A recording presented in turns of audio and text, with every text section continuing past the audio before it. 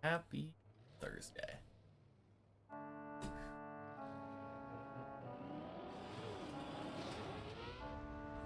Nice.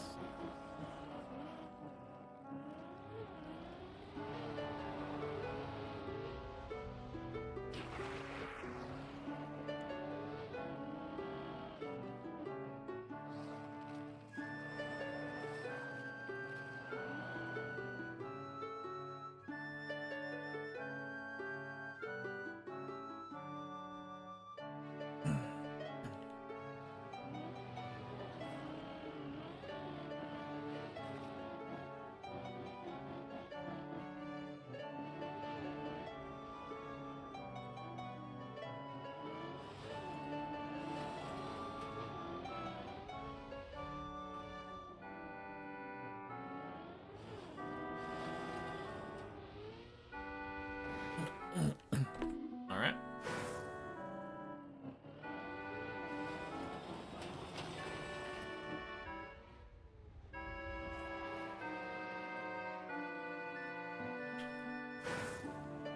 Good recovery. Stop! No. Freaking pipes. There we go.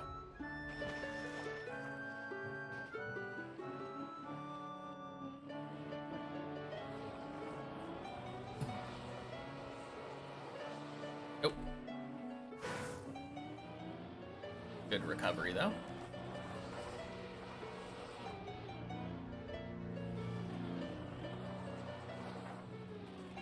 Nice.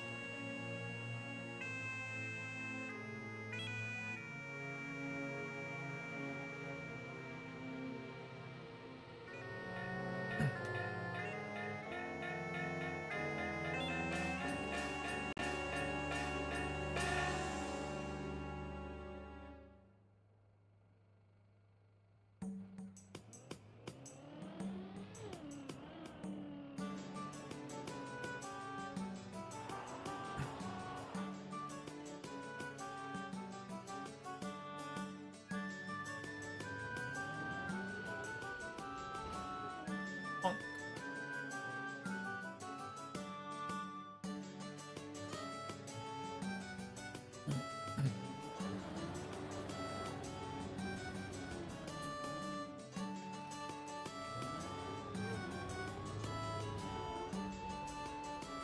Okay, that's gonna be weird.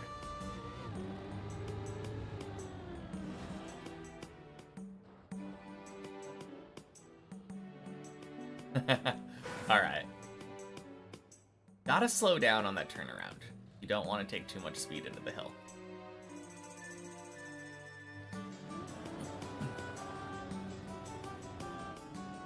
That's much better.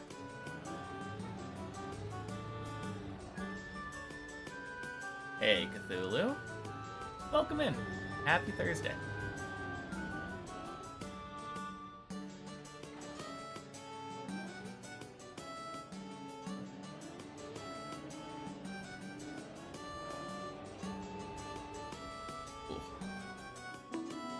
Not good.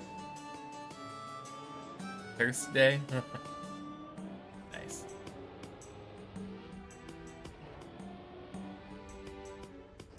Oh, holy. That works.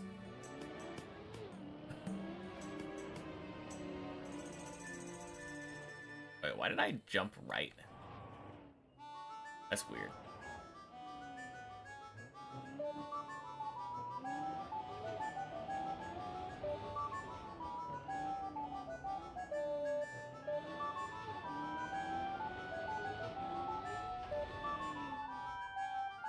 Cuber's 2 or 3 climbs away. He keeps getting there, yeah. Always gets like 2 or 3 climbs away and then just barely misses.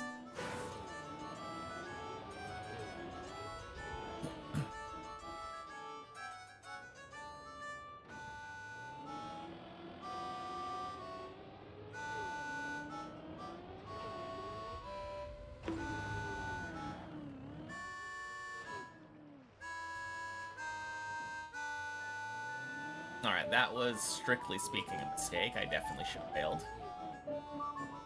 Also, right now, I think he stopped at 890. I don't think so. I think the last time that I streamed was like a couple 100 meters away. I think he had just come off a fall. He was saying that at the time his PB was like a climb or two away.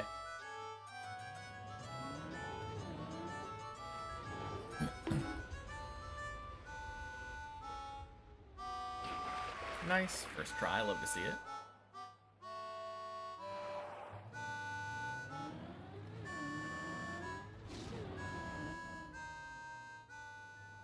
Only one way to know, though. That'll be for him to come and show us. Maybe miss a stream.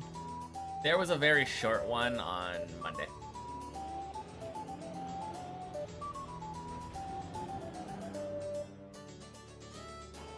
I think I streamed for about an hour.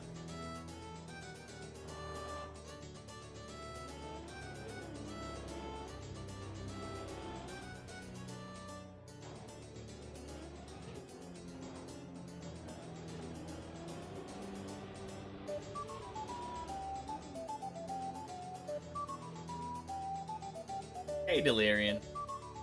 Happy Thursday. Almost said Monday because it feels like the first day of the week to me. How many people have beaten Deep Dip 2 total? I think it's 15 now. However many are on Trackmania IO plus Godsey.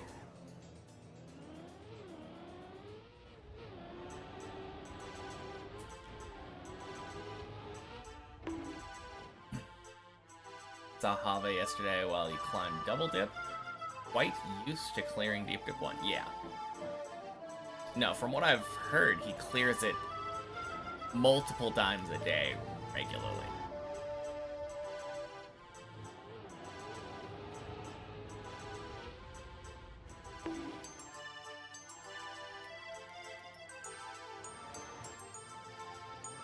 Which is honestly, like, so cool.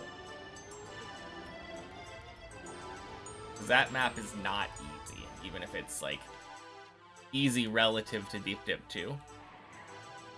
And even that's kind of a bit of a stretch to claim.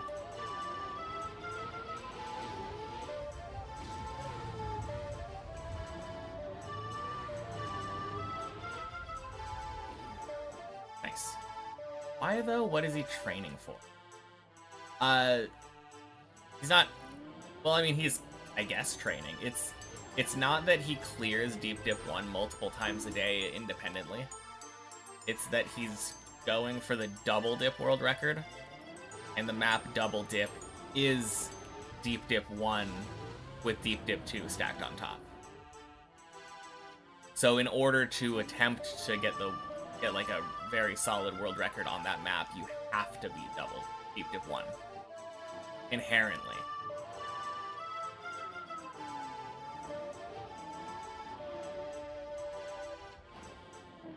It's just that he gets past that, like, first half of the map multiple times a day. Kind of casually, which is really cool. I don't even think he's necessarily thinking about it, because he's doing the same level of climbing that I do when I'm doing, like, the first half of the map. When I'm playing Deep Dip 2 and I'm just doing, like, very early floor climbing that I've done a million times. Like, that's how I feel. I'm just sitting here having conversations with everybody in chat. And that's kind of how he is. I've popped into the chat before and, like, yeah, he'll just be having a casual conversation with me in the middle of Deep Dip 1. Only has to lock in, like, once the run actually gets serious. It's super cool.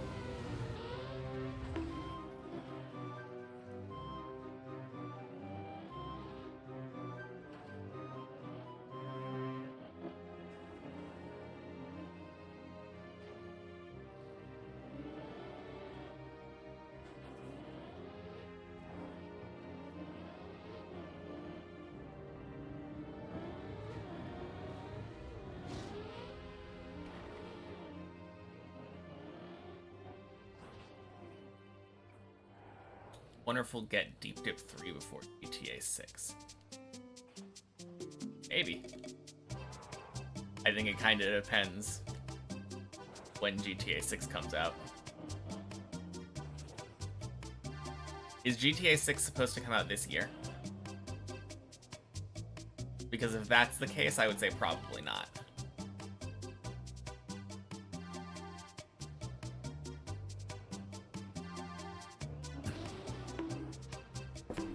Oh, gross.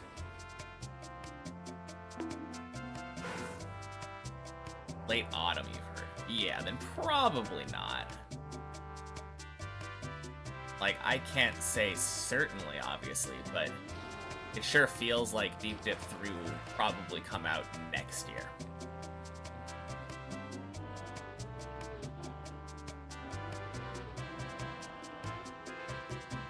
Don't really follow the news, you're not that much into GTA. Yeah, me neither.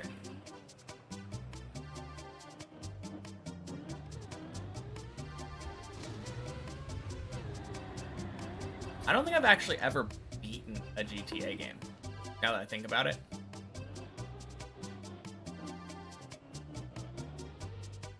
I remember, I think I played GTA 4 a little bit. Like, that's the game that I have the most experience with. And basically, like, I remember when I was playing it, feeling the cool feeling of that, like, open world type experience. Happy Thursday, Lauren.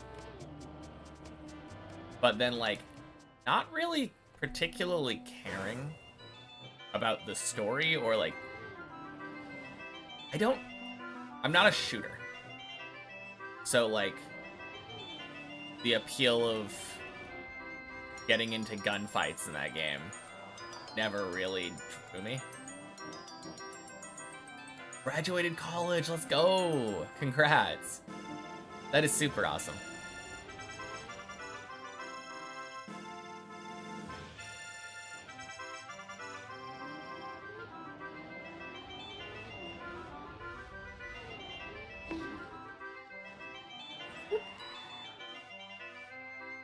We've only beat San Andreas, but played lots of 5.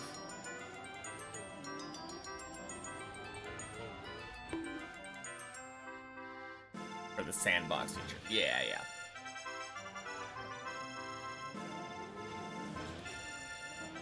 Yeah, I feel like I think of GTA in kind of the same way that I think of Minecraft. And I very quickly lose focus and get bored in Minecraft.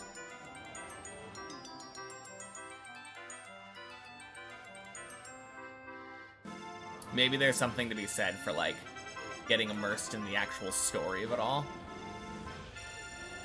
But I've also never really been big into, like, crime fiction.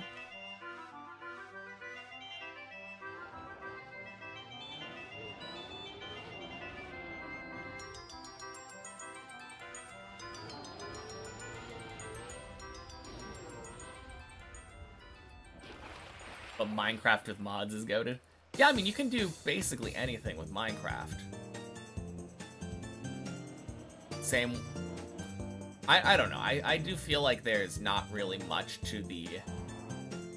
But think about how good X game is with mods. Because you can take just about any game and turn it into whatever you want if you mod it enough. Oh, I had... Are you apologizing because you, like, mistyped an okay? I don't think I would have thought anything of it, even if you didn't correct yourself.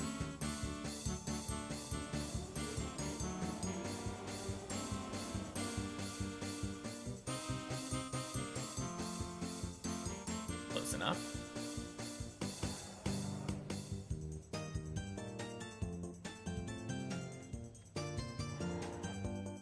But yeah, you can definitely argue, like, oh yeah, Skyrim is the best game ever made because look at the modding community.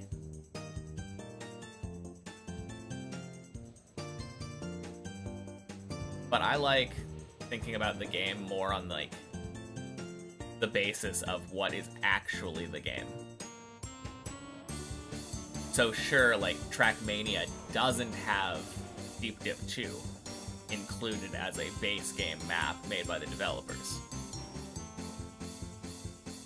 So I wouldn't include Deep Dip 2 in like the qualities that I enjoy specifically about Trackmania. You could lend credence to map creation tools, that they are readily available. But even then, I wouldn't say, like, they're particularly good. Most people depend on the Editor++ mod in order to, like, effectively map in this game. Make it significantly less of a headache. Although I would give credence to the attitude of the developers being open-minded towards modding, benefit of the game. Did my Trackmania subscription expire recently? Can't believe a year has passed since you had to renew. I think ours was pretty close to each other. Yeah, on Monday when I logged in, I had to renew my subscription. So it was either on Monday or over the weekend. Ooh, gross. Very funny. Still haven't beaten a map. Oh god.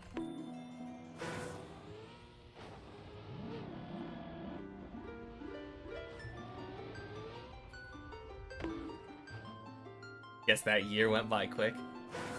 Yeah, the year went by quick, but also it does feel like I played significantly less over the year. Oh god.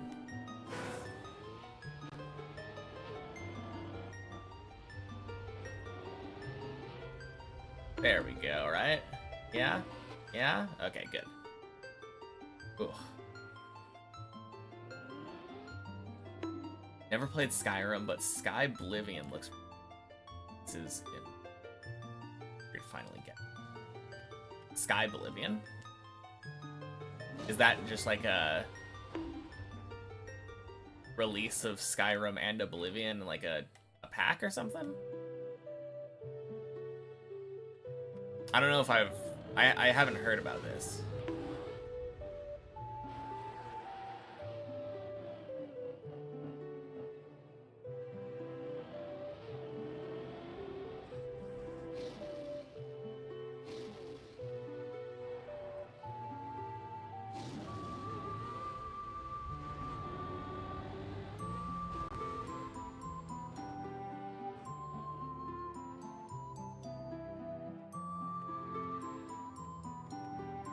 First try dragon. Very nice.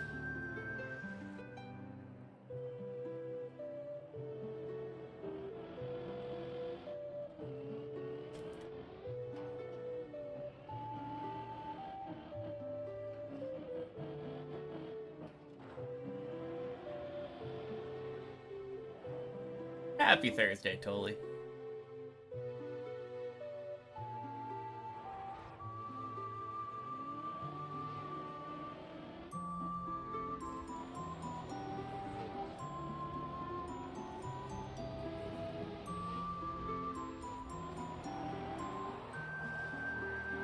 Gross.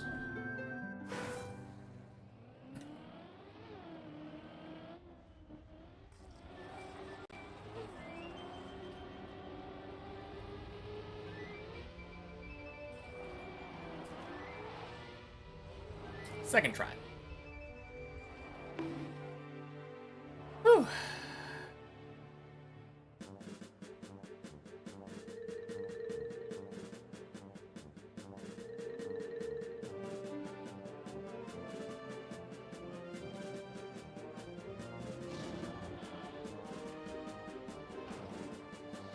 Nice.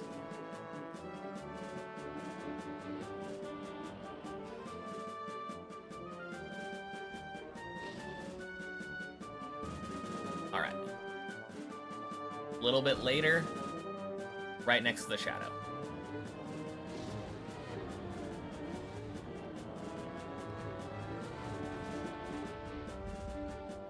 First try. Let's go.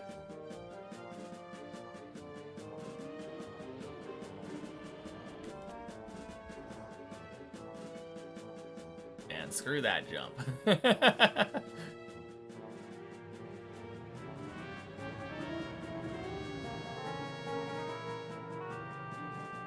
Nice.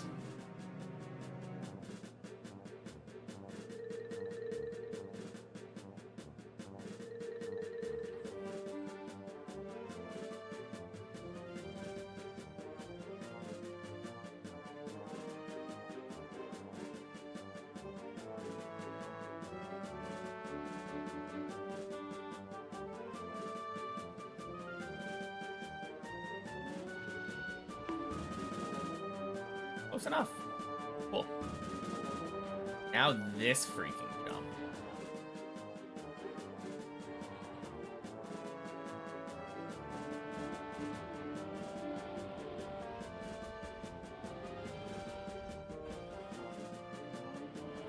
Cool.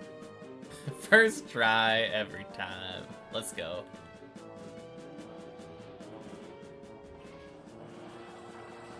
Man, I don't know what it is about that jump, but every time I complain about it, I always end up getting it first try.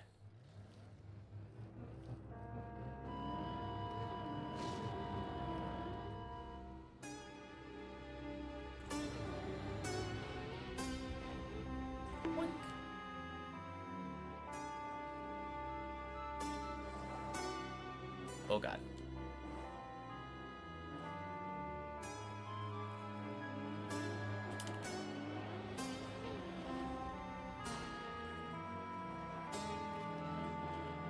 Okay, then.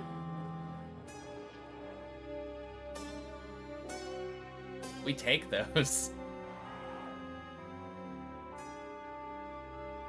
Not how I want it to necessarily go when I get there on the main map. I would prefer a much cleaner attempt, but if it works, it works.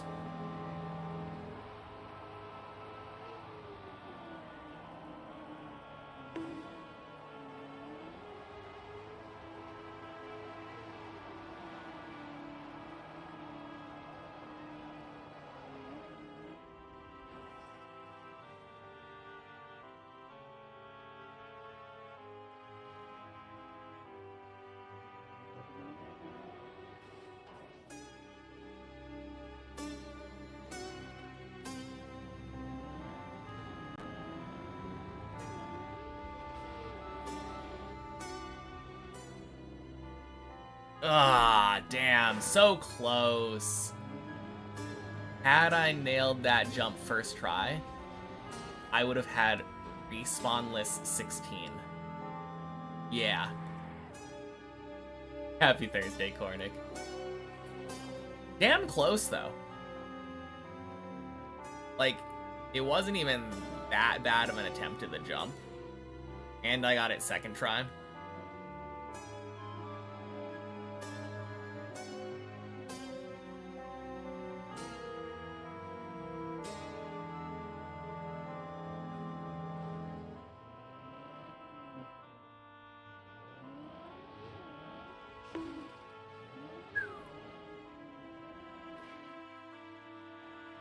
Much easier without 150 heart rate.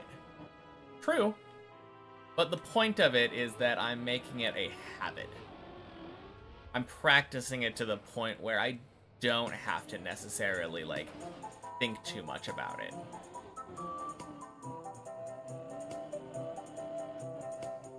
And also giving myself that level of confidence that when I get there, I know I can do it. It isn't necessarily saying it's one-to-one. I have no idea how to pronounce name, but Ignu? Happy Thursday. Yeah, no, this is just a warm-up. A good way of telling that is if there's no green timer. Nice. If there is no green timer on the thing, it means that we are not on the main map. How many hours on the tower now?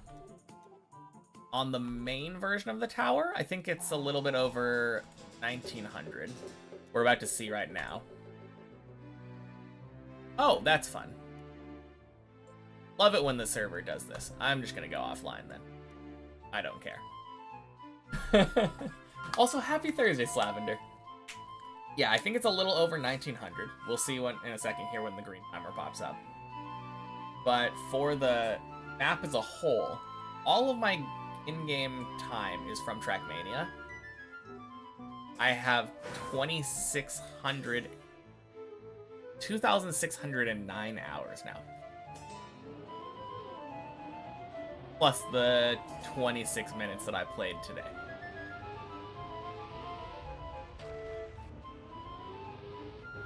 But yeah, 1,932 hours and 25 minutes. Strictly on the checkpointless version of the map. With an extra 700 hours on checkpoint versions and the replay editor. 4 times your total hours in TM entirely on Deep Dip 2. And I mean, there is still a chance that you are better than me at the vast majority of this game. I think I probably could beat you on car control, but put you and me in a head-to-head race, I highly doubt that I would be getting better times. I could be underestimating myself a lot, but like, that's just not really something that has been trained into me over these 2,600 hours of playing Trackmania. I haven't learned to drive fast and aim for high speeds. Low times. Tim's on Tim. Happy Thursday. Thank you for the follow. Remember when Virtual was teasing Deep Dip 2 before it went live that you need around 14,000 hours to be able to finish it? Cannot wait for when I finish it before that mark. Yeah, I don't think it's going to take me 14,000 hours for sure. 3,000? I could see that, but I don't even think it will necessarily take me 4,000 hours. I think I'll be done long before that.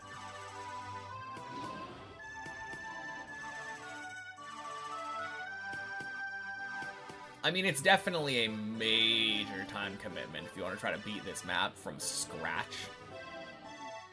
Having never touched the game, just picking up the game and saying, I'm going to beat Deep Dip 2 today. Not exactly a good idea. Probably not a wise use of time. I've had fun with it. So I guess in the sense that your time is valued based on how much you have enjoyed your time being used. Very valuable use. Efficient use? That's a completely different question. I definitely think that it's significantly more efficient to spend 2,000 hours playing normal maps and like playing the game regularly with varied stimulus, like learning a bunch of different mechanics of the game naturally. And then coming to Deep Dip 2. You'd probably have much better results doing that. Probably don't even need 2,000 hours necessarily.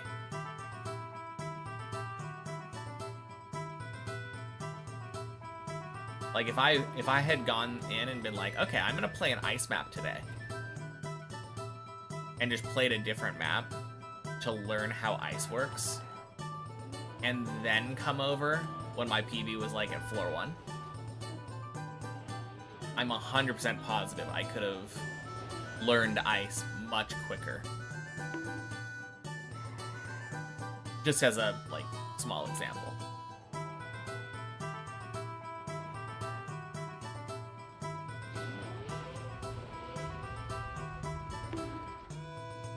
But, like, as that example goes, you can extrapolate it to, like, probably just about anything.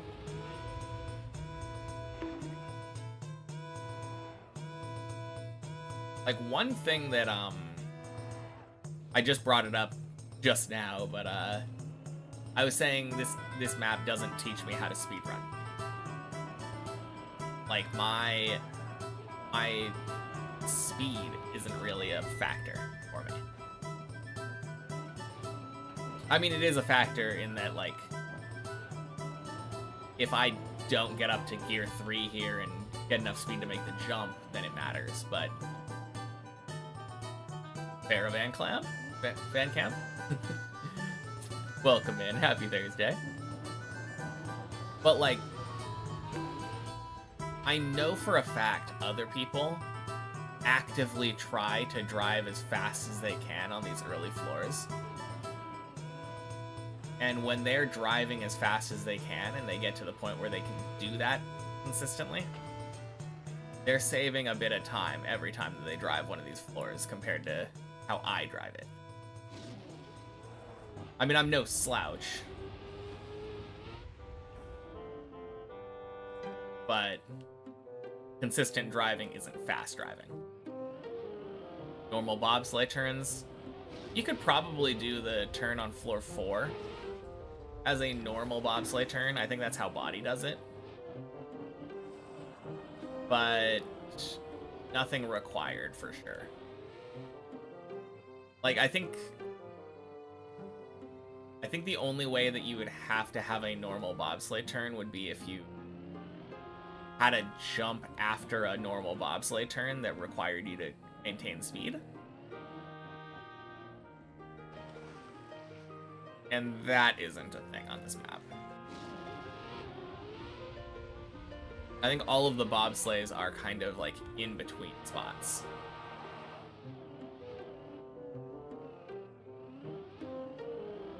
I think I can only even think of like maybe 3 bobsleighs in this map. Because there is a bobsleigh block at the very beginning, right at the end of floor 0. And then there's this one coming up. And then there's the one that's formed into a loop on floor 13. The Cardical Accelerator, as we call it. Obviously, none of those are really, like, necessitating carrying speed out of the bobsleigh. Crazy I can say after 2,000 hours I've never touched a reactor. I very rarely touch wood, too. Apparently on floor 13 there's a small platform that's made out of wood. But yeah, that whole surface, pretty much foreign to me.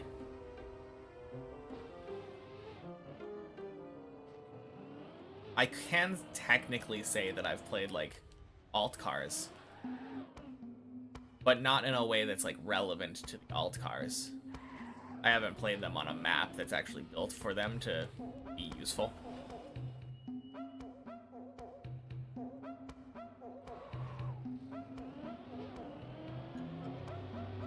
I would arguably say I haven't really driven plastic either. Like, I've touched plastic. Like, I'm on plastic right now, but only in so much that I drove straight off of the plastic and then went into a dirt wall ride.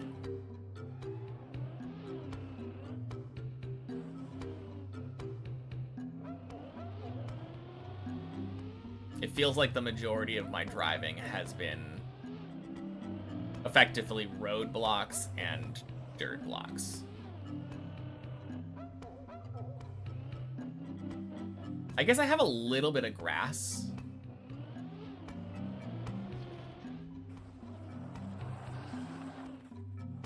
Oh, this is a bobsleigh, right? Kinda? Is it? Maybe.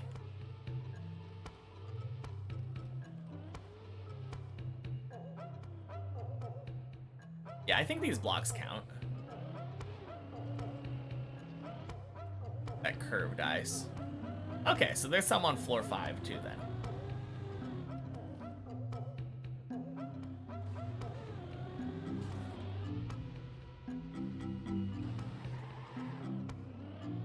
No, there's a lot of stuff, though, that I haven't experienced. Reactor being a very prominent one.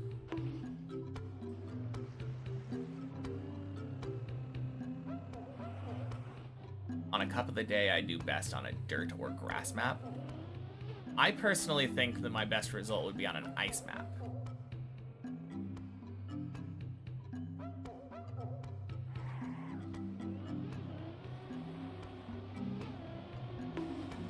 Because like I was saying, I don't really have any relevant experience with driving fast.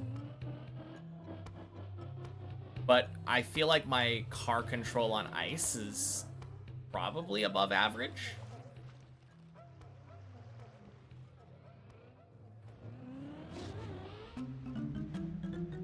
I guess what I'm saying is that I think there are probably a lot more people that are significantly worse than me on ice compared to more standard terrains. Surfaces. Surfaces.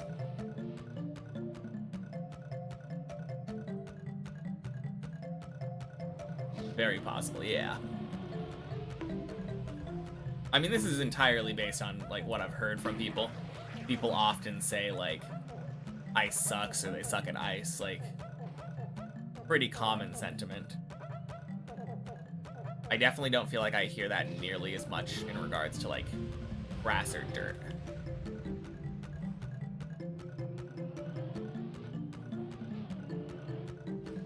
Oh, God. Excuse me? Ugh.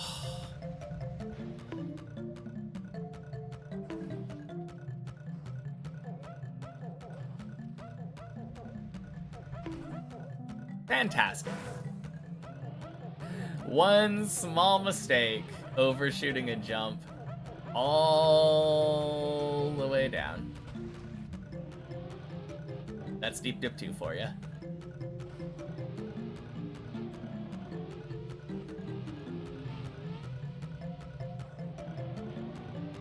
Ice is very easy to get a relatively good dip in if you practice it for a bit. In fact, most people don't practice it that tiny bit. Yeah. Now, the only real question is, does my experience driving ice count?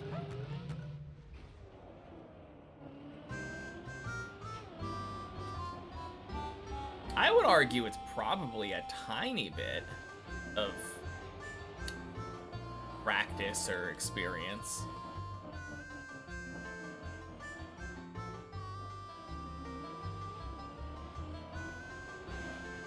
But I feel like with that, there's a lot of inconsistencies.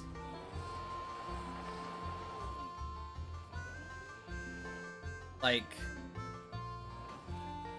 the main ice slide that I think of is Maji's ice slide on floor 1. That one you want to do in Gear 2. I don't know anything really about ice in Gear 1 or Gear 3 or higher, you know? Slow ice is usually sharper turns. Okay.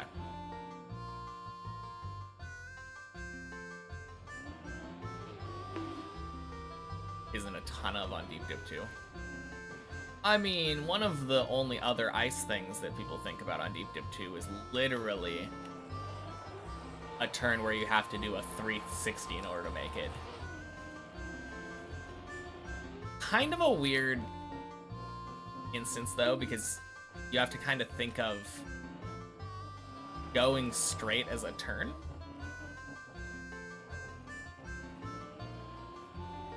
But I think it would count. It's definitely forced. But that is definitely slow ice, for sure.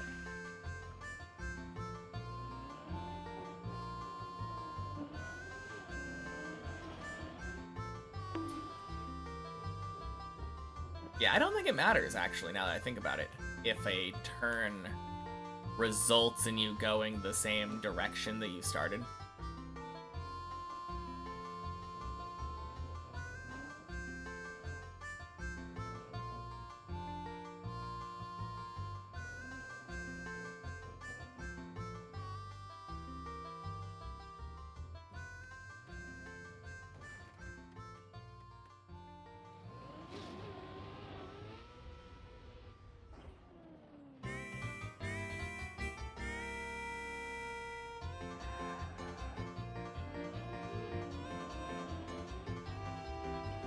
Hey, not Noob.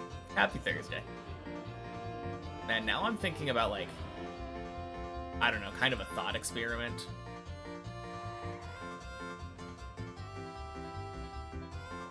Because, like, the way that we perceive everything is, like, the light bouncing off of stuff is constantly reflecting into our eyes. And then we're processing that basically in, like, video terms in frames per second. I don't actually know how frequently our brain is, like, I don't know what our brain's refresh rate is.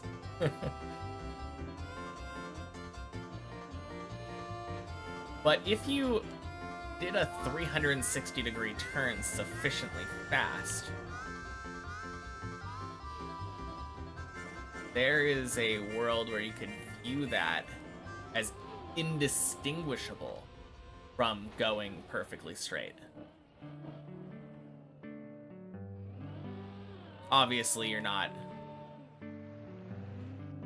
Well, no, I'm not going to say obviously, because going straight could be done at a very slow speed. So perhaps you just accelerated to a fast speed to do the 360 before ending in a low speed again, going in that direction.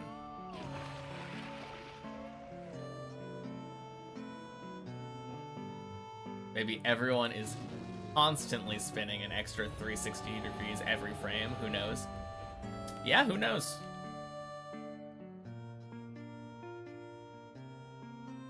That's me, though. I've just been spinning like a ballerina over here. Pirouetting every single half frame. You'd never be the wiser.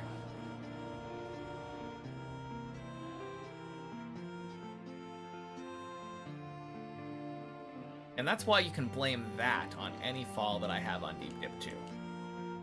Clearly, I was just dizzy. Happy Thursday, Julian.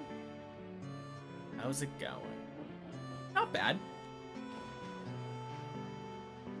Silly fail on 5 earlier, but... Nope, day is young. Nearly one-shot 16. Like, no respawns during the warm-up, so... Pretty happy with that. How are you doing? Happy Thursday, Firumi.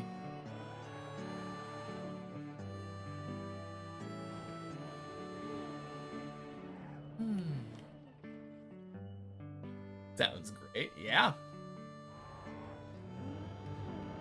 Yeah, I literally got to, like, the last jump out of the tunnel after the dirt wall ride, respawnless.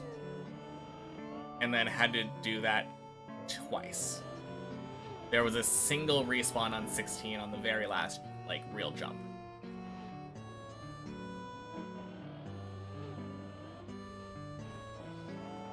But, like, if I got there right now, got to floor 16, and ended up making it to the very last jump,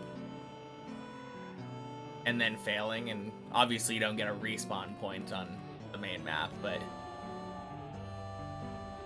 that would be a very solid PB.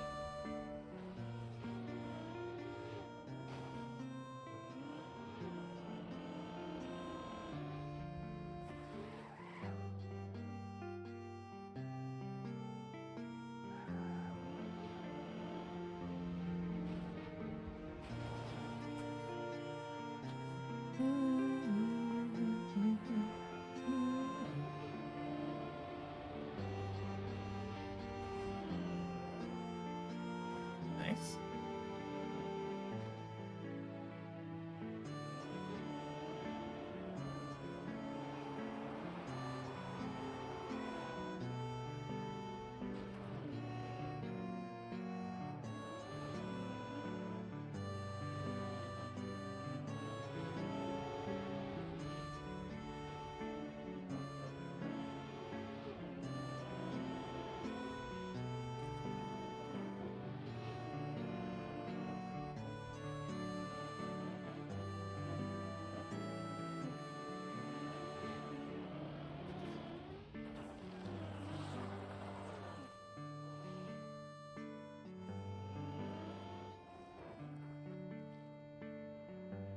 I don't know why, but right now my car feels like it's moving faster than normal.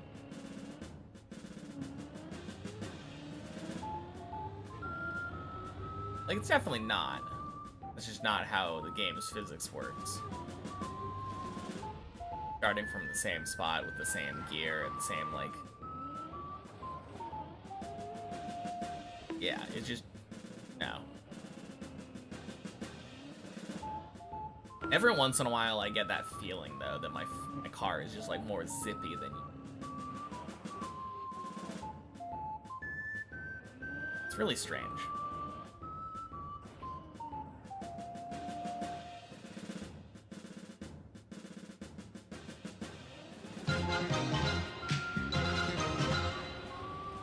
Holy. Damn. Thank you so much, Fammy, for the raid. Holy cow. Welcome in, everybody. Today's the day. Damn straight.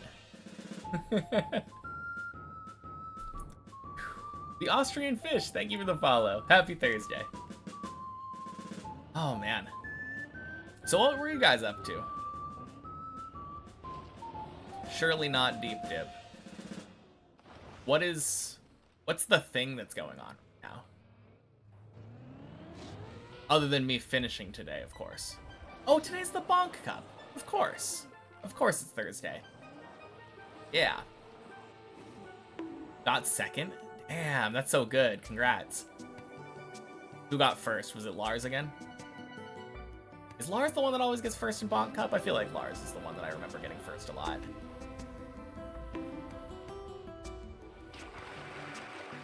Grenadi. Oh, nice. Sick.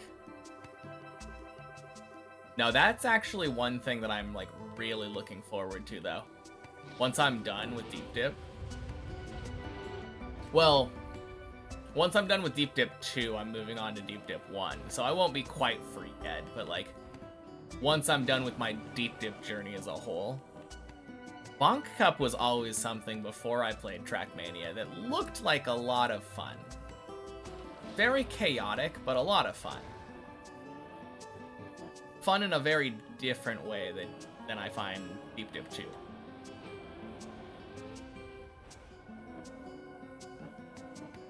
It's just a very different experience. It kind of reminds me of Fall Guys. Deep Dip 3 might be out by then. Oh god. I mean, hopefully not. As much as I want Deep Dip 3 to come out, like, as early as possible, I would like a little bit of a break. Some time to actually discover the game before hopping straight into that.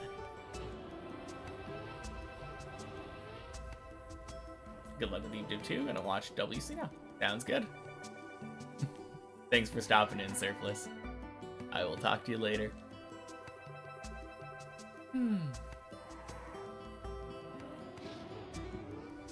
Man, World Cup tickets are so expensive. I was looking at that because I was thinking like, oh, it's right there because I'm in Portland and like US games are being held up in Seattle. Like, how often am I gonna have the opportunity to, like, go to such a large sporting event, like a global sporting event, basically right in my backyard? But no, I'm not gonna... I think it was, like, almost $1,000 or something or more for, like, a ticket to a game. Which, like, I get it, it's the, like, the game, but definitely not a justifiable expense for someone who's not really a football fan.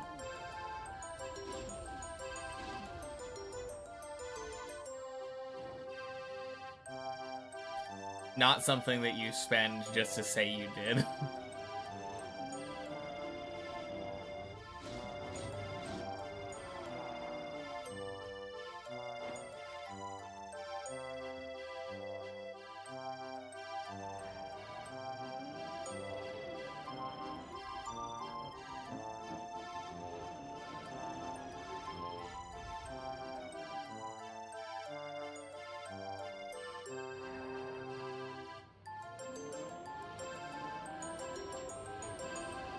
Oh, God.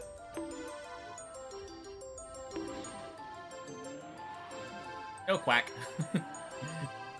We go again.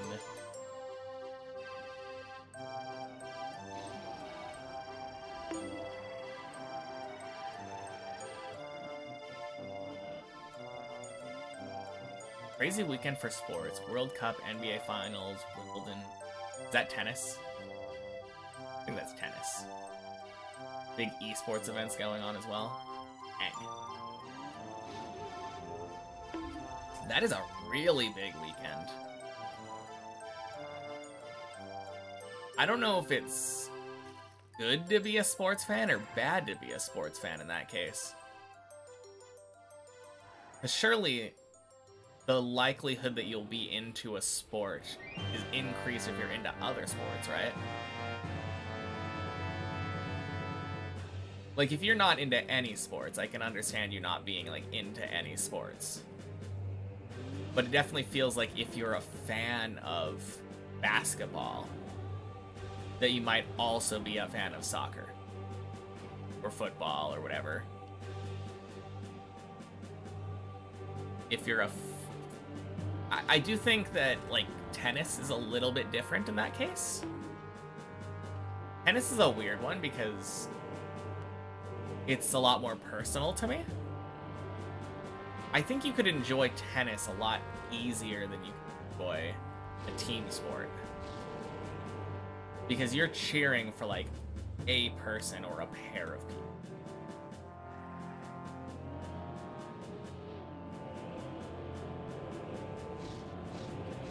And I guess that's, to some extent, that's the same for team sports.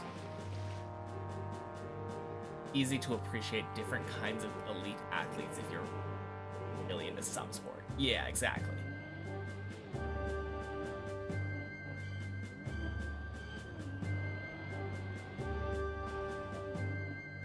I've never really been into sports spectating, though.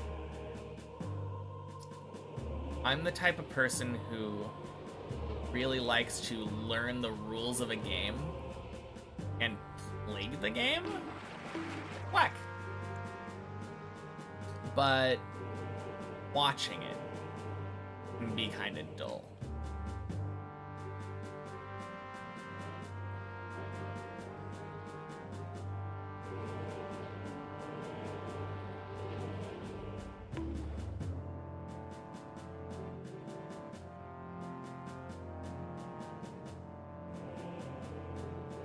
I think I have the same feeling about most sports as people often critique with NASCAR. Because a lot of people are just like, and then they turn left, and then they go straight, and then, get this, they turn left again. It's a very funny critique because I feel like a lot of people don't give the same kind of critique to other sporting events. Happy Thursday, Rex. Like, speaking of turning left, F1 weekend. Nice. Thank you for the follow, Smoke. Man, I almost said awesome smoke.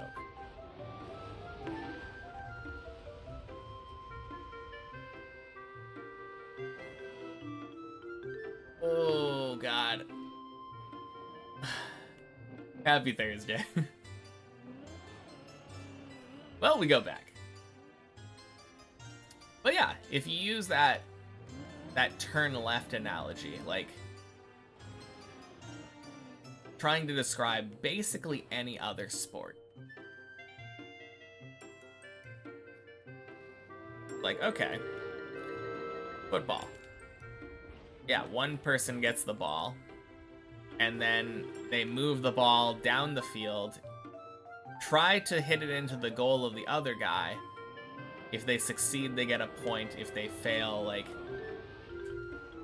the other person gets the ball, and now they try to move it back to the other side of the field. And then it's just an endless cycle of that, going back and forth from one side of the field to the other. Same thing with basketball. American football, much slower instance of that cyclical pattern. Just kind of doing the same thing on repeat for an hour.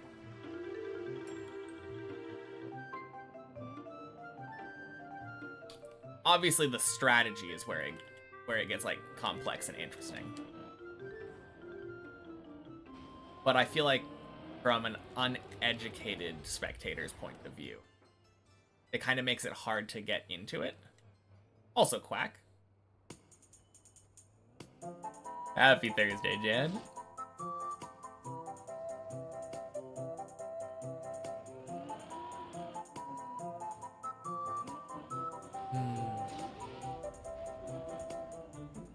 Clearly, that's why I failed the loop.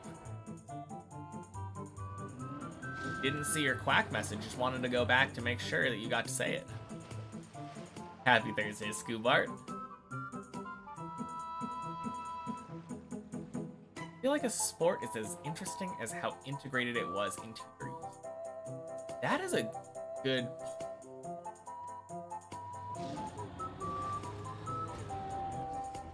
Yeah. Did I see the OOT remake announcement? I remember hearing about leaks about an Ocarina of Time remake, but I didn't see a remake announcement. I don't know how to feel about it, honestly.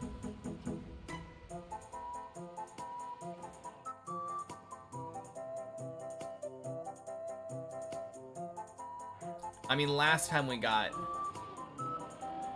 a remake kind of thing, it was just the 3DS one, which is honestly kind of just felt like a pretty port.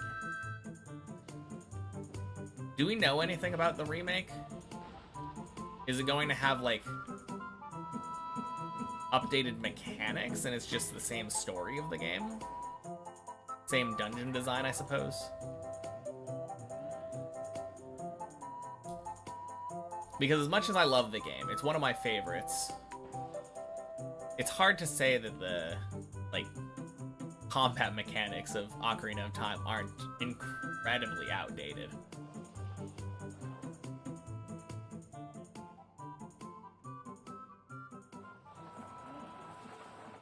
Like, even for the time, I feel like... I mean, the joystick was, like... Having the idea of having multiple joysticks on a controller was relatively novel. But I'm thinking to, like, Ape Escape, which I believe came out around the same time.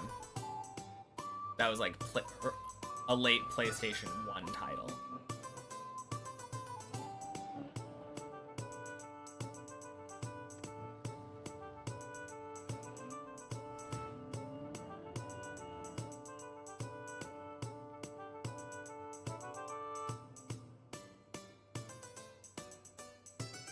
That we don't know, but you would guess so. Graphics and reveal trailer are on the realistic side. Barely anything was shown. Punk. Even though it's coming out this year. Interesting. Well, like, it was a good game, so I have high hopes. I think I would just rather have a new Zelda title with that traditional dungeon like design.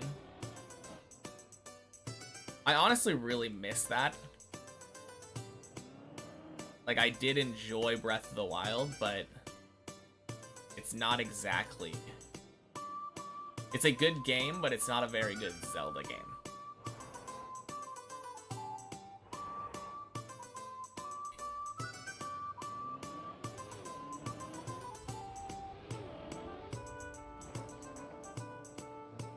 Hopefully it's good. Never played it, so could be amazing first experiencing it.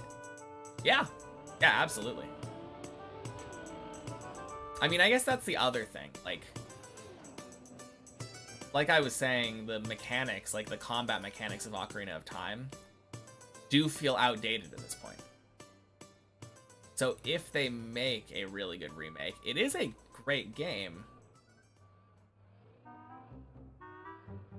that I think would be worth experiencing for a modern audience.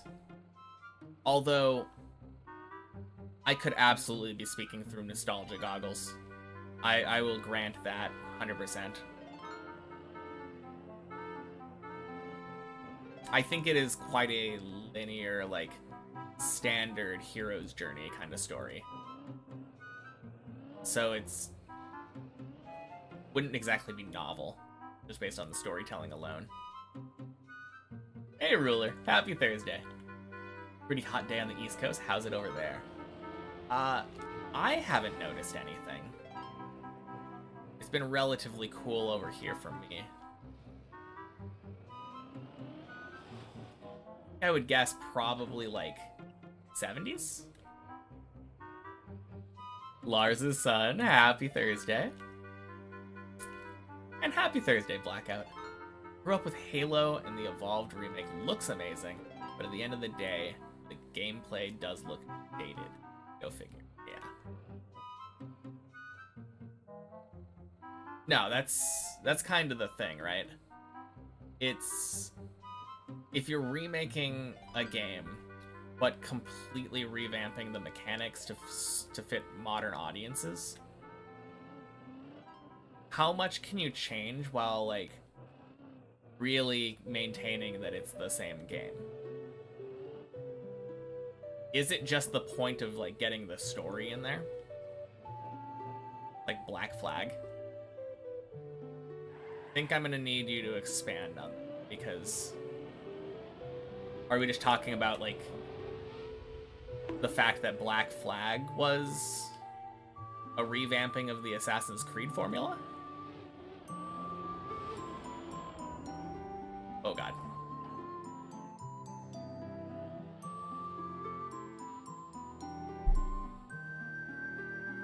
There's a Black Flag remake. I was not aware of that.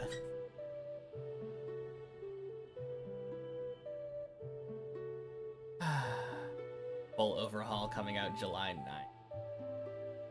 Interesting.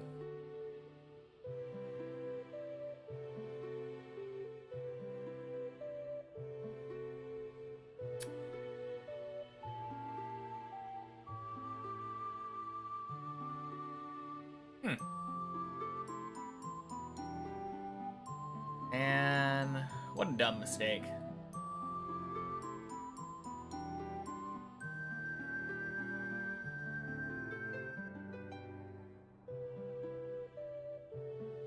How is my car even moving? I don't understand how I'm not getting any, like, grip on the wall. It is just dragging over there. If I eventually waited, it would probably get to the end. I think it's straightening out, though.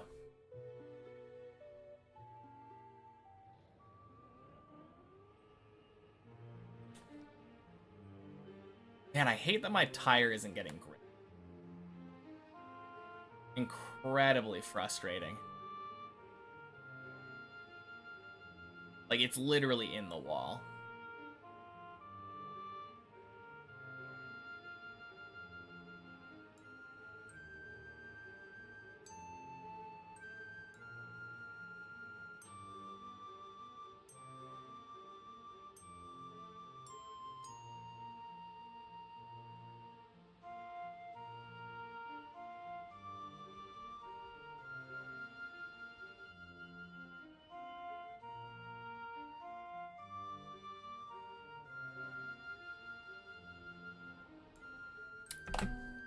Whatever.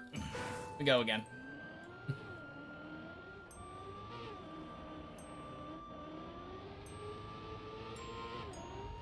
Man. Weird mistake. But I guess it happens. Anyway, what were we talking about? Yeah, it feels strange to me that Black Flag would get a remake. I guess I don't really know the justification, other than the money justification, because I feel like Black Flag was popular. if they were looking back at their numbers and said like, oh yeah, Black Flag was the best-selling Assassin's Creed game in recent memory.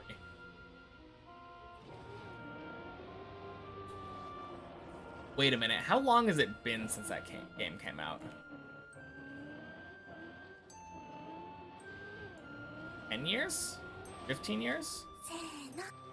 Hey Ravi! Thank you for the follow. Happy Thursday.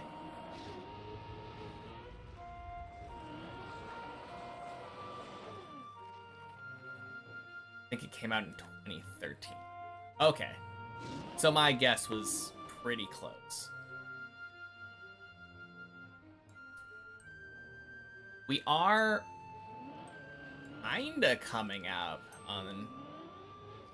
Not quite. It's a little bit early. There's like this 20-year nostalgia cycle that generally people go to. I mean, it's been a long time. It's been long enough at this point that I feel like people probably do feel a lot of nostalgia for Black Flag if they played it like back when they were younger, like a kid.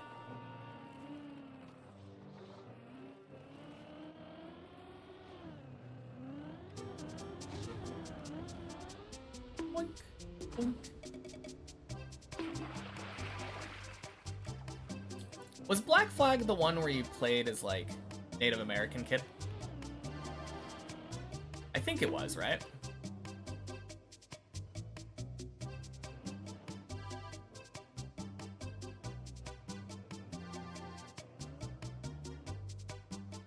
Or am I thinking of a different one? Was that like 4?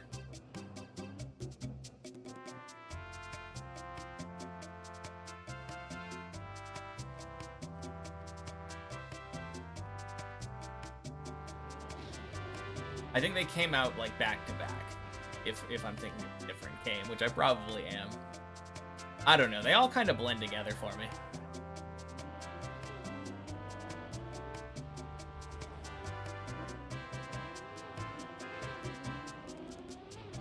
There's only so much like fake parkour and stabbing that you can do. I think you were a British guy.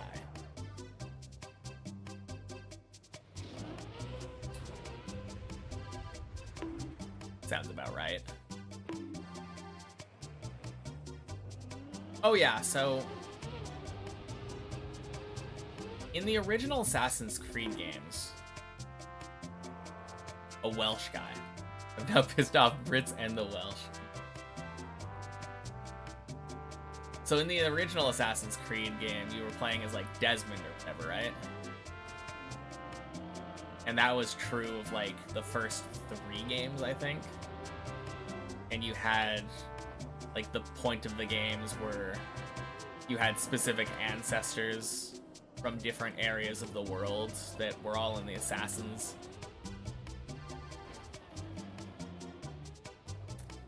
I assume that it was just different protagonists then for later games.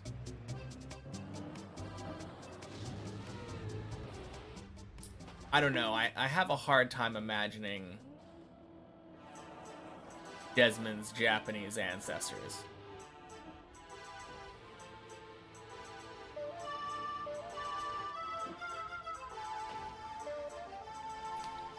I guess the better question is, do all of the Assassin's Creed games have the same like central premise of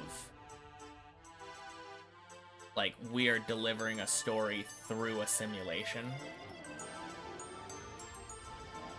Or do some of them literally just say like, nah, just play this historical game? Did Ubisoft with how many Chinese references they put in the game on accident? Not knowing. Yeah, that's...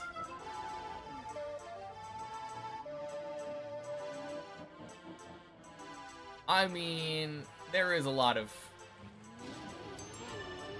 I feel like there's probably a decent amount of overlap, but like given how close they are historically, or not historically, geographically,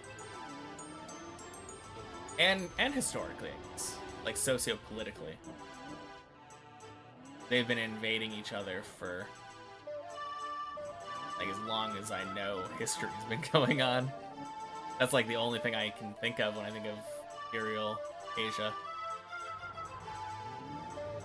Lots of colonialism there.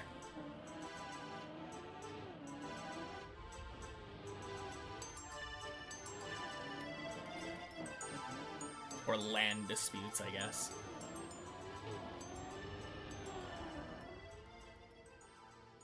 No, that is kind of funny though. Especially if you're trying to pass it off as like Japanese culture.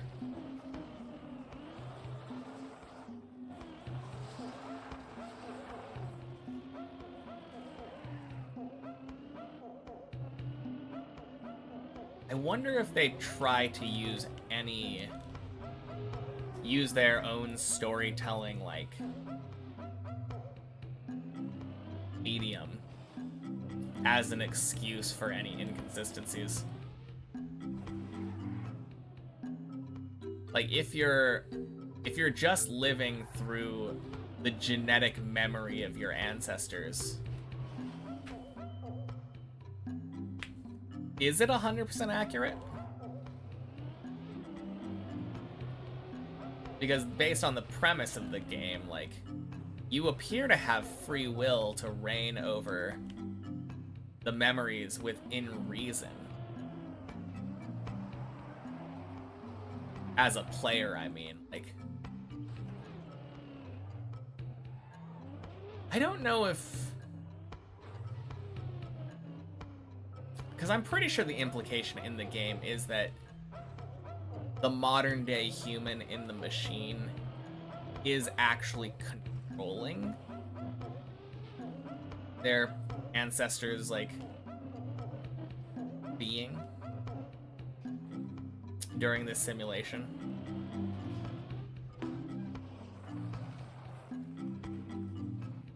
I don't think it's just like a strict memory thing.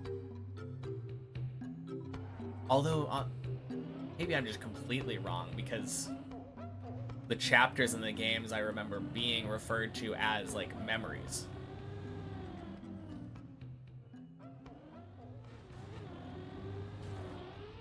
So maybe we're supposed to disregard ourselves as the player and assume that Desmond is literally just, like, remembering the instances that happened.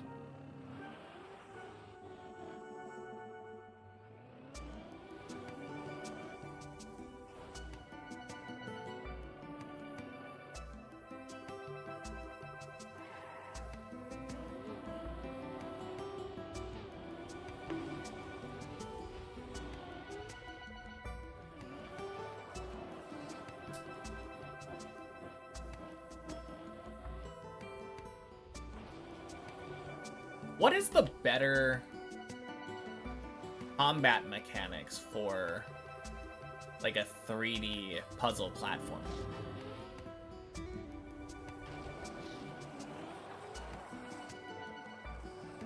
Just thinking about it. Hey! Happy Thursday, TV King. Thank you for the raid. How's it going? What were you guys up to?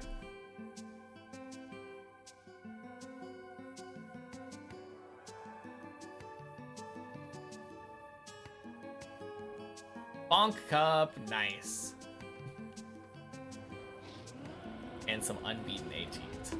Sick. Sounds like a lot of fun. So how'd you do? How were the maps this week? Something I kind of forgot to ask Spammy earlier.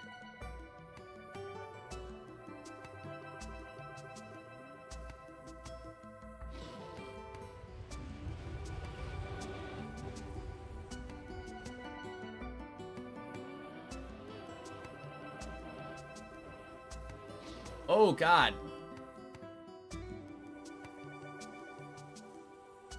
Please fall down. What did I say? How were the maps this week for Bonk Cup?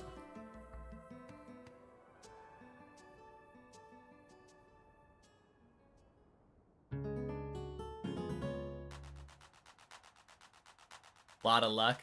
All right. Well, that can be bad and good.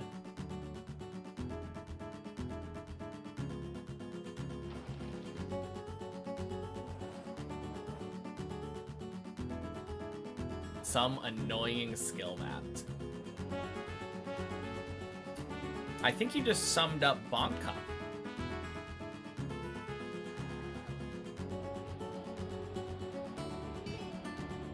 Like, that's...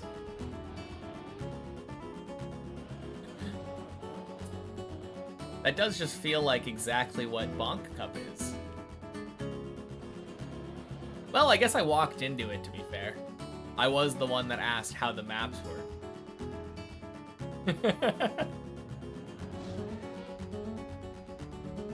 Oh, man. Alright. Better question, then. What was your favorite map from the Bonk Cup? That's kind of a more, like, objective... subjectively objective question. Hello, Larry. Happy Thursday. Say hi day. What a name. No warm-up this edition. Interesting. Is there normally a warm-up round? Like, a discovery period? I think there is, right?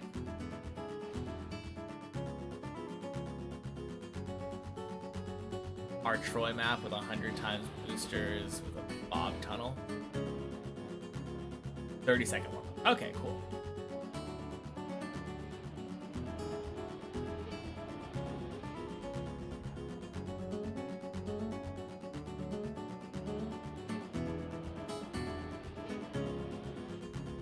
Man, that sounds interesting, though. I mean, it sounds awful, but at least in an interesting way, I suppose. Jeez. How have the runs been today? I mean, I've had better, but I've also had worse. My best run of the day, dead turtled after the cone on floor 8.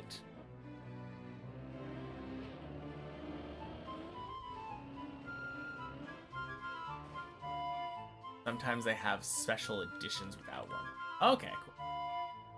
And happy Thursday, Floral-san. Thank you for the good luck. Oh, God.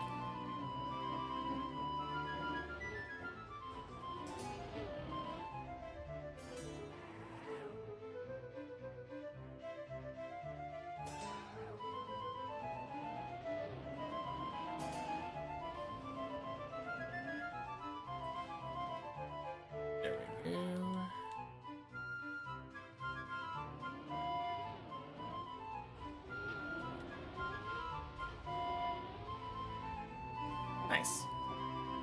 Beautiful hole.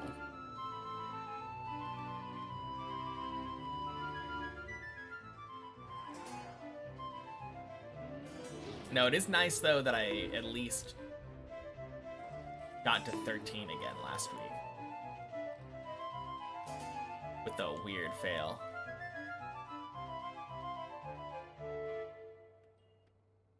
Does feel like I'm kinda getting there more often.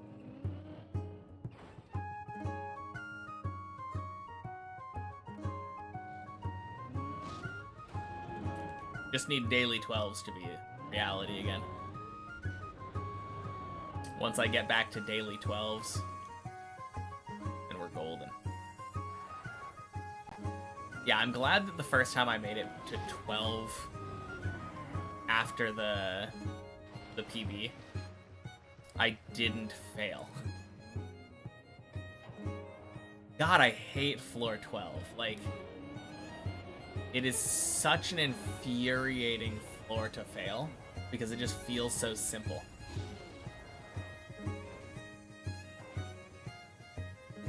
But yeah. Now that was a weird fail though on 13 last time. Because I've had ones where like I didn't climb over the wall properly or something on that floor 13, like the Elcon skip. That was the first time that I failed it because I essentially did the skip too good.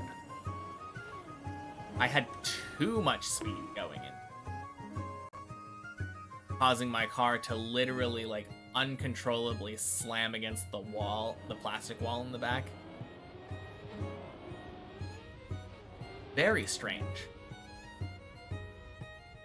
Whack. Nailed it. Nice.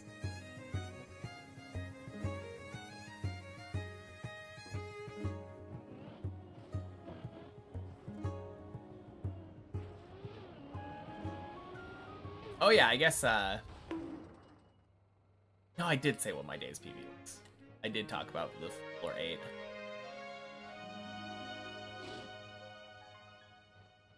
Never mind then.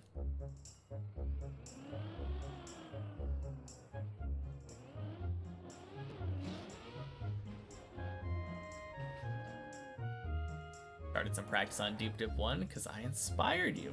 Nice. That's awesome. Hopefully I will be able to practice Deep Dip 1 with you soon. How did that go?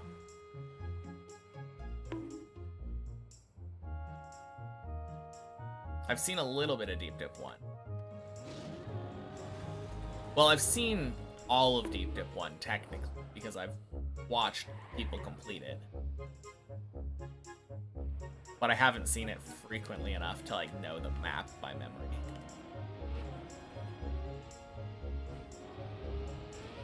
Ooh, that's bad.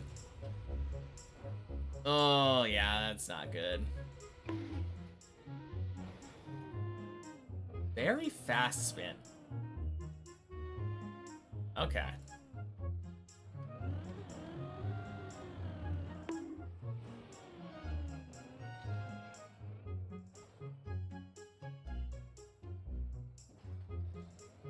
Freaking hecky.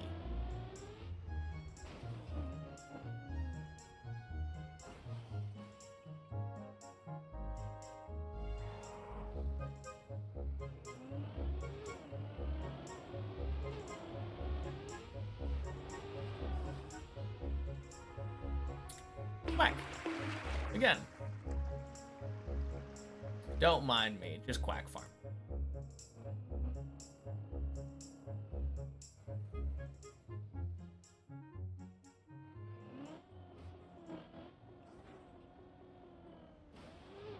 I mean, in an hour and a half, probably about an hour on the main map, maybe a little less. 4 quacks now. Not too unhappy with that. Have like 3 runs on Deep Dip 1 with 100 checkpoint. Do it a couple times more than try the floor checkpoint. Cool. But you have finished it. That's awesome.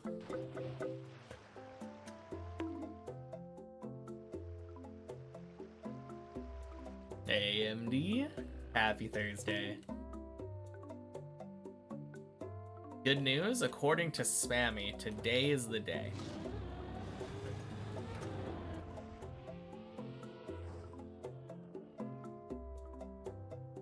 So we're in for a treat.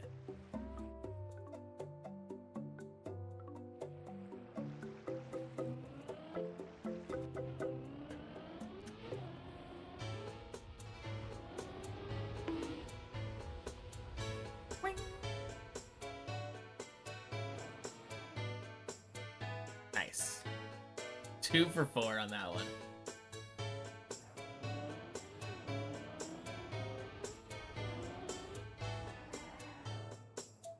And 2 for 2 on the zigzag. Let's go.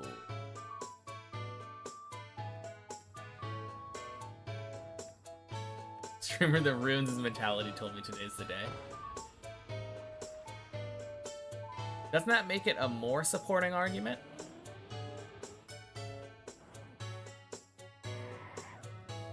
Like if your mental is ruined, allegedly, and you're still having the optimism of knowing that today's the day,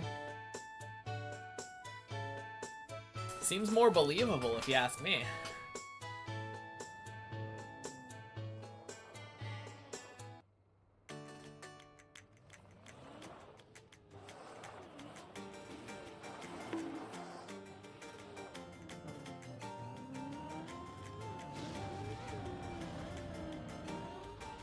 Today's always the day.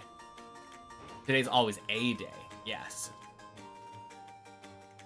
That is true. Today is always a day.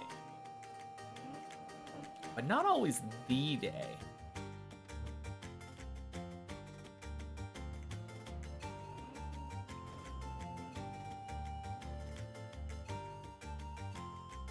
Oh man, speaking of semantics.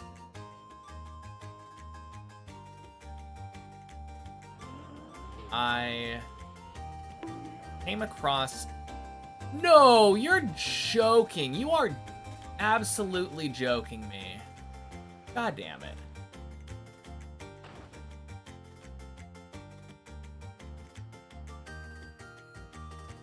Why is it called Today?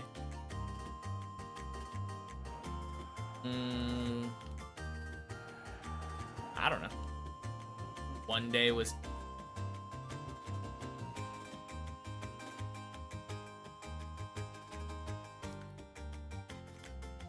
Wait, why did I go backwards?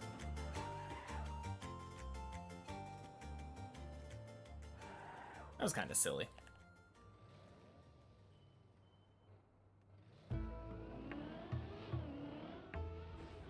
Let that be a lesson. Not to count your chickens. I was under the assumption that I was basically guaranteed floor 8 there. Oh, man. I don't think I've ever had that happen, though, where I lost grip on the edge of floor 8. Like, having my car on top of the floor and just falling backwards. Very strange instance. New fail ticked off.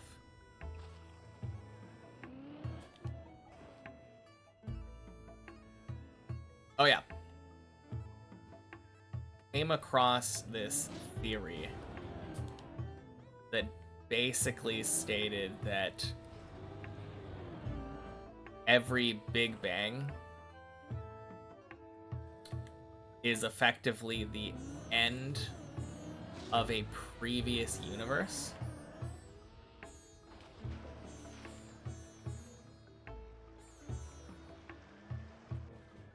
And that all of the matter from that universe is converted into the photons for the Big Bang for the next universe.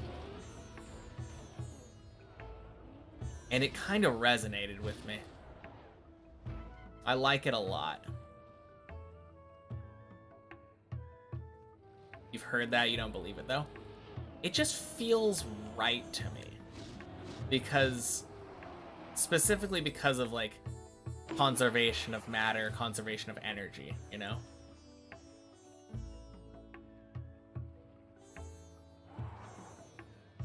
It feels like very strange to, for some reason, posit that prior to the Big Bang there was literally nothing.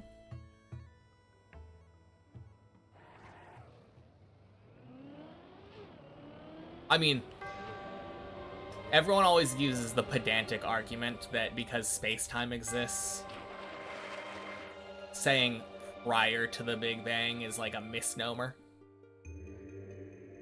Oh, yours is a religious argument. Okay, fair enough.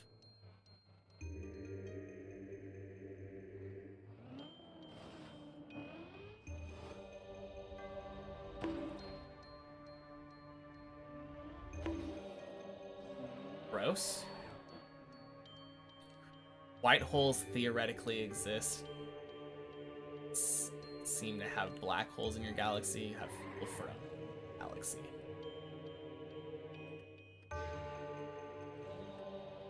Oh, you are the fuel for another galaxy, you're saying.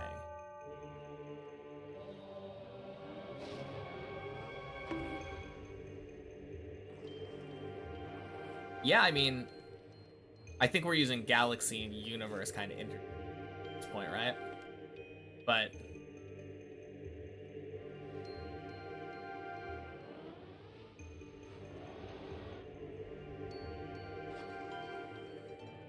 yeah, I don't know. Something intuitively just doesn't make sense to me about something coming from nothing. Like, because I adhere to like Einstein's like laws of like relativity and all that. The whole idea of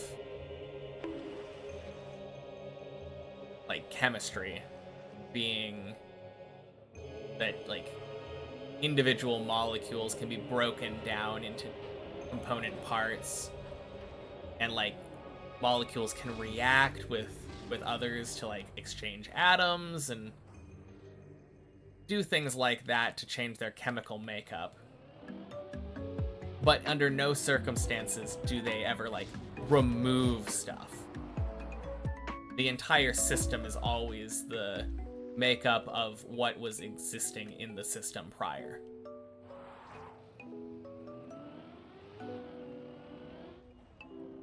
Further out in our universe of potentially for another universe. Yeah. Past our light cone where we can't see in this universe or in. Yeah, that's another thing that I was thinking of, because like a lot of people seem to like flat out disagree in the idea of infinites. I think it's just from like the intuitive understanding that like if you keep counting 1, 2, 3, 4, 5, 6 over and over and over continually forever, you never stop.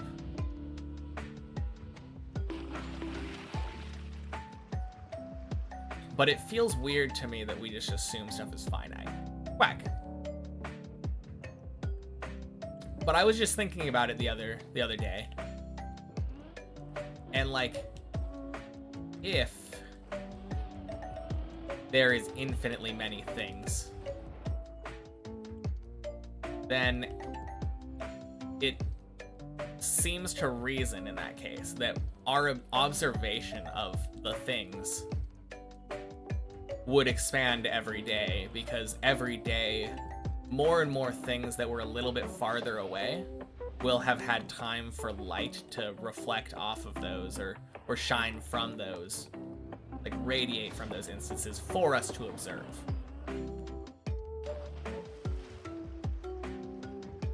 Entropy existing makes you think other universes have negative entropy. Okay. I could see that.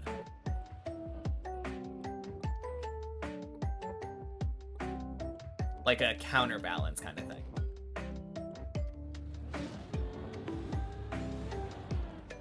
Only problem with the universe ending and thus beginning with all matter confirmed is that it contradicts the laws of entropism, stating everything strives to chaos. I don't know though. Does that contradict it? If everything like becomes a single jumbled mess, is that not infinitely chaotic?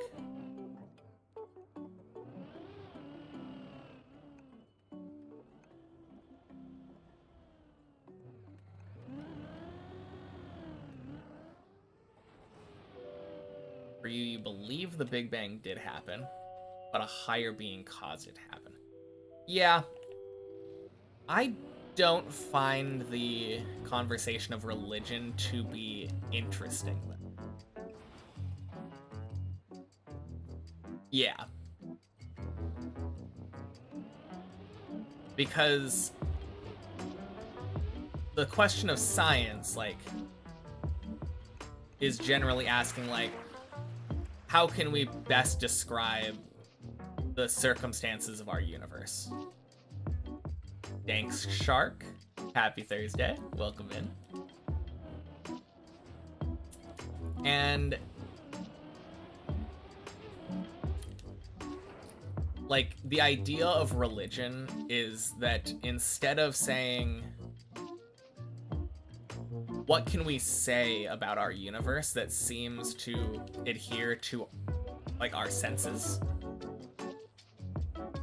it instead says, okay, I understand that I don't understand, like, what's going on.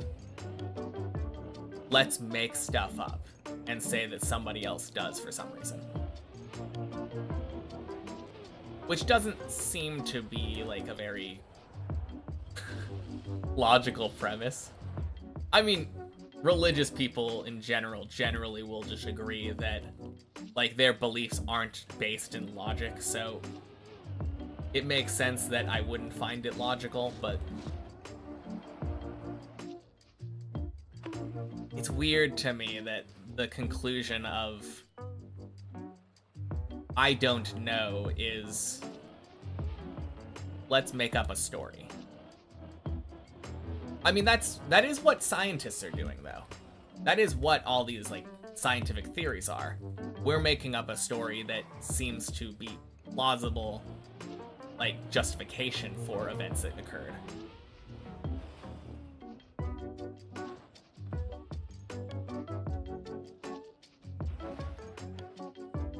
It's just, yeah, a lot of trust me, bro arguments.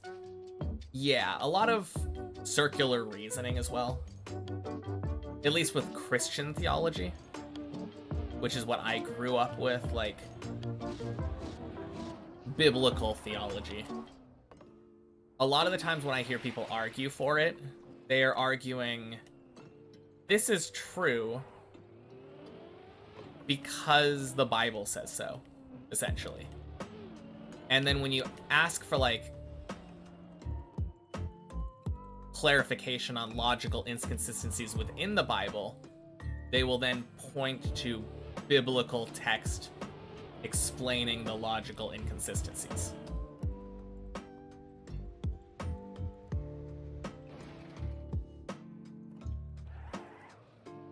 Basically impossible to figure out what happened when the universe came to be because we were never here. Yeah, I can agree with that, but, like, I don't know. If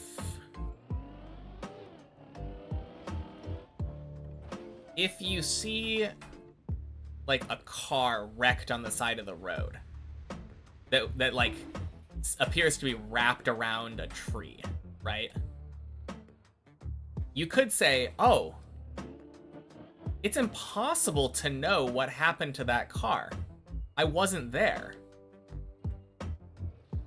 But we can come to some conclusions, like, based off of our understanding of reality and, like, how things happen when they are there.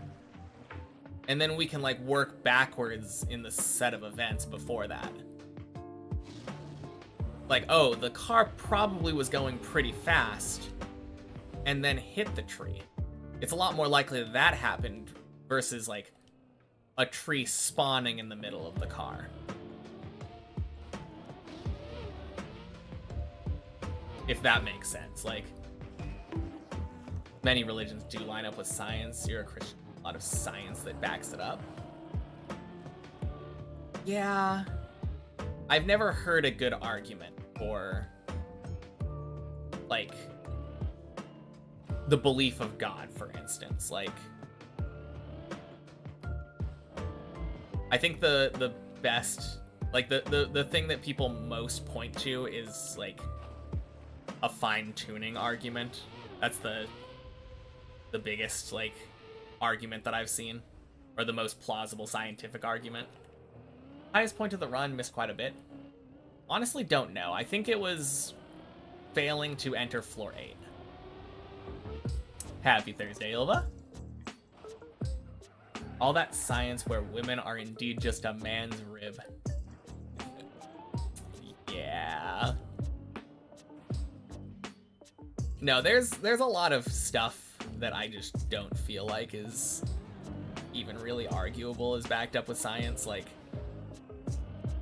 I mean, once you point out anything inconsistent with science, though, a religious person usually just says faith.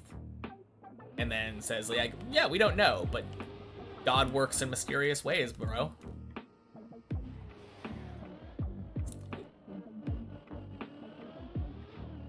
Very hard to have a reasonable conversation surrounding it. Oh, it's just ribbing you?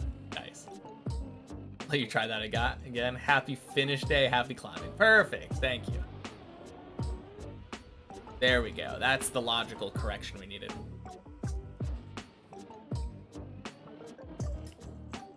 Don't get me wrong. I don't think that I should be able to tell somebody what they should believe. But I do feel like when it comes to religion, there's this like medical like metaphor. When you're diagnosing a disease, you usually want to think horses, not zebras. I think that's Occam's razor, right? When you're trying to explain the cause of something, which is just very hard because you can look at correlation and hope that you're explaining a cause. But when you're trying to explain a cause for something, the best explanation is usually the simplest. Like the most straightforward. And I can't really wrap my head around somebody ever thinking the simplest solution for like understanding how the world works is like an almighty being in the sky just willed it to be.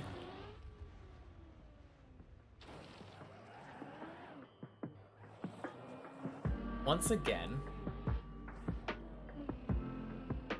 in awe of how easy floor 4 is for me. Going one smooth run in a row in the floor map. One explanation, proving outside of your skill yet. Floor 4 is really hard. 5 and 6 are possible. Oh, 6 is possible, but 4 not as much. That's surprising to me. I definitely find 6 to be harder than 4.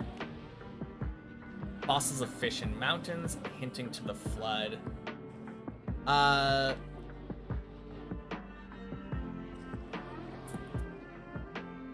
mean, mountains are just like,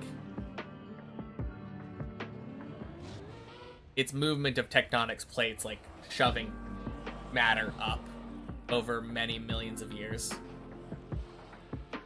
And that dirt was at the bottom at some point, where water was, where fish were. I don't know. I don't think necessarily that, like... Also, even if the world did have, like, a giant flood, which I'm not necessarily disputing, like, the entire world was flooded, that doesn't feel like a real evident, like, proof that God exists.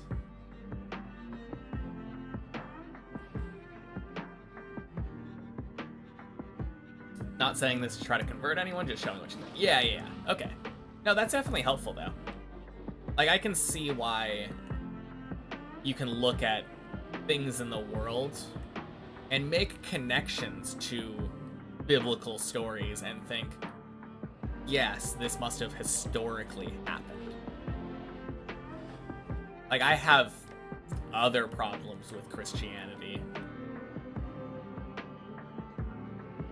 Specifically people who follow the Bible. Because, like, there's seeming conflicts in their morality system.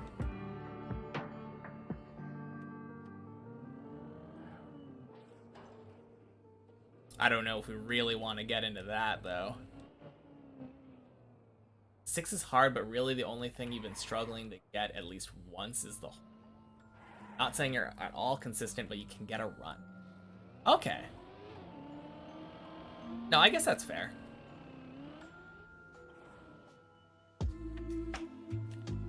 Yeah, I guess... the hole combined with, like, the precision of the beams. I think the problem is that the beams are so early into the floor, especially, that if you're going for, like, floor completions, it's a lot harder to tell how often you're failing, because you're like, okay, failed respawn, failed respawn, failed respawn, failed respawn, got it, nice. And then you keep going. Yeah. Oh, I've been having that happen a couple times. That's so bad. Haven't had close to a one-shot of both Tony Clippinator Tunnel and the nearly final jump. The dirt wall.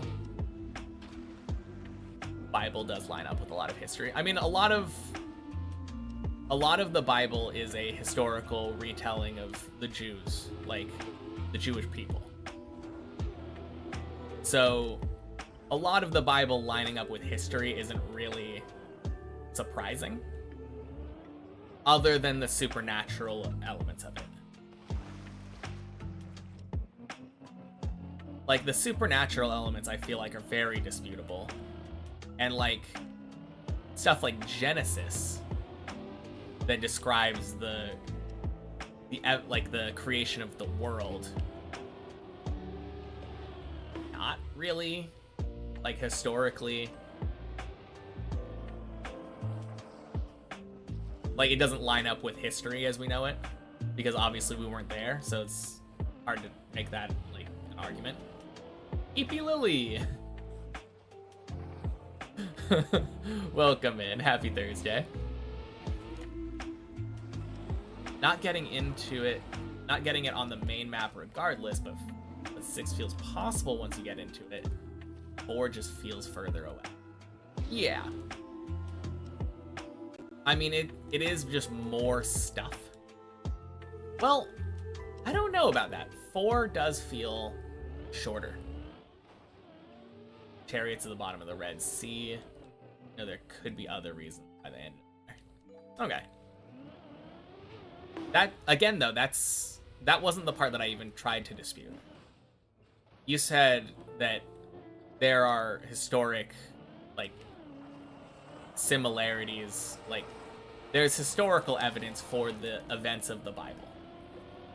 And I said, yes, much of the Bible is the historical retelling of events that happened in Jewish history.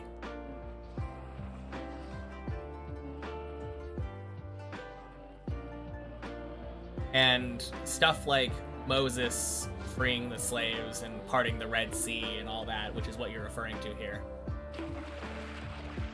is part of that, like, historical retelling. Of course, there's an aspect of it as well, that when you're doing a historical retelling,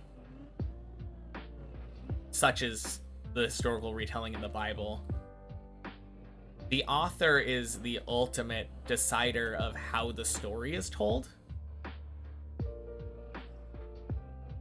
So you have to ask yourself if there is a reliable narrator here.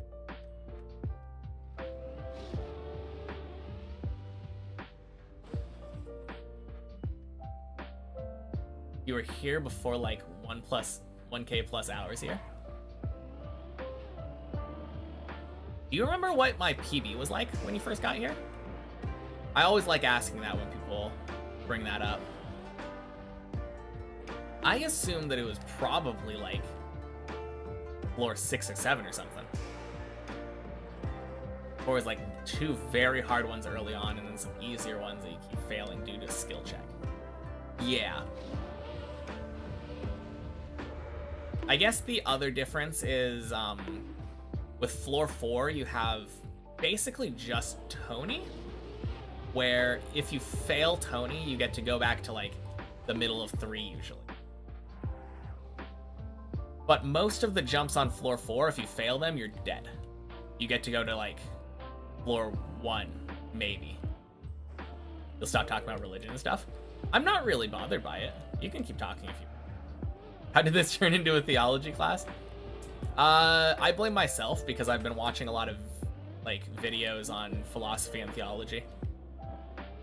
Just something that kind of interests me. I think it got on it because I was talking about black holes. Because I was having conflict with the idea of the universe coming from nothing because of the law of conservation of energy. And that's where the conversation turned, because MD said that religious beliefs were behind that for him. You can do hole time after time again. Exactly, that's true. When it comes to the hole, for instance, you fail the hole, you have to do the jump before it again, but, like, you can bail it. And, like, a lot of the stuff in the second half of floor 6, you fail it, you can go again. Fail it, go again. Fail it, go again. You like hearing other perspectives and how they compare to yours? You like to... Yeah, it's a lot of fun. I think one thing that will... Like, it's cool to hear about it, but I think my mind will never be able to comprehend the jump to God as an explanation for things.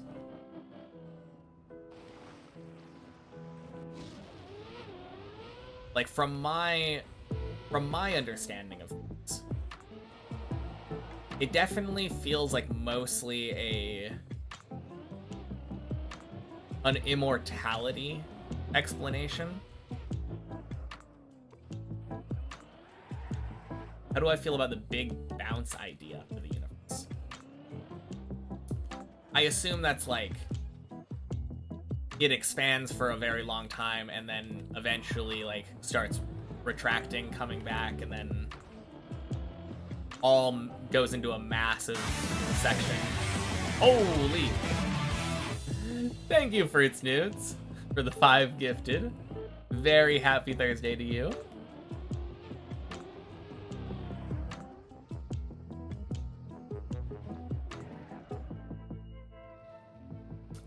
I like that idea, but I don't know. I do think either like a big bounce kind of thing where everything goes back together into like another Big Bang, or the idea that the Big Bang is essentially the destruction of a universe in order to create another one. One of those two things seems like a satisfying conclusion to me.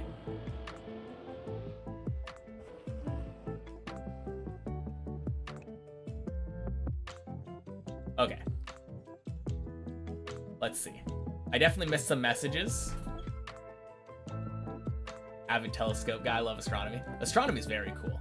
Loves being able to see, like, distant planets and stuff. I think the universe is in a constant cycle of expansion, then collapse and repeat. Could be. Could be. Tacky mindset works on 6. Fail it, go it again. Fail it, go it again. Keep your head going against the wall. At some point it breaks and you get to it. Yeah. That is the big bounce. Okay, that's what I thought. Understandable. Majority of it is faith related, which is... Yeah, that's kind of my problem with it. Well, actually, it's not even necessarily the faith part, because in the same way that you have faith in God, I have faith in, like, well, not even necessarily knowing. Actually, I'll tell you exactly in a second after I read this message.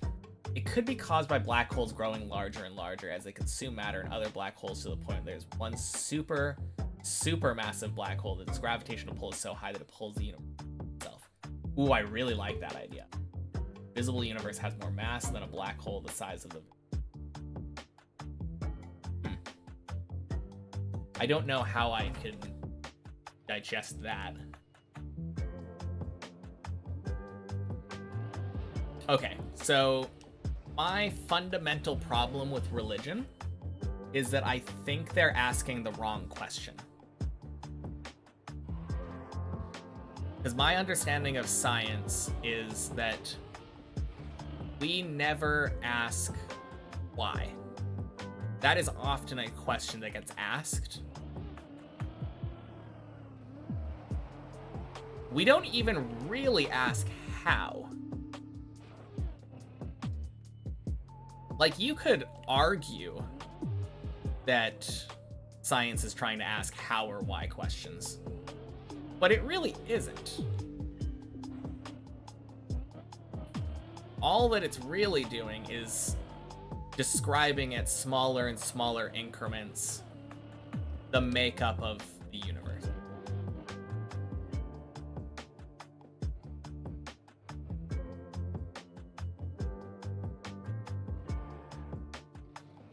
Also, Kabudra, happy Thursday.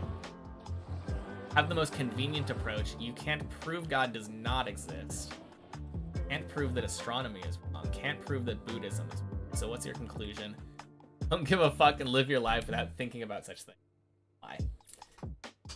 I mean, that's the thing. That's kind of why I'm atheist. Well, I would say that's why I became agnostic at some point, like in high school. Because I can't prove it. I became atheist because I don't agree with making up a story to suit a premise that shouldn't be proposed. Because, like, the premise of why did the universe come into existence isn't a question that makes any logical sense to ask, in my mind.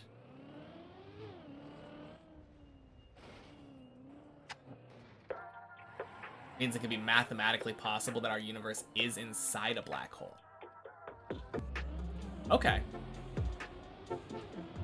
Don't know the science behind that, but I'll trust you on it. There's a theory that says that black holes are indeed birth points of new universes.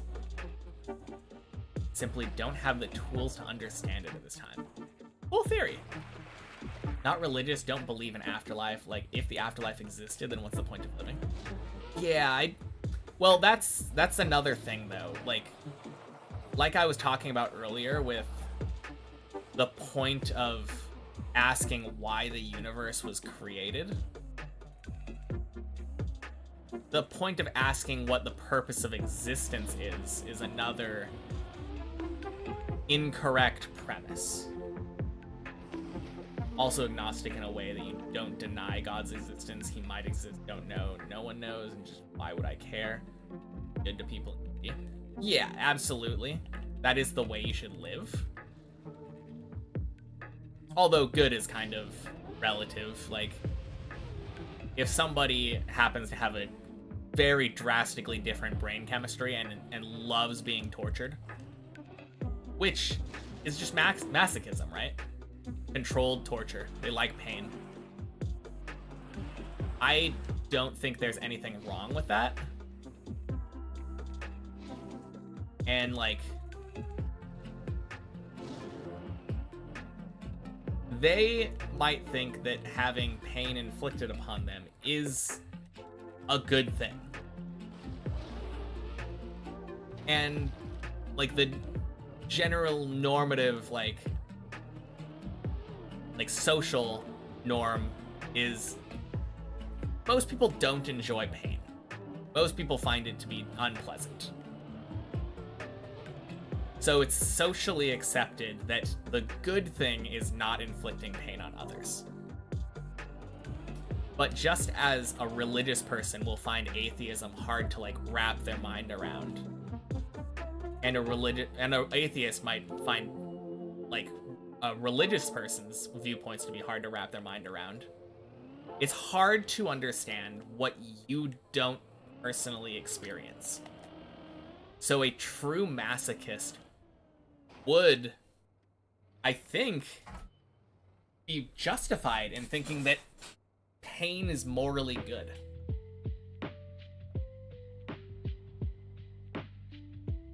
You probably, like, you can definitely go around it, but I think that was a safer way of doing that for me.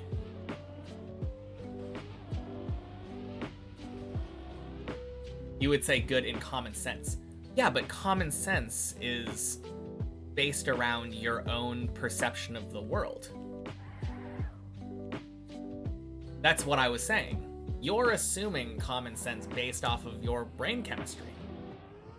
It isn't common if your experience isn't the same.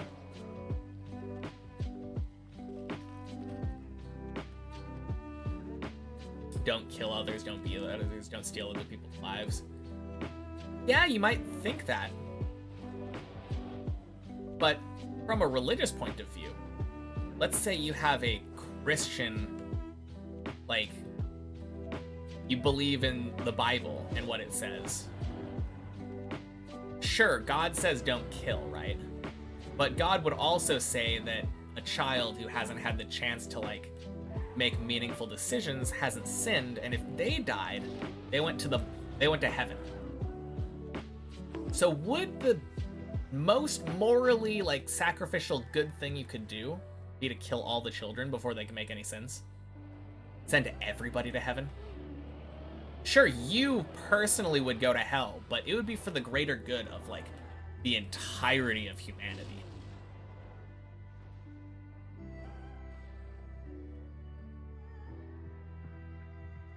Like, it kinda more than evens itself out. At least from a utilitarian perspective. Want the best for your child, kill it before it commits sin. Yeah, I mean, this is why I'm saying that the idea of good and evil is very tricky. It is a very dark thing, but I was going based off of premises that are developed in the Christian Bible. Nothing I said was technically incorrect. Like, yes, you would go to hell. God says that's a sin for you to kill people. But think of all the lives you're saving. That is kind of the justification for there are genocides that God commands in the Bible. The justification is those children are being saved by their sinful culture. Just talked with your wife about the afterlife, and you asked a question she could not answer. If your religion tells you how the afterlife tells you how the afterlife shapes out, do folks of other beliefs join you there, or don't they go to their own heaven? And would this really be the God who want this? I do think that there's an answer to this, though. Like, I think a lot of denominations of Christianity believe that if you lived a Christian life, like if you lived goodness, even if you didn't know Christ, they would think you were doing that for him, even if you didn't formally know him. And then you would gain salvation, even if you had no idea the idea of Christianity existed. The idea is that you're given life in order to worship God. Yeah, but I don't see where hasn't God killed himself killed people? Oh, absolutely. But people justify that as God, like, working outside of our own logic.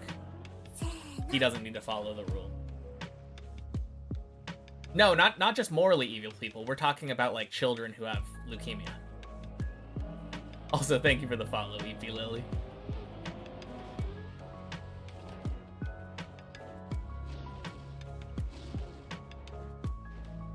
And Master TM, thank you for the follow. Holy cow. Limu, thank you for the follow as well. Whole lot of follows right now. Seems even 7 has decent recoveries. Can't wait until you get to yeah. It definitely has some decent ones, but some very bad ones. All the follows, so true.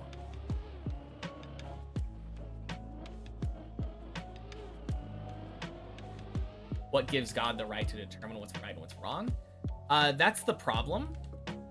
You get to this cyclical argument of God decides what's wrong because we defined God as the thing that decides what's wrong, right and wrong. Very egotistical for sure. 2,000 hours is insane. Thank you. Meant a lot of explanations, like all religions are true for specific groups. Only one religion is true. Yeah, I think I heard about a religion, I think it's called Baal. It's kind of similar. They actually do believe that every religion is the same religion brought forth by God for that specific point in time. Kind of a cool mindset. I like it a lot, but it doesn't mean that I would adhere to it because I don't believe in any of the religions.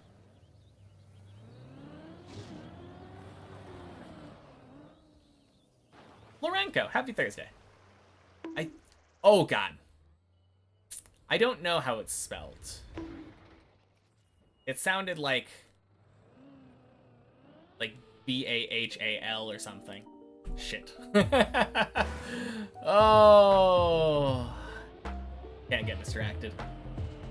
Under 10,000 hours, you believe? Surely.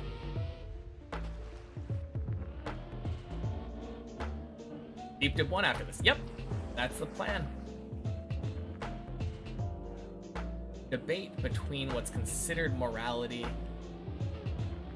and isn't come back to religion. The man with the mustache thought killing an entire race was morality. Does it come back to religion, though? Because I think morality has more to do with self. I haven't actually said anything about, like, my own beliefs. Because my own beliefs in morality and ethics are that we view things in the only way that we know how, in reference to ourselves.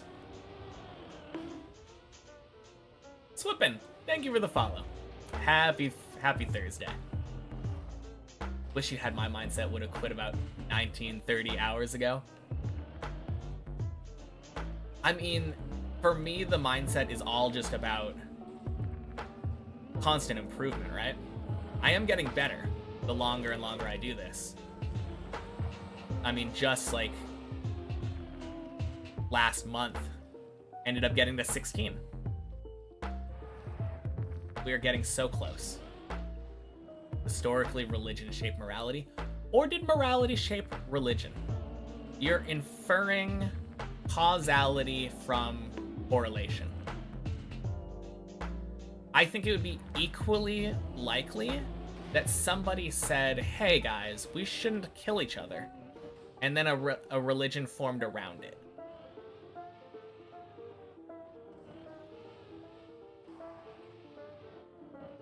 Been doing Deep Dip 2 only, except for khaki, super fun. Feeling yourself get more consistent on a jump on a floor, all the happy chemicals. Yes. Would I break for Deep Dip 3? Nope. Deep Dip 2 will be my very first map finish. All this morality and religious talk is making you tired. It is heavy, for sure.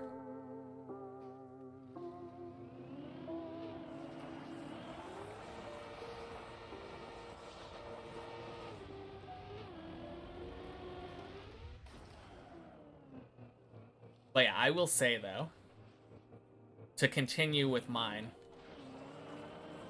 great to see how we aren't debating. Yeah, I mean, I agree largely with the points that religious people make. That they can't know. You like these subjects a lot? Is that a sense of sarcasm I hear? Do I think this map is a solid 5 out of 10? Don't know if you've spent enough time yet to get a good rating of it. No, I think it's very, very high rated. Like, I would give it an 8 or a 9 out of 10. We are debating, just not fighting. Yeah, yeah. Deep dip for deep discussions. True. How do we know 1 out of 10 for 10 out of 10 doesn't have a reference? I guess that's true. That's a good point. Although I have a reference of my enjoyment of things in my life. So if I'm rating this based off of a thing criteria instead of a Trackmania map criteria, then I would say like 8 or 9 out of 10, right? If this is my one map finished, it would be like 5 out of 10 till I get a reference. If I'm rating it based on Trackmania map, yes. Hard to find people who are respected during debates and not at each other's throats. Yeah, I mean, there's no point in being at each other's throats. That's the fun of it. Like, the point of debates, in theory anyway, is to get a better understanding of what other people think. 16 out of 16 plus roof. Ooh. Don't get attacking people while discussing stuff. Yeah. It's really not, like, I think the one thing we can all agree on is that using fallacies when trying to debate, stuff like attacking your debate partner's character, doesn't really have any, usually have any pertinence. I guess there are certain times where I could maybe see it.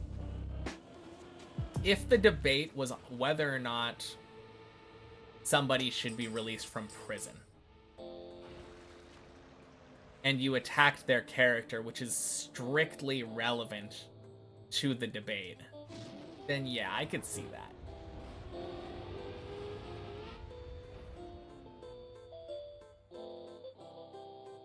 Funny that Winnie the Pooh is also orange.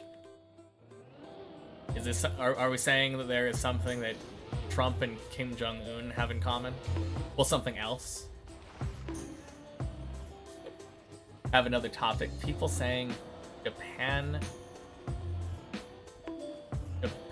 demography going bad. Korea saying not enough children being. They keep saying that we need to have more people to continue developing. This like infinite logic world is already populated, and if we apply this logic, it's full of buildings. Say it's bad. In your opinion, is actually good because world at some point needs to some people. I mean, people are always dying. A love for nukes. Is that what we're arguing?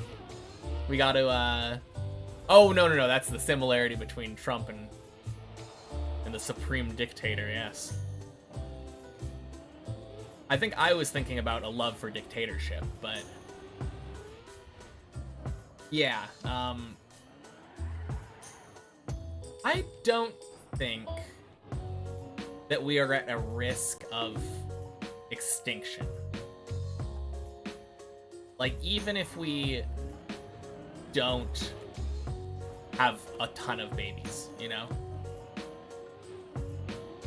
If we have a lower birth rate, which lowers our population, that is something that can easily be, like, changed just by the next generation having a higher birth rate. World's not overpopulated. We create enough food to sustain everyone healthfully, but it's not distributed. Yeah, but the thing that I'm thinking is, like, you don't need a steady birth rate or even an increasing birth rate. Like, why is it better to have more people? If each country wants us to have 5 children per 2 people, then we'll have India situation, which is all actually bad. Yeah. Never dare to compare one Chinese leader with a beloved cartoon character. Korean, but yes.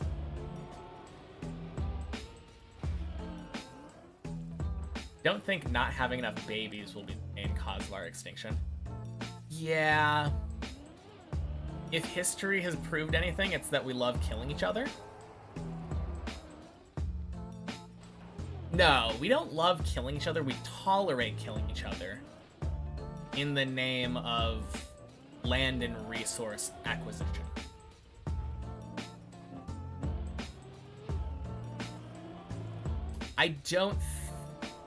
I would love it if we could all just share and get along like I learned in kindergarten. But it seems very unlikely. I think the planet will probably outlive us, to be fair.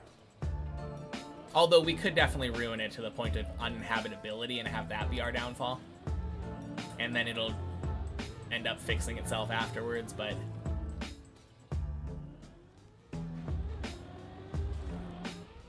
Need an economy that doesn't harm women career-wise if pregnant.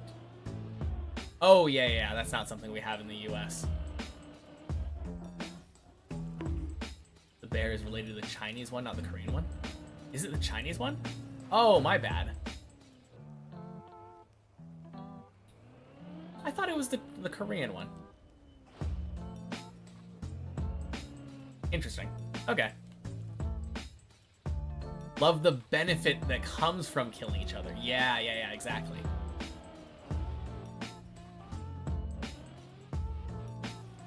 If the world just stayed all British, it would be great. Wonder where you're from. Yeah. Shane Lois here. Happy Thursday. Just passing by, but wishing me good luck. Thank you. Hot take. First step towards true gender equality is getting rid of separated units. Is that a hot take? I think that, like, if you're worried about sexual assault, I don't think that, like, I don't think you can point to our current landscape as, oh, this is good. Like, this is how we should do it. It doesn't feel like bathrooms are, like, the problem. Everyone always, like, points to that as an argument against, like, trans rights. Fortunately, we won't be around when we go extinct, hopefully. I mean, not if the religious people have anything to say about it. But yeah, like, if we move towards just gender-neutral bathrooms, like, people are going to the bathroom because they need to take a shit.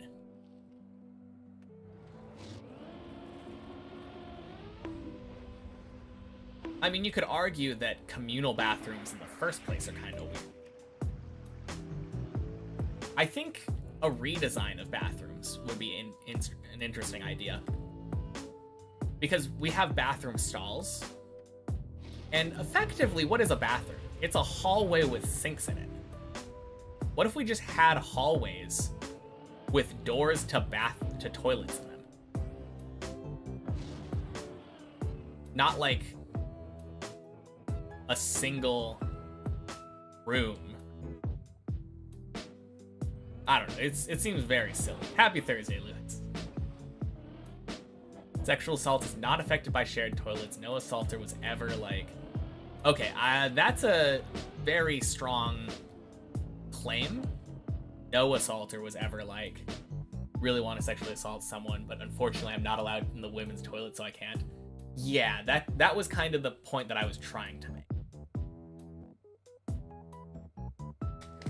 That sexual assault, I don't think somebody is going to try to adhere to social norms and rules if they're going to try to do that anyway.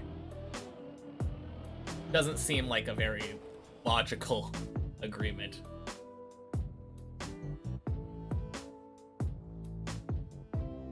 like female versus male toilets because your male and male toilets never have massive queues. I mean, I suppose we could just have the urinal room, but at the same time, like, if you're not going to use the urinal room, I still like the idea of hallway toilets. Urinal should be face to face. Nice, Greek dude. Happy Thursday. Oh man.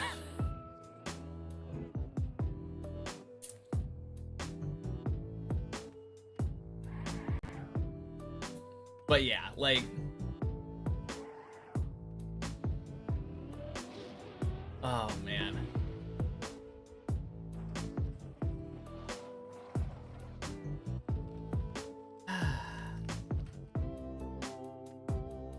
I don't know if... Okay, so what's the difference between a urinal and a sink? Urinal is lower.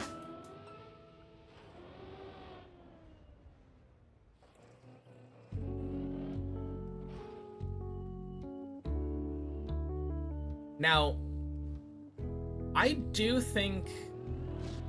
Because the original argument was not shared bathrooms good, shared bathrooms bad. The original argument was specifically shared bathrooms good for gender equality.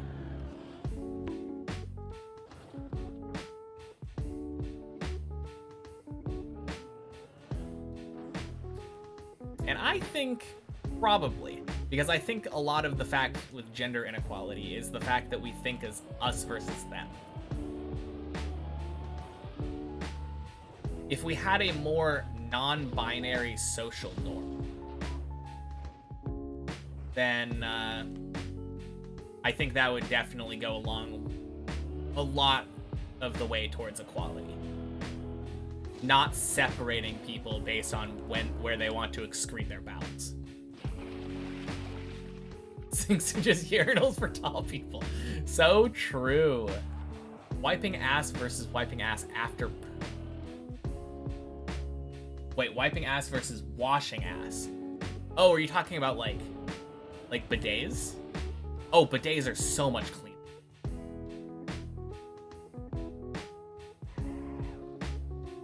And thank you, Ilva. I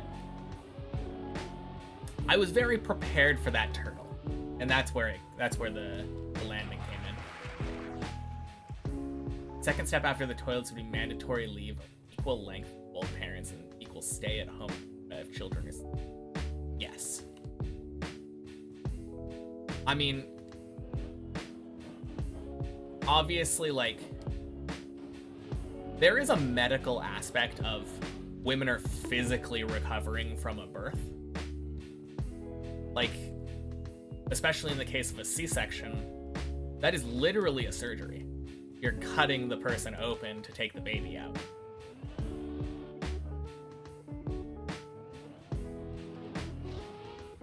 But even then, the bigger aspect, I think, is like the social aspect of raising your child.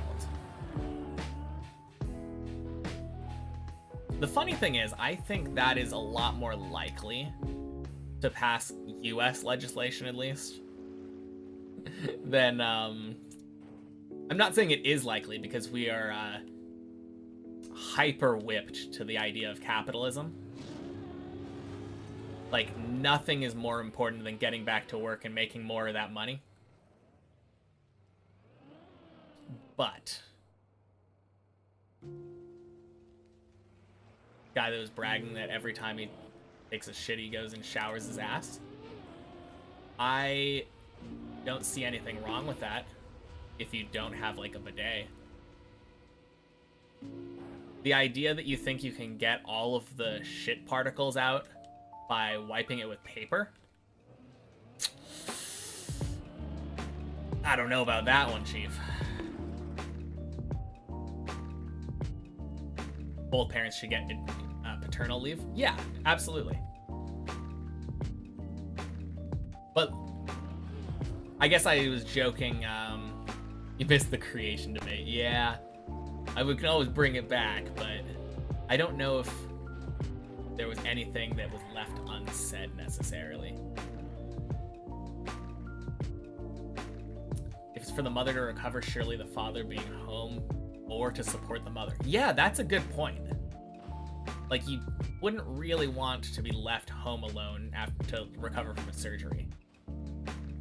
Not just left home alone, but left home alone and expected to take after both yourself and a newborn child.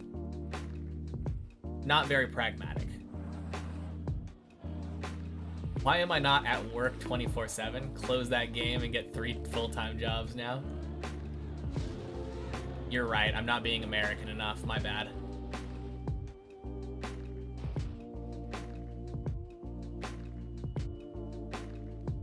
This is a job. Yeah. Surely. Just need some more people like Fruit Snoots and I will be able to maybe pay 1/3 of my rent.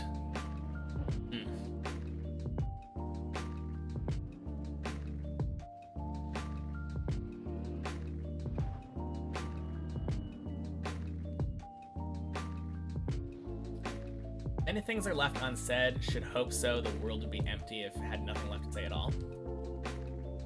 I mean, that... Obviously, we didn't say everything there is to say about the creation of the universe. I think my implication was more that we said what we wanted to say at the time. Always open to discussion.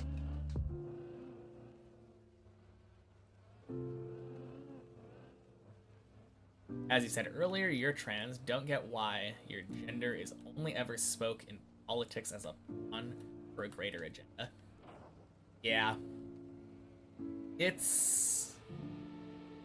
is interesting. I think the weird thing to me is that, like, the idea of pride being like a political thing. Know what I meant? You were just being a doof. Fair enough.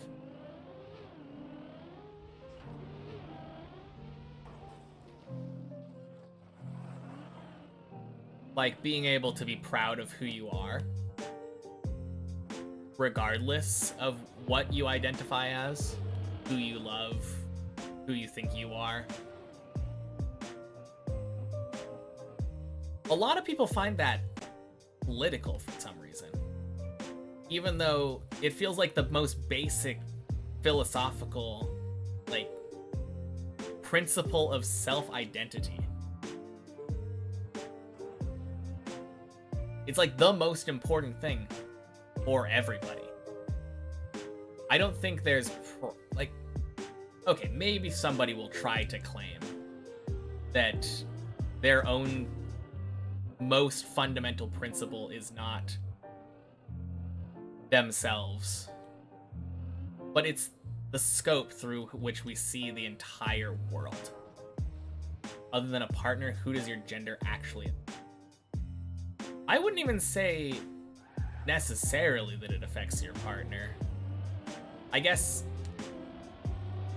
if you claim to be a gender, your partner is attracted to a specific gender. No, I guess you could argue that. Hey, Days PB! Flippy! Happy Thursday. Having a family without adoption thing. Oh, that's what you meant. Okay. There is a biological aspect of it, yes.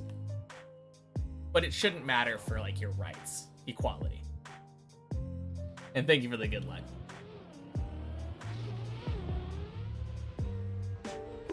Shoot.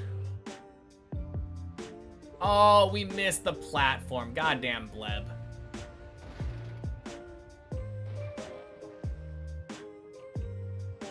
Happy Thursday, Nashi. Wait, where am I? Going over here, maybe? Yeah, they went over there.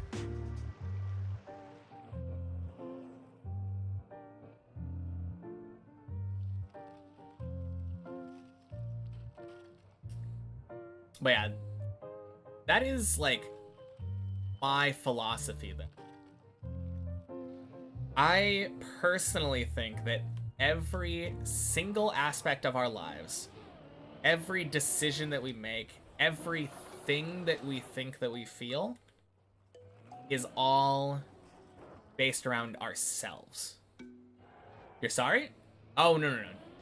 Not your fault. I failed Bleb.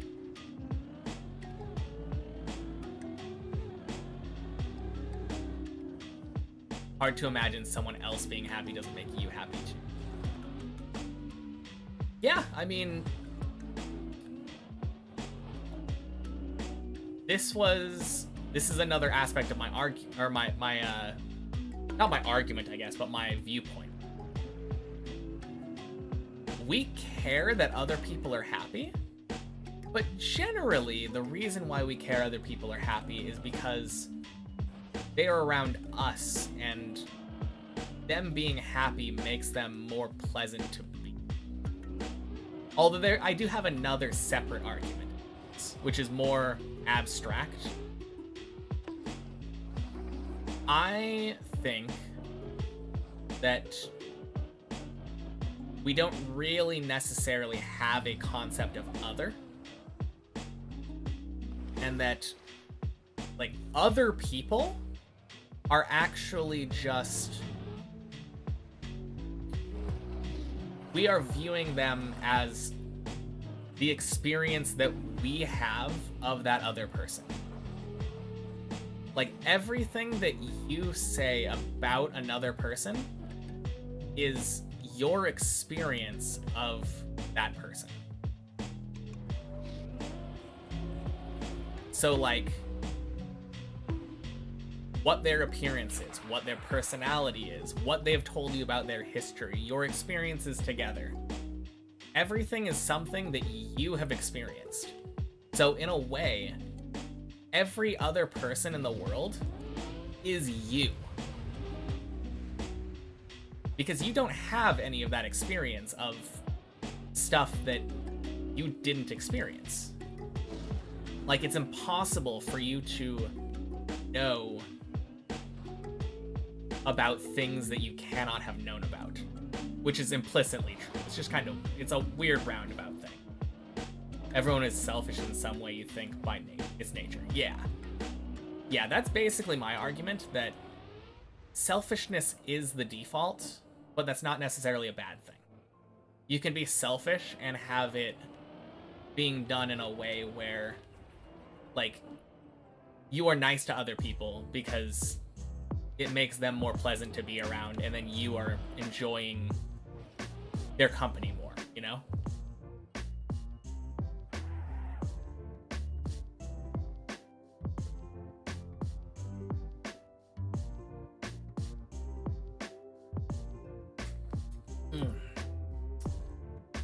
It's very weird because we all have different personalities for different situations. For example, you have behave differently to your parents, differently to your boss, differently to your friends, differently to your chat. Exactly. So, for example, my boss knows a very specific version of me. Yeah. And I'm arguing that, like, that perspective of it, I am not me from my boss's perspective. From my boss's perspective, they are a person who has a subordinate. And their experience has been shaped around their experience with that subordinate.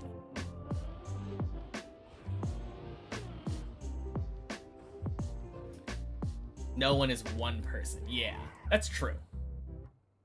Just subjectively, based on what Cabrita was saying. If you just care about others, you very soon cannot help anyone. You're saying, like, holistically, if all you do is worry, like, hyper empathetically about others, at some point you no longer... I feel like that's a bit of a... what's it called? Exaggeration, I guess. Hyperbole, that's the one I was looking for. Like, I get what you're saying, but I don't necessarily agree in practice.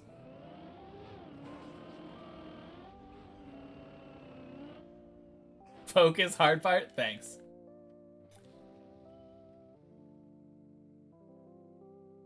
And hello, man. Happy Thursday. Why it makes sense to be nice to people you don't know, reduce potential stressors. Yeah, 100%. If you don't know them, like, sure, you could argue you're never going to meet them again, it doesn't matter. There is also a selfish aspect. If somebody did something that you personally didn't like in your first interaction with them, and you do something that, like, brings pain to them, that reciprocal nature, selfishly, that makes a lot of sense. It feels balanced. Like, it might not be a very good mindset to have, but it justifies why we do shitty things sometimes. People say be yourself, but we literally mean have a different version per situation. Yeah. Yeah, we all have masks. Even though your friend talked to you about almost everything, you never know what she actually feels and thinks.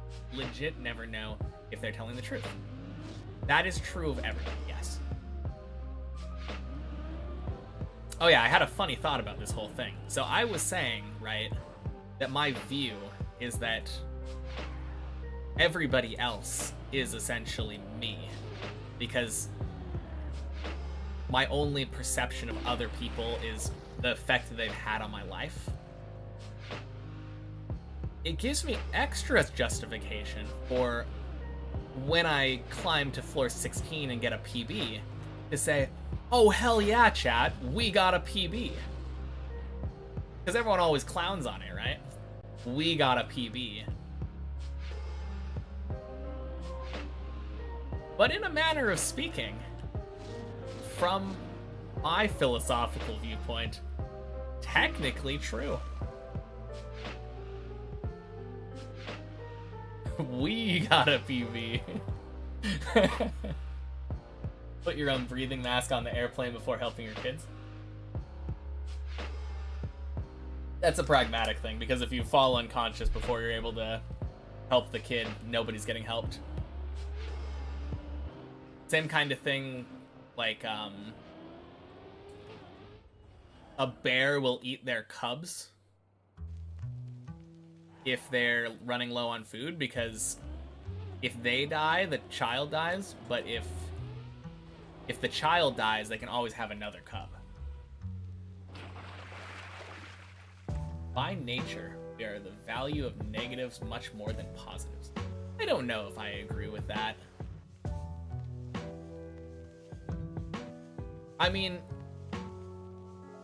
I do feel like we probably have a stronger aversion to negatives. But at least by my nature, I love, like, enjoying things. By nature, you're a wizard, Harry.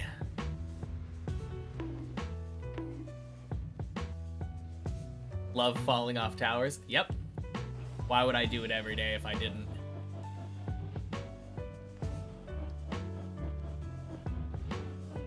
Remember a lot more negative stuff that happened during the day other than positive. Yeah. I don't know. I think if you asked me to look back on the day that I got a PB, I don't think I could tell you a single negative thing that happened that day. When I look back on stuff like my childhood, a lot of the impactful things were things that I remember positively. I mean, maybe that's just a me thing, but at least I feel like I try to make my formative things positive. Also, positive is very subjective. Like, I was talking about this the other day with my girlfriend, but when I was around probably 3 years old. I remember I was lying down in my Halloween costume before Halloween on the ground of our living room. And I had a Gatorade. And I remember drinking the Gatorade. But I had been laying down, and I was like, oh, I'm thirsty. So what do? Laying down. Glug, glug, glug. All over my face. Up my nose. Terrible. Terrible stuff. Never did that again. But I feel like it imbued in me kind of a curiosity. I can definitely attribute that to, like, in part, my love of science. It's like my own apple situation, you know? Instead of having an apple fall on my head, I had Gatorade fall on my face. Motivating me to keep going, therefore it's Schrodinger's finish otherwise. We don't know if I would have finished if we weren't here. Maybe 2K hours on my own without such interaction would have long drained my all motivation, therefore it's our PB. Directly influence the possible existence of it. But what if 1,000 hours ago I would have finished had I not been distracted? Never know. Can't speculate on my motivation, for sure. I think in general, when we look back on days, we mostly just remember the single most impactful thing. That's true. I think impact is probably better. But I also think that it's a mindset thing. A lot of, like, sure, there are things that feel like they're objectively bad. Isaac Newton, baby, yeah. But I do feel like a lot of things could be viewed as bad or can be, like, reframed. There's, like, a silver lining. Two sides of the same kind of coin.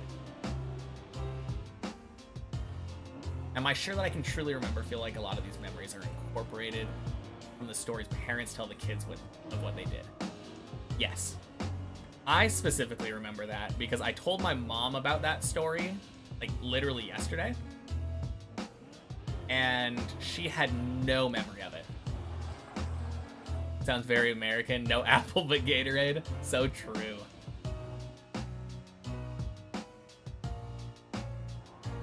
Okay, I missed I think I missed a message there. Oh, wait, no, it was the positive memory. Never mind. Oh, positive memories last longer, but negative feel heavier when it happened recently. I think I could agree with that. Thank you for the follow, TC. It depends, though. It's all about impact. That is absolutely true.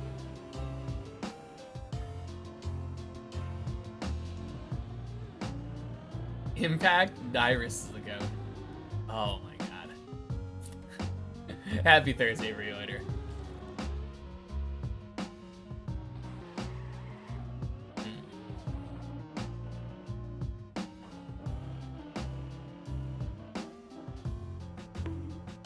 And sometimes I miss watching League of Legends. Remember a lot of random things, like for example, one guy in primary school being skater, B-boy stood in the middle of class and did 3/4 of a backflip, landing on back hard floor in front of the teacher. So scared, just stood up and walked to his seat. Nice.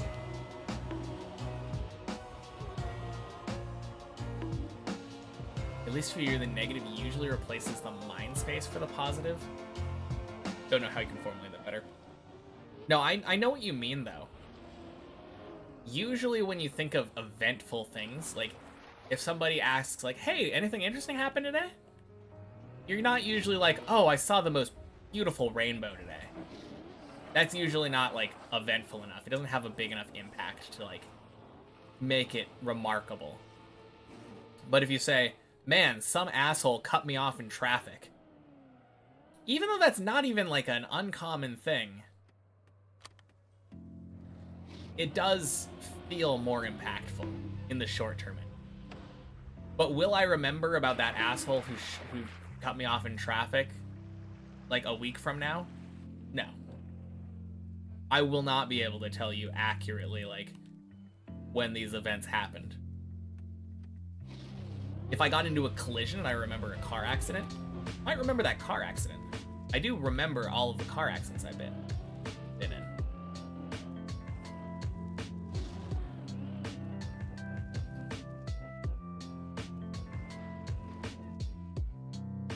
But I don't know, like, for me, some of my recent very impactful memories were from my Japan trip.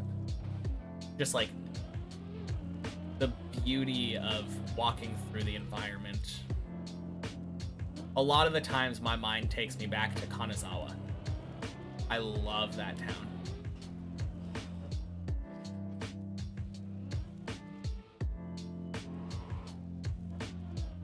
I do think it just has to do with impact. I think that's a very good way of putting it. Forget the positive that happened throughout the day.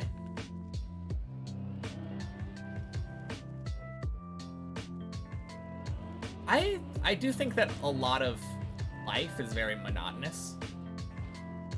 So I don't know if it's necessarily that you forget a lot of positive that happens throughout the day.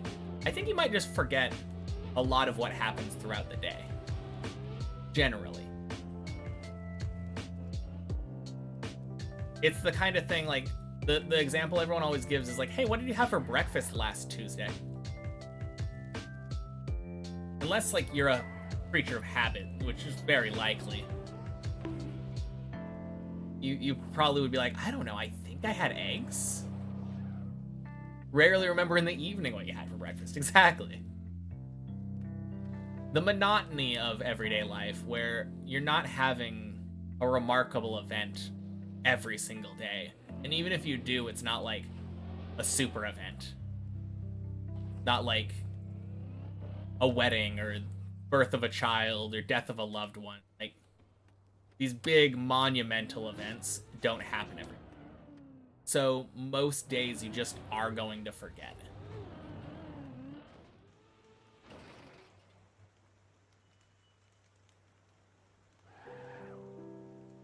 Oh, geez.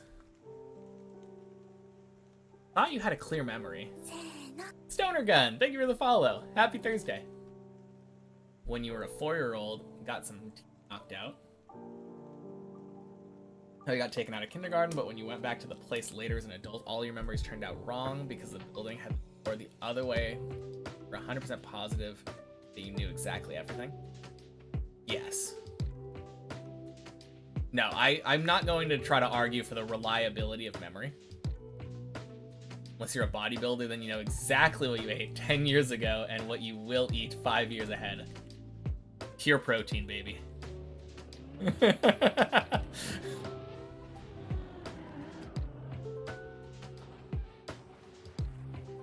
That's when you stop eating breakfast. I guess that's true. The whole what did you eat for breakfast argument doesn't work very well if you didn't eat. But I could equally ask, what did you have for your first meal of the day? Which could be dinner.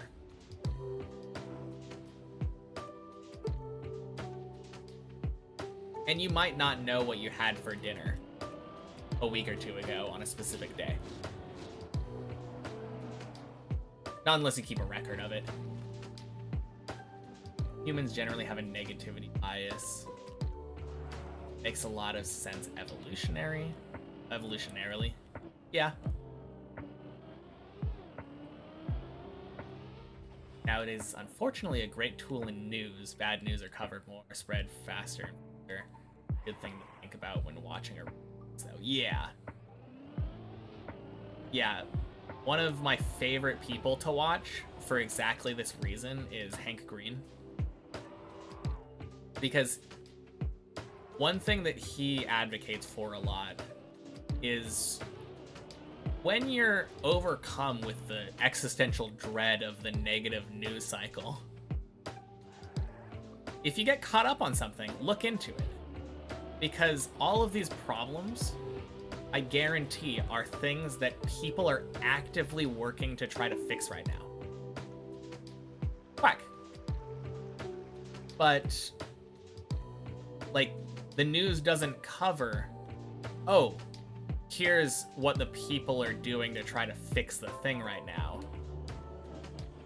It covers, here's the bad thing that happened, or that is happening. Don't forget to be awesome. Yeah.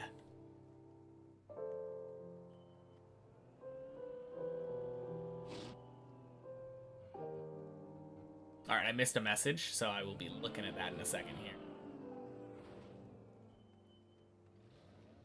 Love Hank. Me too.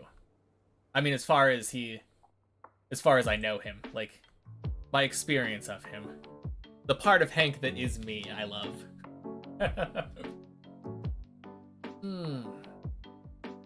That's why you don't give a shit about news. Polish news always tells you that it's super dangerous to go to France, that this place is impossibly crazy dangerous. Go there and see nothing of what TV told you. Yeah, I think one of my favorite things about that is the National Guard being sent to Portland, Oregon, of all places, because we are, like, having a crazy riot and chaos in the streets. Meanwhile, you come here and there's a guy in a unicorn outfit, like, running around downtown with protest sign, you know? Stupid thing in Poland, Patostreamerzy. Basically, people watch idiots who sit on couch, drink vodka, humiliate themselves for donations, and people watch them because people give them reason to do it more. Avoid this shit like fire. No, that's true. If people do things that give attention, other people will give attention, and then it'll be feeding like an endless cycle. For sure. Not always good to feed into that. People are trying to fix stuff, but they get sabotaged as much as possible at every opportunity. Yeah, I mean, there are a lot of people, like lobbyists, that try to make life harder for the people who are trying to make people's life better. Selfish reasons. They like money. Kind of why I kind of don't like capitalism, just in general. And yeah, Hank does seem like just such a genuinely good guy. I love the quality that he has of just always wanting to know things. Happy Thursday, Salamandra. According to Fox, etc., you'd think Portland and San Francisco are war zones. Yep, we're clearly burning. And not in the like homosexual kind of way. Maybe that's where the confusion is. Filled with flaming homosexuals. They're like, oh, the city must be on fire.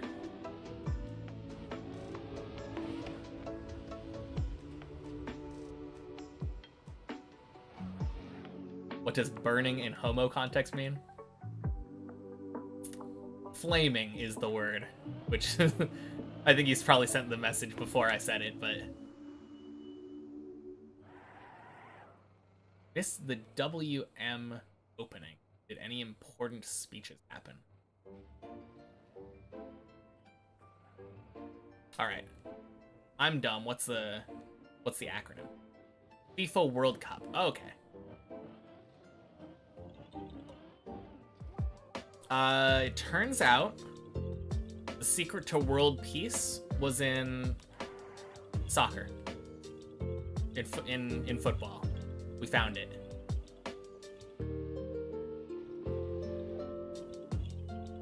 Have a negativity bias, so negative thing. Or and strong confirmation bias, so even if we try not to, we tend to subconsciously look to confirm our beliefs. Vicious cycle, but even just being aware of it is great.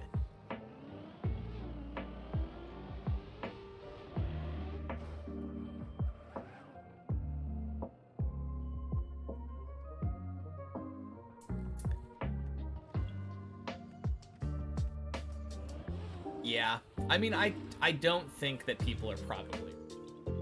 It feels like there's strong evidence to believe that pain is a more, like, important stimulus than pleasure. World peace in soccer, tell that to the hooligan culture. Are we talking about the rest of the world who calls it football? Crazy stuff. Clearly we can never have world peace in soccer because we can't agree on the name. And it's all because of the US.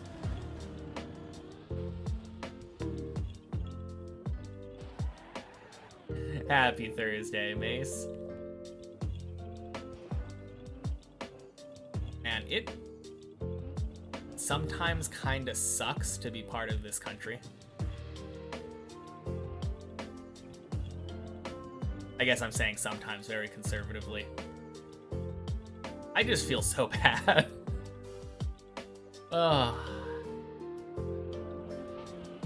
I feel like the US is very often the cause of so many bad things.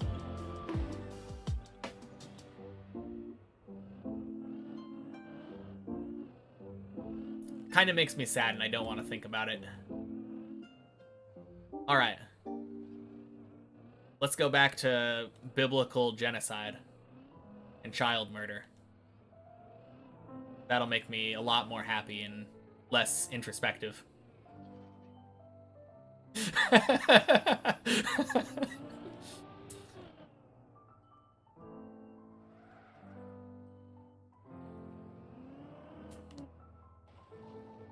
You'll never understand how some people decide they want to do bloody battles for 11 dudes running sweaty on the field.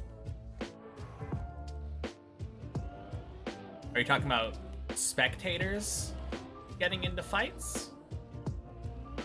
Happy Thursday, Ramback.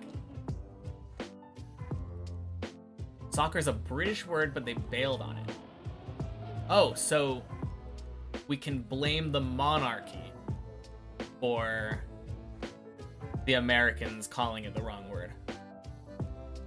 Pseudo-spectators who literally fight to blood between football stadiums. Okay. Interesting. I actually can, yeah? Nice! That's always fun. No more introspection for me. Saw a presentation yesterday about a mock? 70% the tipping point. 20. Alright, please explain.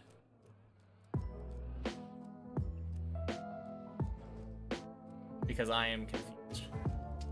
Wish sports were played with inappropriate gear like football, but with flip-flops. That sounds like a lot of fun, actually. I think we would have a lot less brain trauma.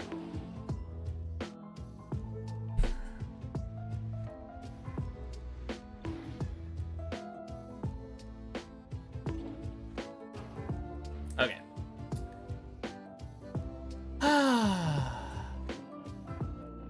Hey, Slash. Happy Thursday. Eh.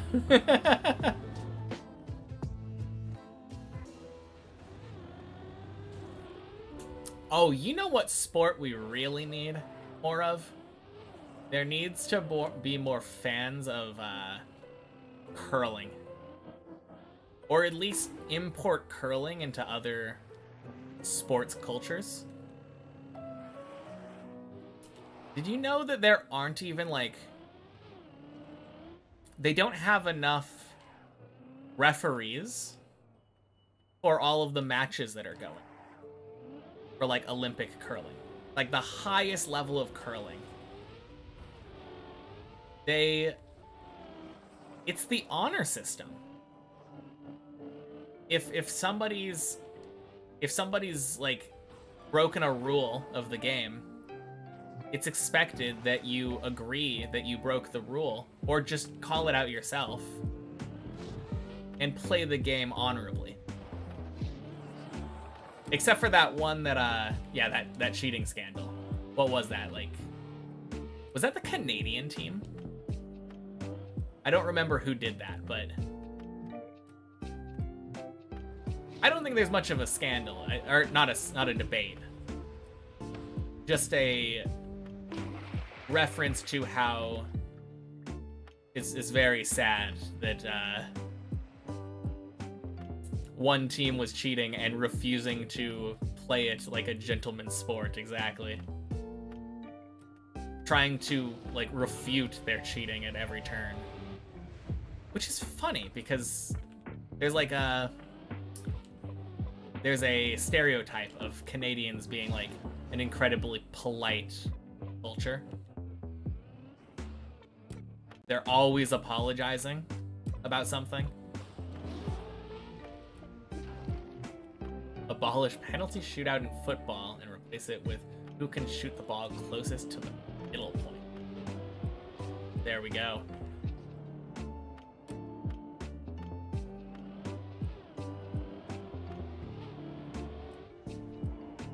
If we just did that, that's how we dispute, like, not dispute, decide who gets possession of the ball or something. I like this idea.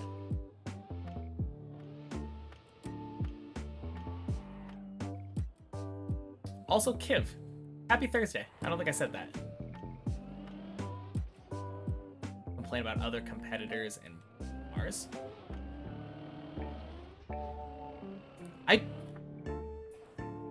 I feel like it's sad to me that that doesn't narrow down what sport. Because I feel like that happens with American football for sure. Are you joking? Oh, why?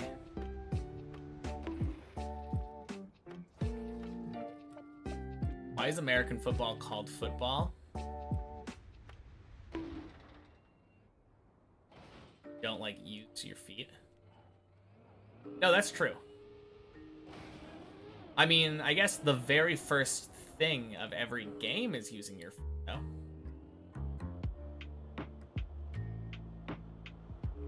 If you really think about it, every game starts with a kickoff. But yeah, it's, and egg was taken. Oh, man.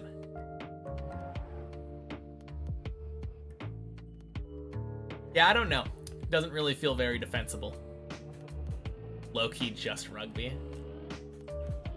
I don't know enough about rugby to speculate on that.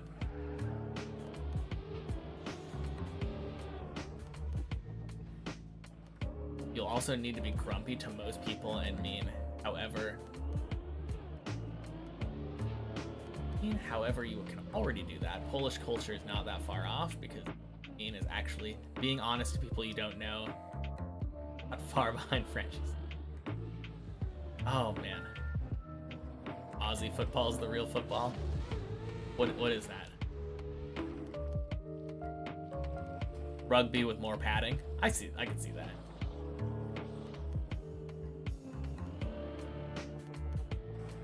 American football is a great sport, but it's I don't know if it's kind of a weird sport because it kind of reminds me of a mix between rugby, of course, but the other two sports that I would compare it to would be golf and chess. Kind of a weird combination. Although I guess no, it is. It's such a strange thing because like you set up your pieces on the board in a way where like you're trying to go for a specific play, and then based on what they think you're gonna do, they're gonna set it up in the same way. But you're kind of playing your game separate from each other.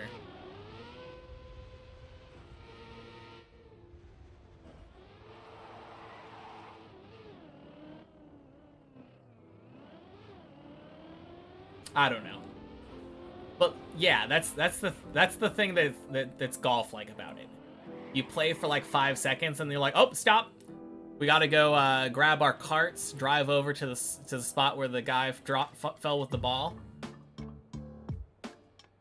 And then they spend like 20 minutes staring at the grass where the ball fell before they decide to move again.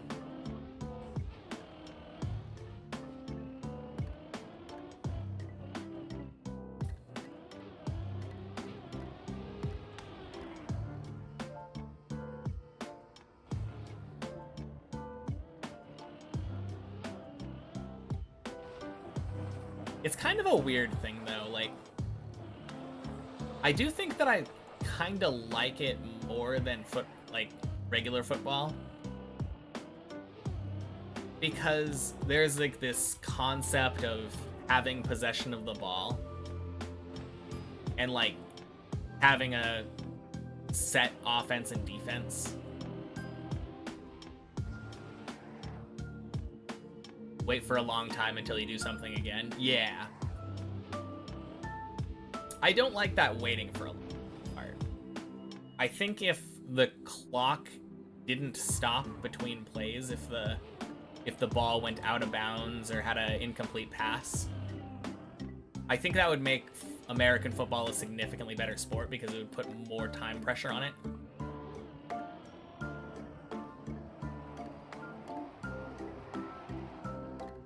Pretty accurate description of what we do. Whack the hell out of a ball, then chase after it outside the US, usually on foot. Then stare at it and whack it again. Yep. I mean, that's golf. And effectively, that's football, or American football. You stare at the ball, you're like, all right, we got to get that ball over in that direction towards the goal. And then you're like, oh, the ball's over there now. And the play is done arbitrarily.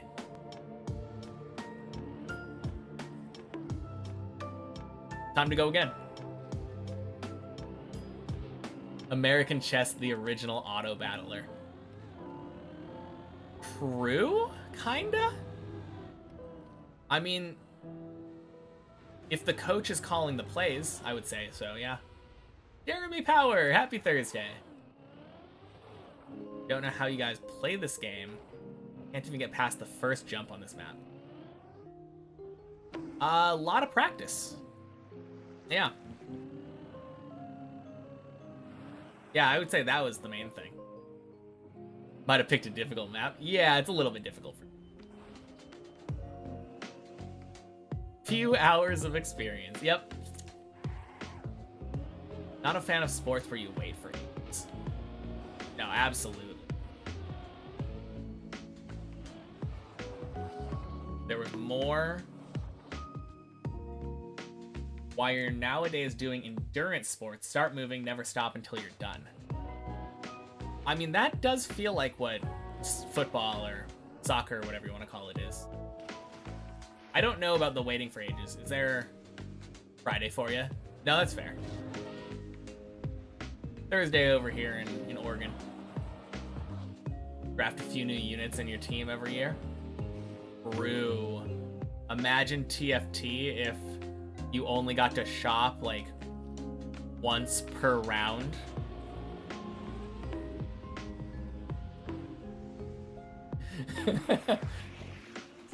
Oh man, what a terrible game that would be. Get why dogs love playing fetch now, because it's just an endurance sport, running around getting the ball. Retry until you manage the first jump. Do the same for the second. Yep, you are describing trial and error method of playing this map. We're pretty close to getting to the point when there's no more maps left, or no more jumps left. Football, soccer is an endurance sport with teamwork and technical. True. I feel like most sports tend to just amount to running back and forth or running in circles. With playing this game, maybe a few days total. Total playtime, but other racing games. This is my first real racing game. Also, thank you for the follow, Jeremy. Appreciate it.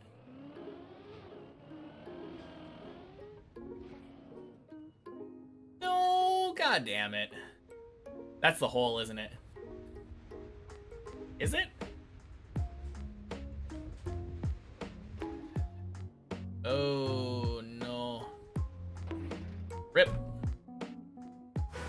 Rip the 1 hour long run.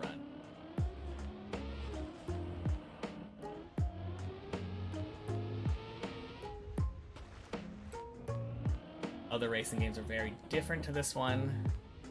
In this one, for example, you can tap brake to stop this car's rotation. Not a normal racing game. Yeah, air braking is weird. Happy Thursday, Super Frank. New PB mid-floor 16, or do you have a bad memory? If the last time you checked the PB was when we were on the first jump of 16, then that is the same. At least I can show him the first jump. Yeah, clearly that's what I was going for. Air braking's a bug originally. And now it's a feature. Learned about air braking in 2021. Even though you played TMUF in around 2009. Not at all into. Yeah, I literally had to get told about it by someone in chat. That, like, that jump after the pool on floor 0. That one I was having so much trouble with because I wasn't taking it fast enough. And if you take it slower, you need to air brake. Trackmania as a game it's not a bug, it's a feature. Honestly, kinda true. It's funny to me that there's literally a mechanic that people just call bug sliding. Or nose bug. Like, so many of these names. Or just 2 of them.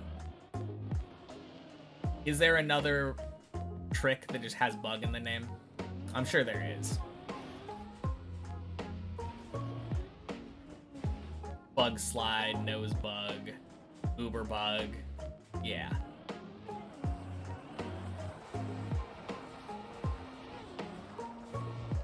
That half pipe jump and you could get into speed.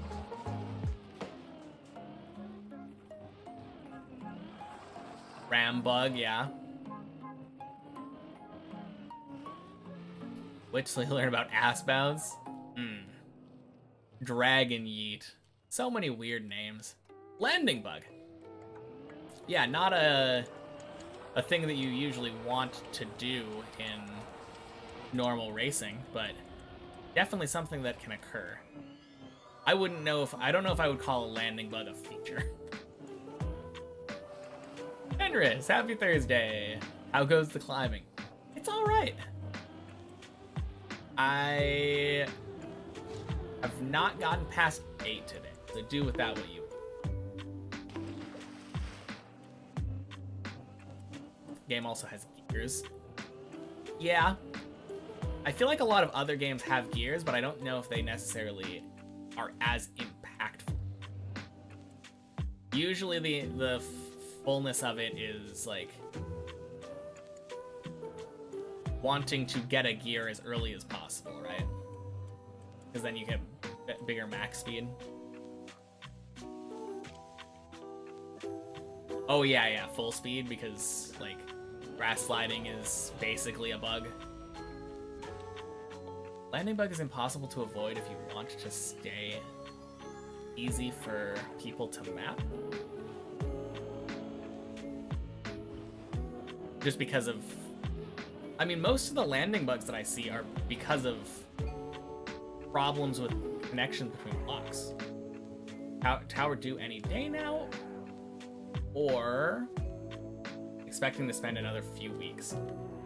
I hope it's any day now. I mean, even if it was another few weeks, that doesn't seem too bad to me either. Those moments in TM when you literally want to make a turn bad to not get gear and make... Yeah, there are definitely some unintuitive things that come. Never intended to end up with 50% overlapping skids on flat, straight surfaces.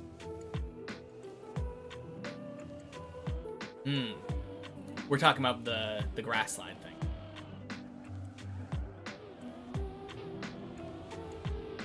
The turtle thing, I think, actually does kind of make sense.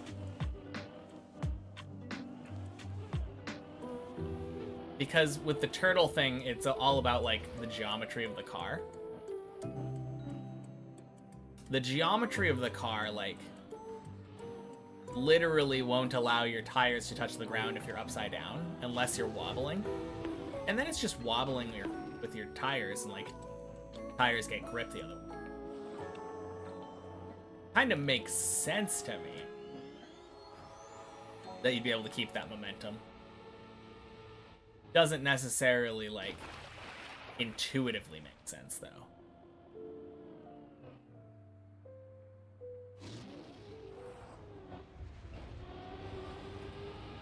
Man, getting back to this, why can't we turtle IRL? Our cars are too fat. Happy Thursday, Colty. Also, bug finishes. True. Yes. When you, like, hit the finish from underneath the block, right?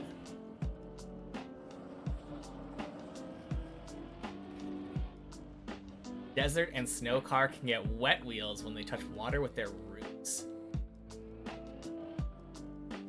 That is weird. So if you landed upside down, slid across a pool, and then flipped because you slid into, like, a ramp, you could end up with wet tires afterward. Not could, you would. Didn't I never played those cars? I played Snow Car. Doesn't work well for you. I thought years of watching and playing other games wouldn't be hard to learn this game. There are definitely some weird stuff in this, like weird things in this game that aren't intuitive based off of like normal racing games. But if you ever have any questions about this map specifically, I think I might be your guy.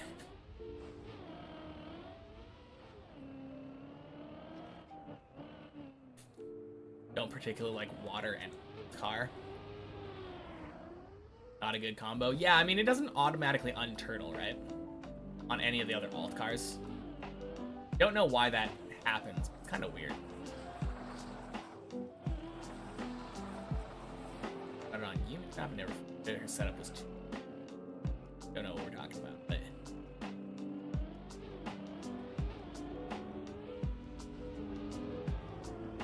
you love watching the game. Yeah, that was how I started out. Literally started out by watching Virtual after I heard about the Riolu scandal on Carl Jobs' channel. And the reason I'm playing this in the first place is because I saw people playing it and thought, damn, that looks so cool when people play it, like, really well, you know?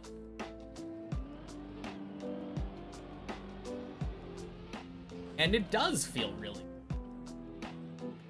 I guess I have to make the argument that I play really well, but I think that's pretty defensible.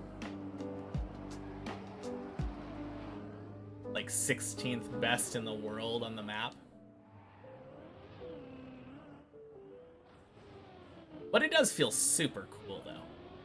Being able to do crazy jumps like everywhere. Flying my car up the map.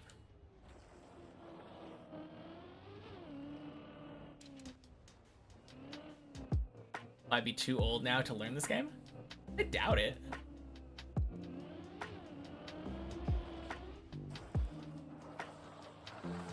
I mean, I'm definitely not, like, old by any means, but... like, mid-30s now. 33?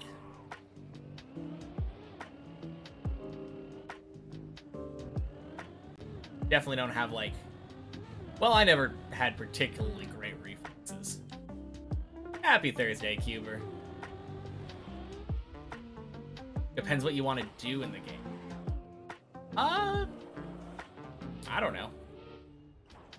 I don't think age matters too much. Other than, like, literal physical capabilities, I guess.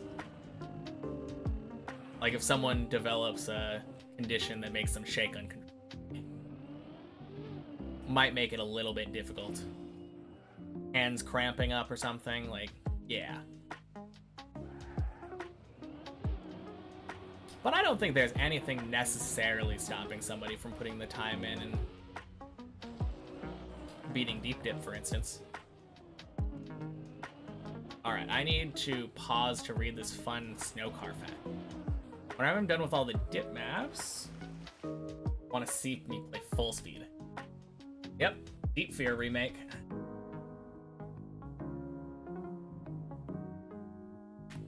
Snow car has a backwards 150 speed limit, but if you're on ice backwards and start steering, you keep your speed slightly below 150. Apparently the game thinks you didn't 50 yet. Lets you accelerate more and more. On wet plastic, same, you can get 300 speed backwards. Weird. Time-wise, a kid in school can always out-playtime you. True.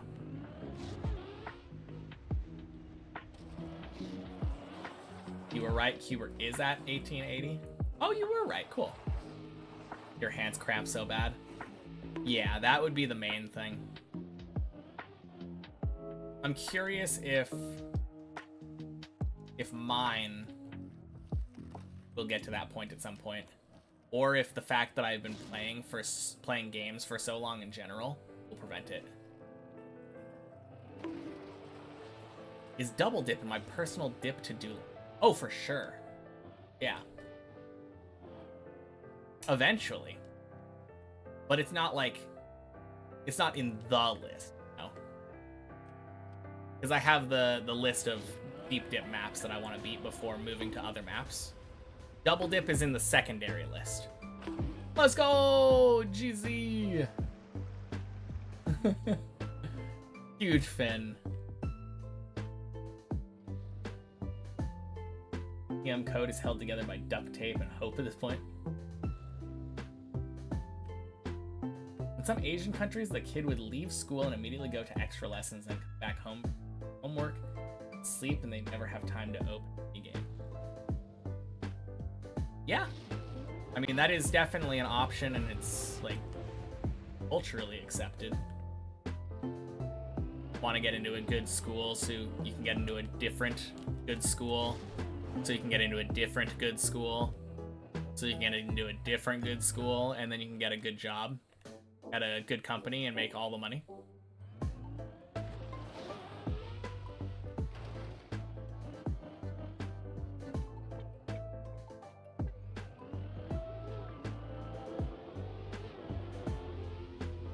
Terrible progression system, very repetitive. Someone rework life. Yeah. I mean, that's only the, actually, that kind of describes the American school system too, except kind of on easy mode for us. Most of the time, you don't have to take like an entrance exam to get into middle school, you know?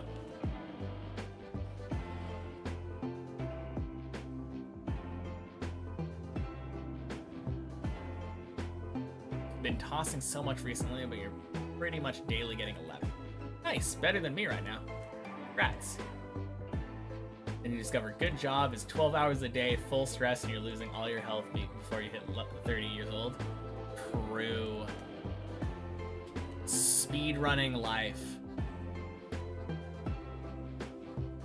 American system's fucked up. The fact that you need to pay for so much education is so bad. Yeah. You're specifically referring to higher education, like college. Yeah. Wish we had free college. That would be nice.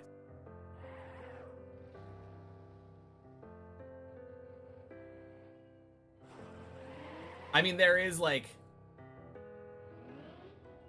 a grant system and scholarships and stuff, but sure feels like we could just do away with that and make our, like, whole citizenship, like, significantly more educated.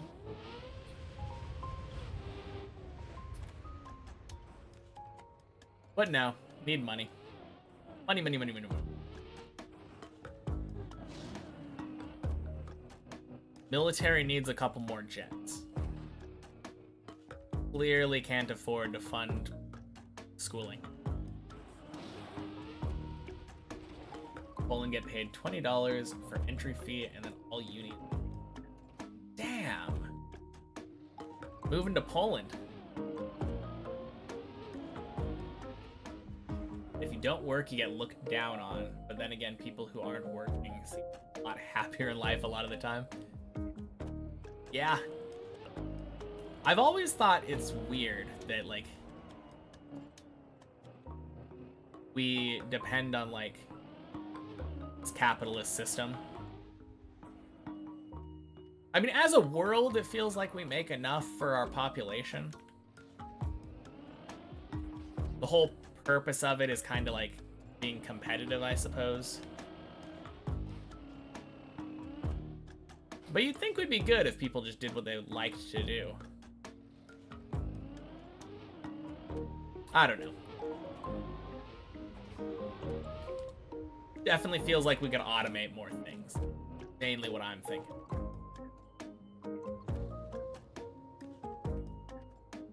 All money into the army, that's more important than supporting people. Of course.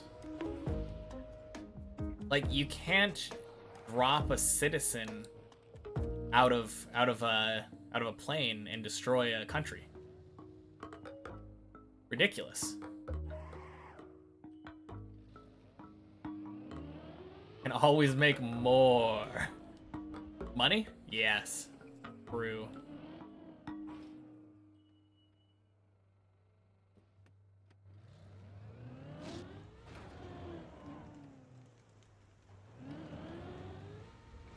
Wish you could choose your starting stats and your stat allocations before starting life.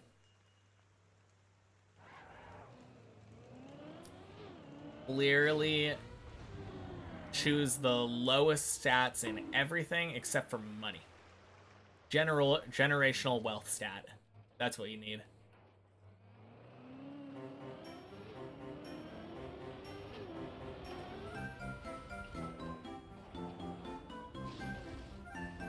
Meanwhile, Poland has some of the most educated people in the world while having free higher education. Yeah, of course. I do think there's an argument to be made of not wanting to educate people. Of course, that argument is purely selfish. If you are the 1% and you want to have as many people to take advantage of economically, you're incentivized to have them working, like, low education jobs so that they can continue buying stuff from you.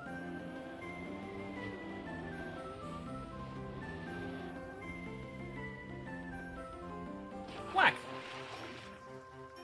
Did but chose unwisely. No! The amount of IT nerds in this country is crazy.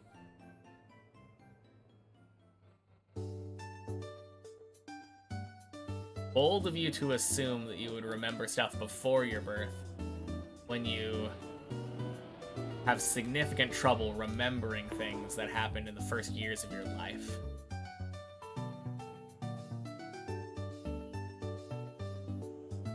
Clearly didn't put enough stat points into memory.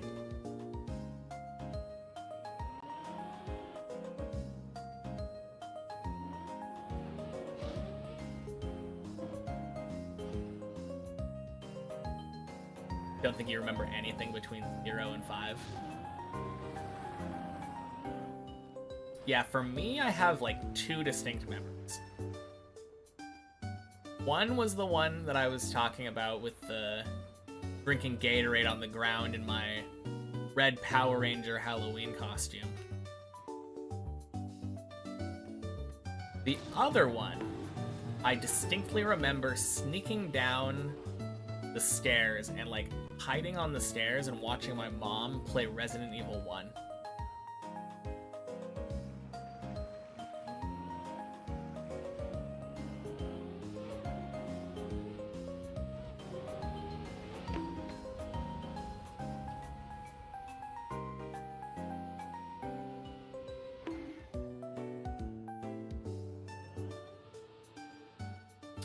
Fantastic. You sneak down the stairs and watch your dad play Battlefield 3? Are we the same person?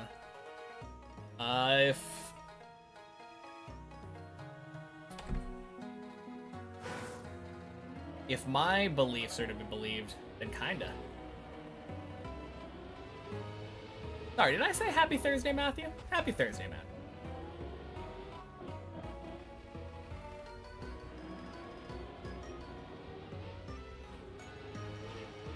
Don't know why your memory before kindergarten is like fully erased. Human memory is very delicate. That's like the main thing. A lot of your youngest memories are generally reinforced memories based on stories that you're told. The only reason that I know about specific memories that I remembered is because I know there were no stories told about this Gatorade thing. And there were no stories told about me sneaking down for watching Resident Evil. And they definitely didn't recreate the intro to Resident Evil in my head. Because I remembered, like, the first thing, like, walking up the stairs to the left, shooting a zombie, and having it bite your ankle when it's not actually dead.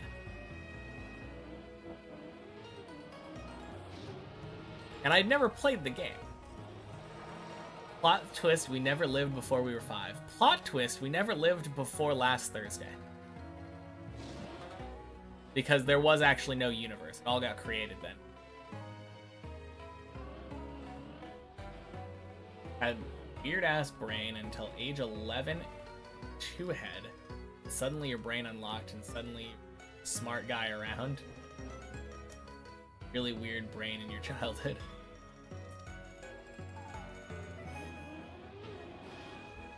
I like the idea that every skill is a form of intelligence. Like, if you're really good at football, then you have like a type of athletic intelligence.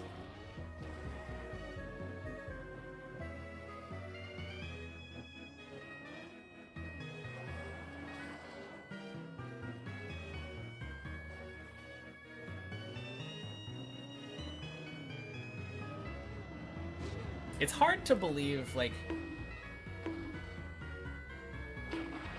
I think people just prioritize things differently. I think that's the biggest thing. A point to be made that you actually can kind of remember everything, but you just can't access it? Maybe. But I feel like if you had a memory, but then somebody, when retelling the memory, always said, by the way, you were wearing a red Power Ranger costume. Also, cheers, Jeremy. But it turns out that you weren't the red Power Ranger, you were the White Ranger. But every time that they retold the story, they said, yeah, you had your red Power Ranger outfit on. Assuming there's no pictures of that event, like, I think it would be very plausible that a 3-year-old, when told about that repeatedly, would wholeheartedly believe, not just believe, but remember a White Ranger outfit. So I could very well be wrong, but I think I have pictures of myself from that Halloween, so I don't think I'm wrong. Don't even remember which Ranger you liked the most. Maybe it was the... I know for me, it was the Red Ranger who eventually became the White Ranger. So I guess technically I was both of them. Don't drink enough with your health so you not hydrate. Honestly, I don't think I probably drink enough either. Although I don't know... There's like a claim that you're supposed to drink like 64 ounces of water every day or something. Seems excessive, if you ask me. Red and white go well together. I think he changed from one to the other, though, right? Did I do the hydrate? I saw the hydrate, and I saw it immediately following me taking a sip. You know what? Fair enough. Yeah, fair enough. I'm gonna drink again. Because I kinda cheated. I was drinking independently of the hydrate command, and then happened to look over and see that it was redeemed. There we go. White and red are your national colors. kinda same.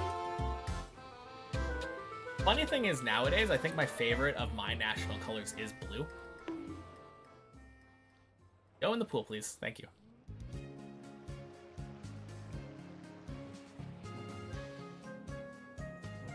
Power Rangers are old. Don't hear them often nowadays. Are they still making Power Rangers?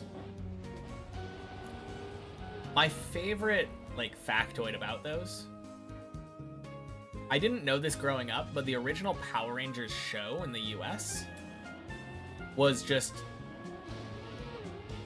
occasional scenes of them, like, with their suits off, but all of the scenes with their suits on are just the original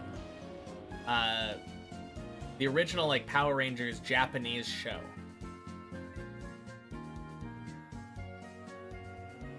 But dubbed over.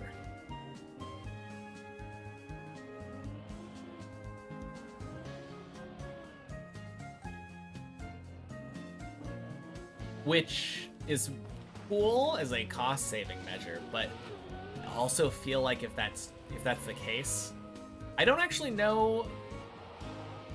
I don't know if the original actors were compensated in that for the English release of.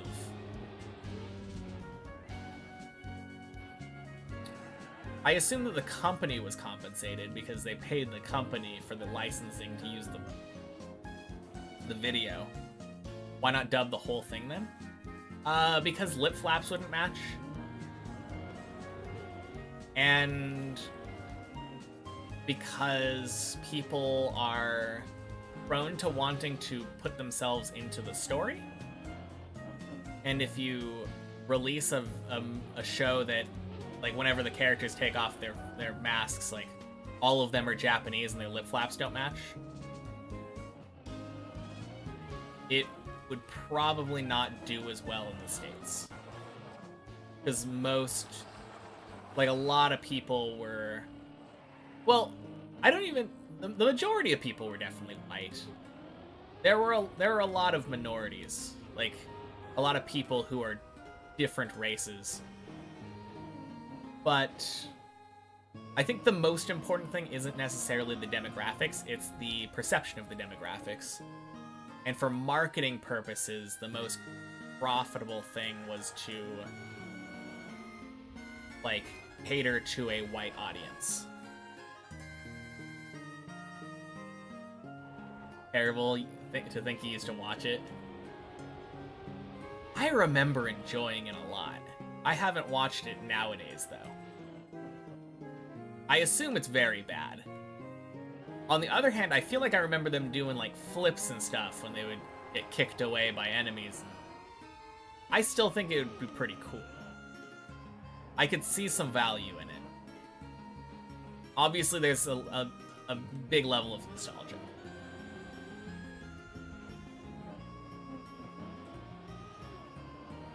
But yeah, I think, I don't know. Maybe this is a hot take, but I think the Power Rangers show probably better than Star Wars.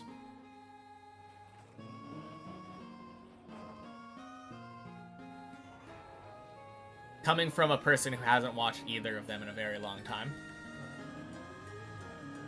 All acting and not AI. True. That is very true.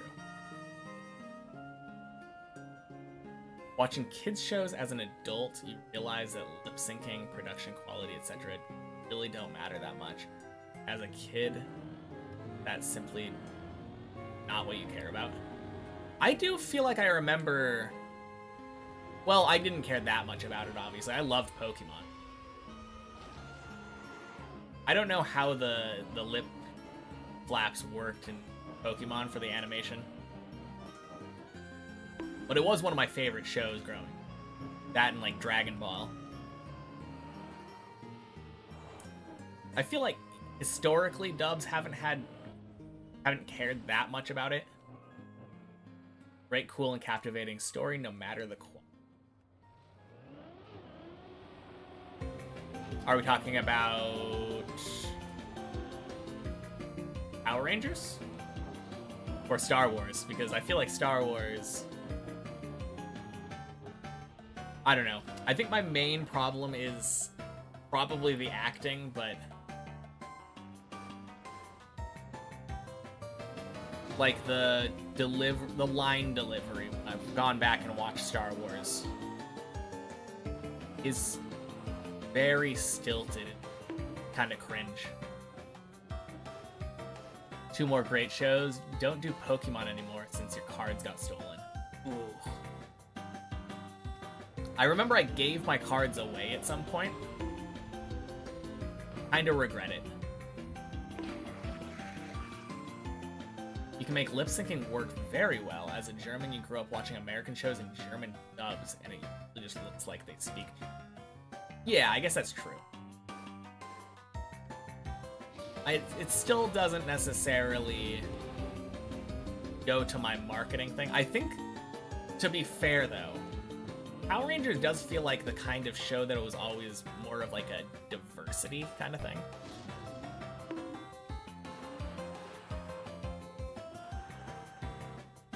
Like, if I remember right, there was like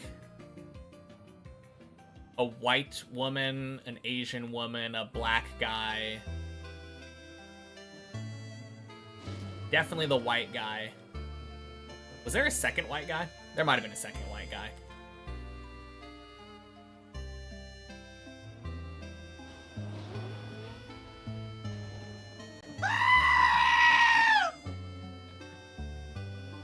Thank you. Happy Thursday. Don't remember the last thing you've seen with a bad sync. It doesn't really happen anymore. Actually, that's not something I can say definitively. I can't remember the last time I watched a dub. Oh, God.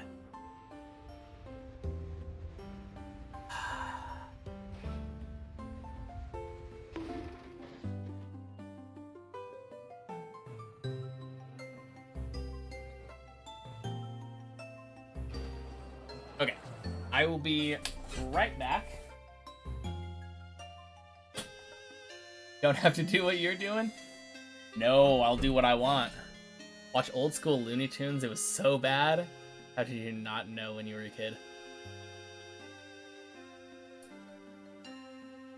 Yeah. I think I know what you're talking about, but...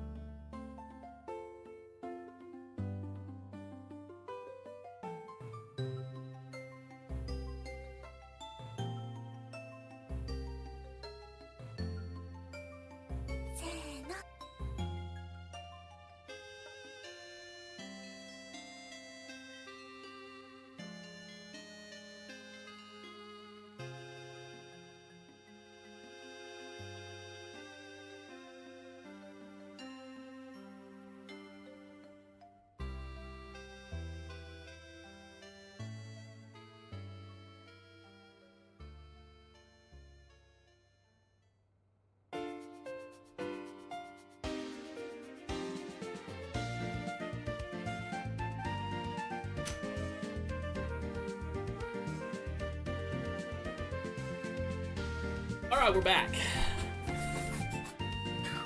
New PB today, you can feel it? I hope so.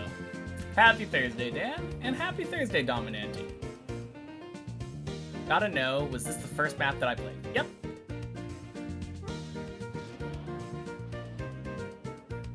It was actually about 2,600 hours.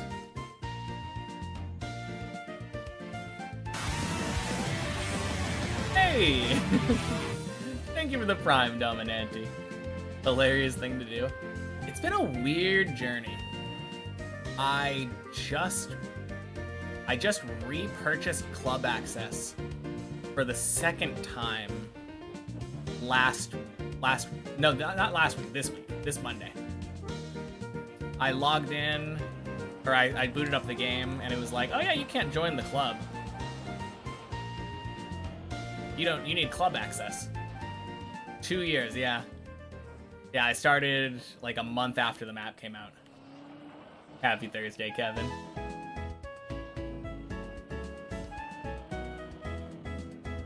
But yeah, I've also... The reason I say 2,600 hours, though, is I've played for about 700 hours on checkpoint versions of Deep Dip 2, and on the replay editor for Deep Dip 2.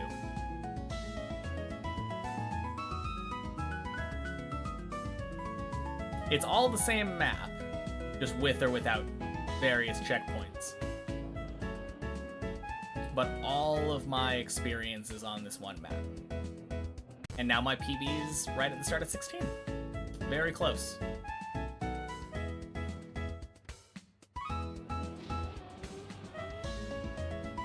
Saw the bots say where the map is. Any difference between the one public 4 and the one in Deep Dip campaign? The one in Deep Dip campaign that I'm doing right now is not a server. It's not live. And I only did that because when I went to open it up, it said that there was, said that the map, it was opening up weekly shorts instead.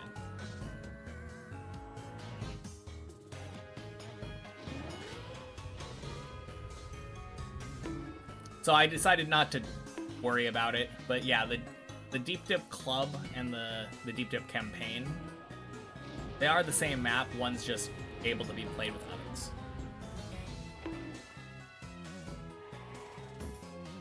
When I'm done playing Deep Dip 1, when I'm done, I'm playing Deep Dip 1 and the other dip map.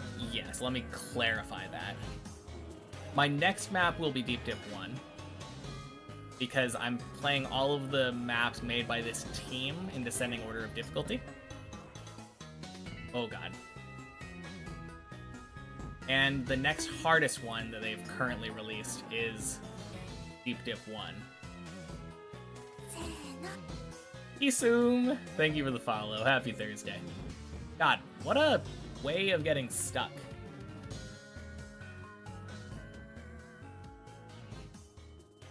So I thought about hunting a 20-second map just for... Not until after I finish. For sure not. No. When you heard about it for the first time, you knew this was the coolest thing you'd heard about in 2026. Oh yeah. It's a very fun project. I like it a lot. Ton of CS surf.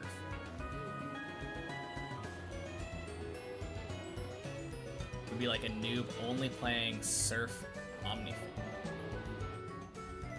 I don't know what that is, but yeah, I believe you.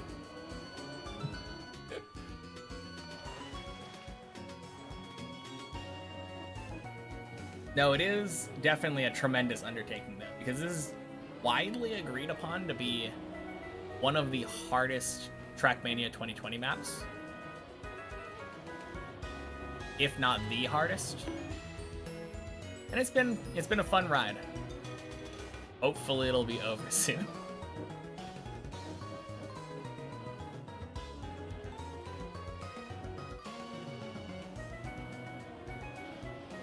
Good luck, love the effort. Thank you. Appreciate it.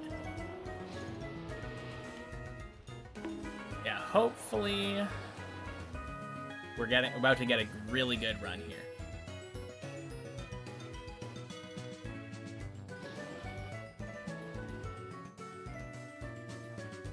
Hasn't been the greatest for run quality today, but I've been enjoying the stream. Fun conversation. I think the best comparison to me is Krillin trying to work with Goku and training with Master Roshi and getting there. I mean, he is the strongest Earthling.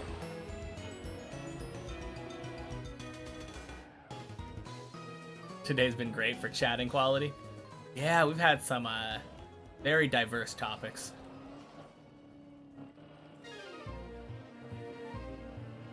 I feel like we had a decently productive... Well, maybe not productive. I don't know how productive you can be with a conversation like that.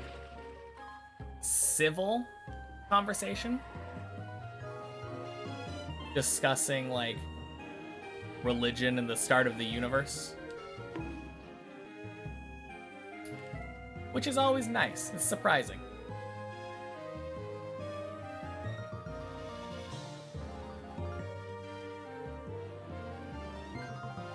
A lot of people and viewpoints that were pleasant. Yeah, exactly.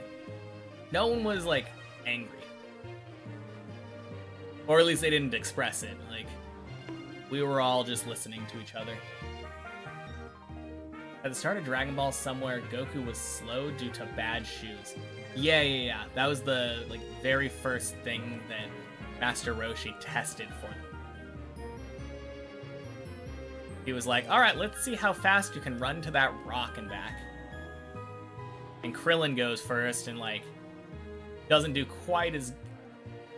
Actually, yeah, Krillin went first, right? I think it was Krillin, then Goku, then Master Roshi, then Goku again.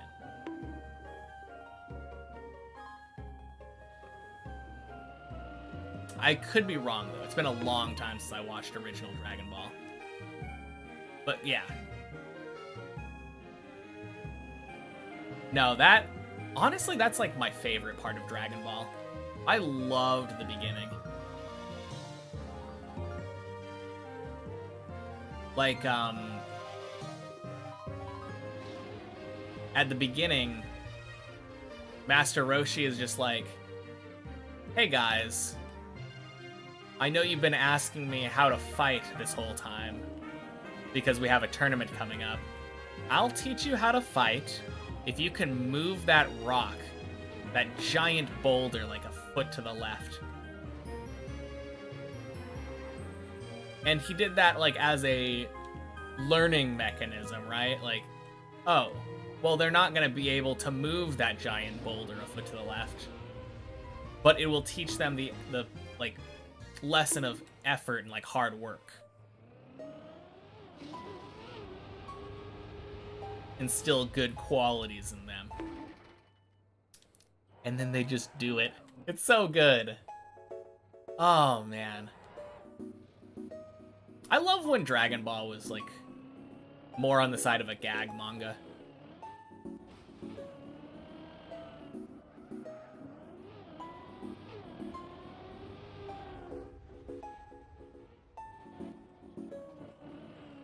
Closer to champion mastery.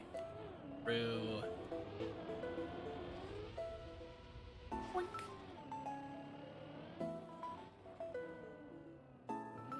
Alright, now I need to get there. So that the next time that you fall down to 8, I can be like, oh yeah, thanks for joining me.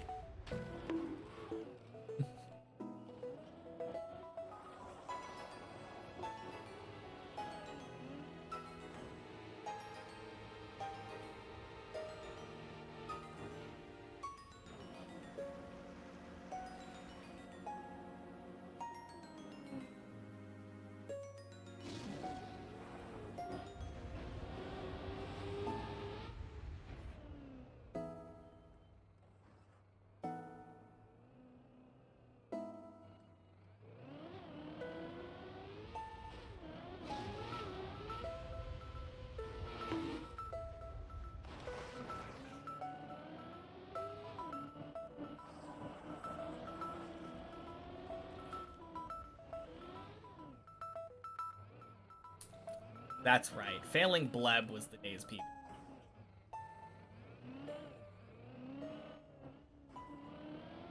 There goes the discount tires again. Yeah. Classic.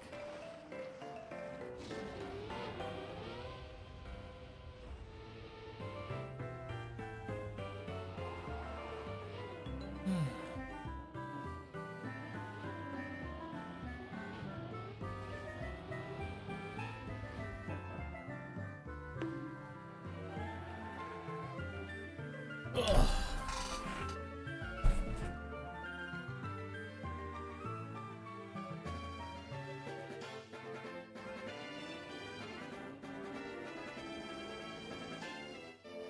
Of course, of course.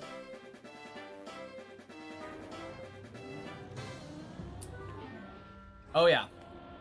Funny story. Anyone here familiar with Pop Mart? It's like essentially a child gambling ring, if we're putting it nicely.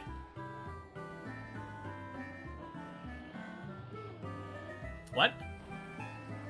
Basically, it's a store that sells figurines. But every time that you go to buy a figurine, you are buying from a set of figurines.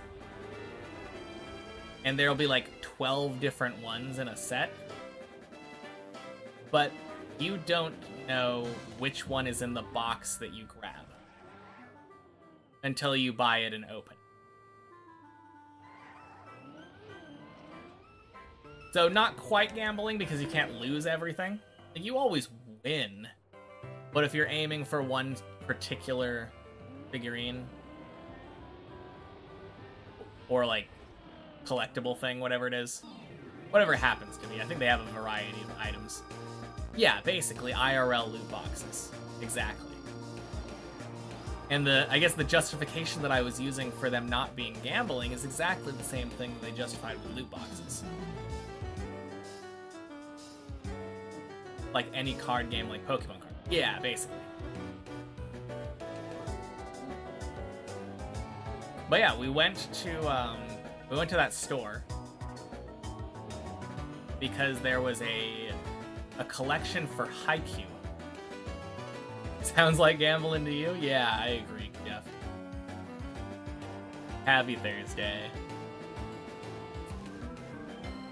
But yeah, there's a Haikyuu set that just came out.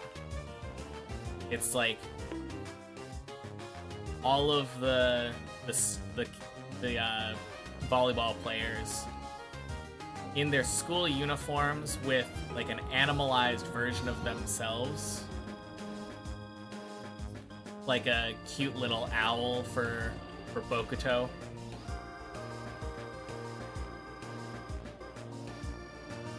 Very, very cute little figurines. There are 12 of them in total.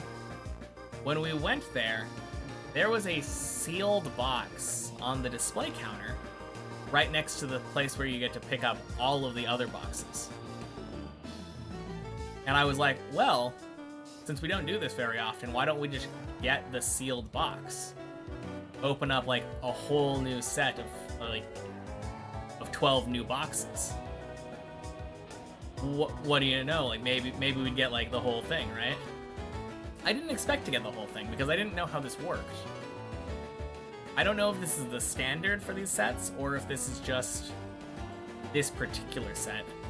But we did open it, and that singular box had all 12 of them.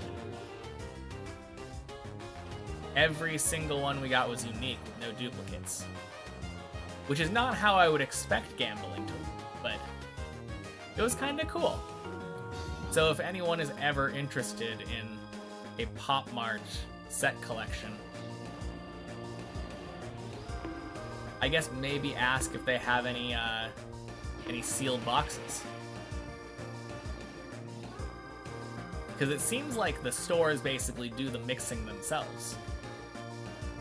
I saw somebody else buy like 4 of the individual boxes on our way out of the store.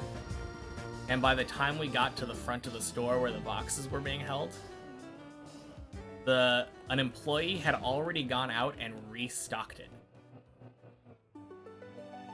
It was crazy. They were so fast.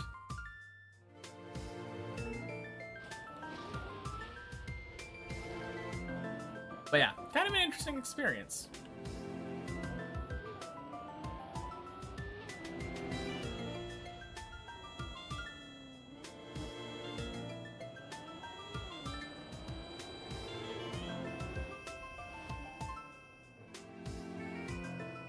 Already back on 11. Nice. Hey, it's Iris. Happy Thursday. Blech.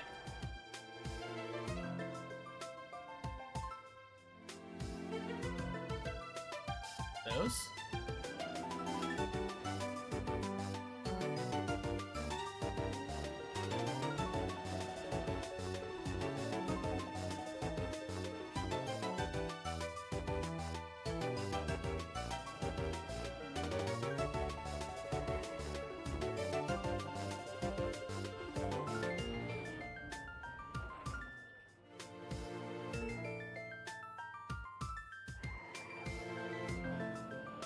Let's go for 2,000 hours. We are so close. Yeah, just like 65 more to go.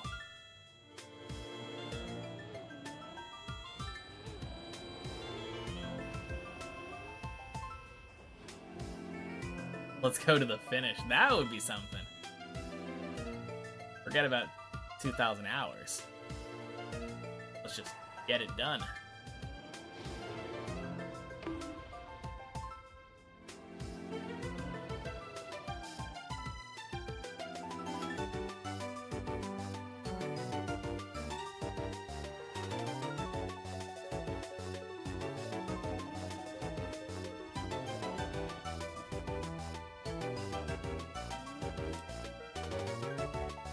And that would be crazy. Just finish it right now. What's today's PB? Not great. I think the best that we've done today was... I failed Bleb.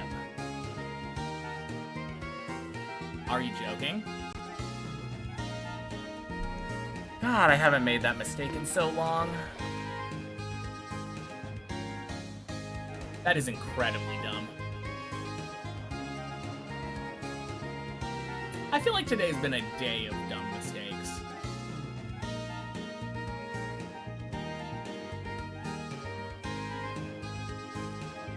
Oh well.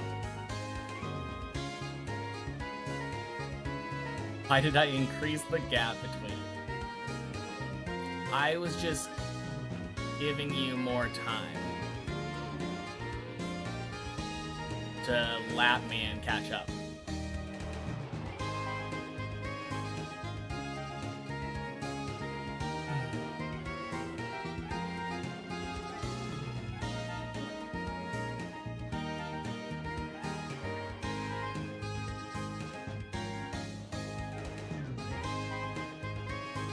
Oh god! So you're actually behind me. In a manner of speaking.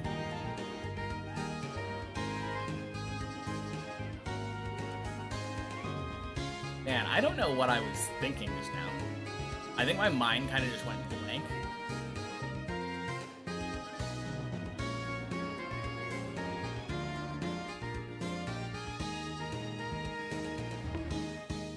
Time to one-shot to the finish again, I believe. Freaking Tony.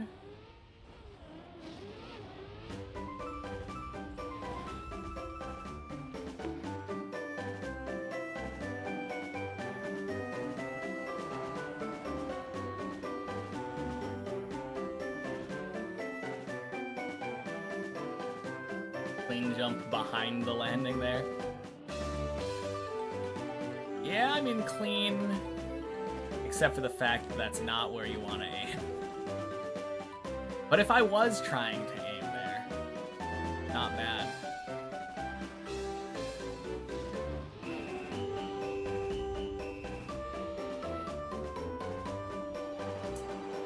I feel like that could be said about just about any jump, though. When I failed the recovery up on floor 6. Oh, nice! Clean landing to behind the ramp that you were trying to do. I did it clean, just not to the place that I should have been cleaning, yeah. Get my janitorial license revoked.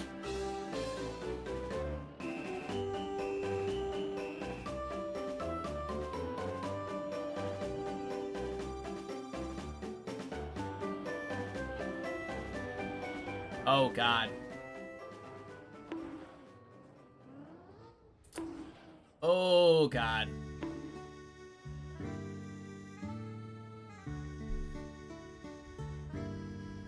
Ah.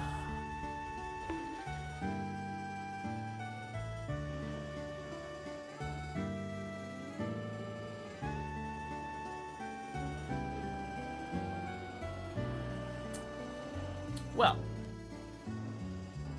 Thought the last PB on 16 was crazy? Yeah, it was crazy. I'm very happy to be on 16 now. But I will say the result of that first 16 is basically exactly what I expected.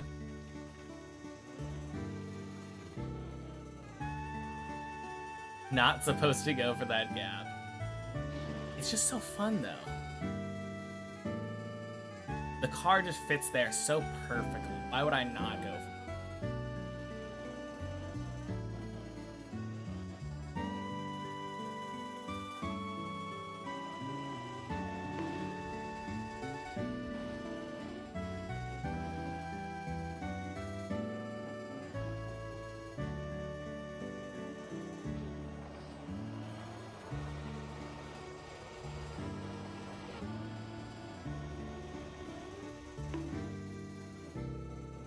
Insert car to continue climbing on your next run. I mean, that implies that going down that gap ends your run. I've had 2 very successful run continuations.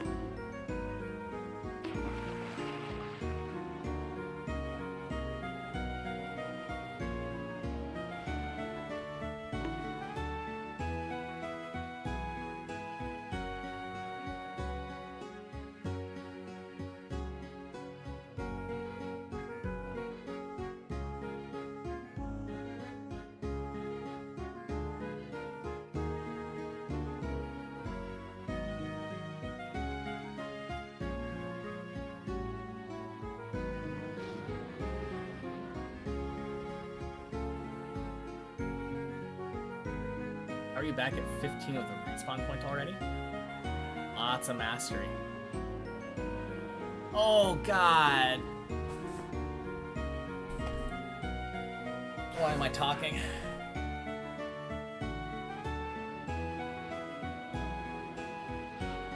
Oh, man. That was so bad.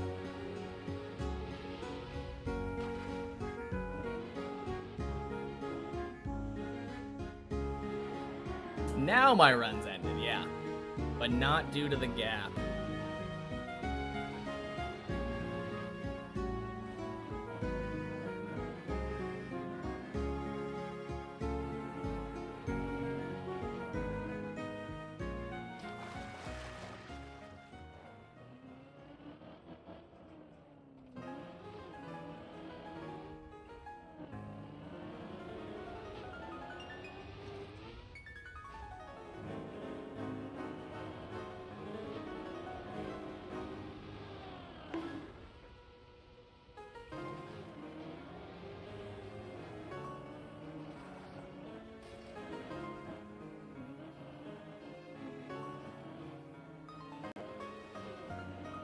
Any good runs?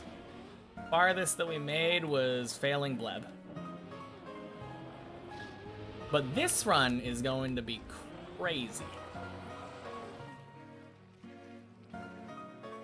Just like Huber's run, this run's gonna go straight up to 16.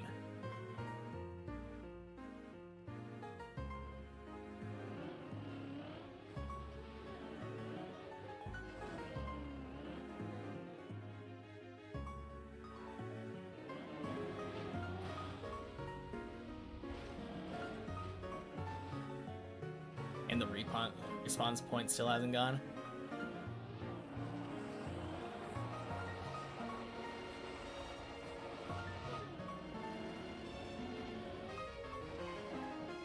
Well, cross my fingers for you.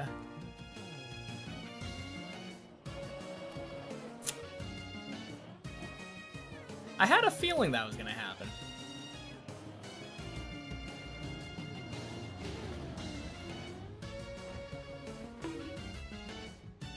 Well, let's hope it's not like every other instance of this happening.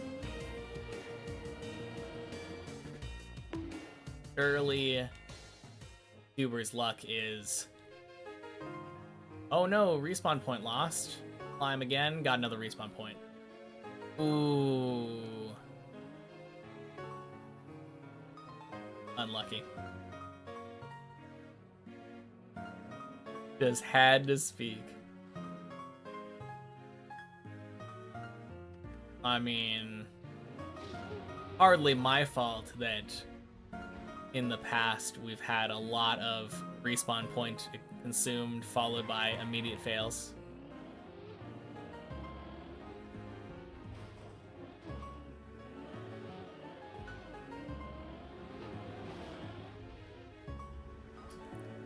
Anyway, back up to 16 you go.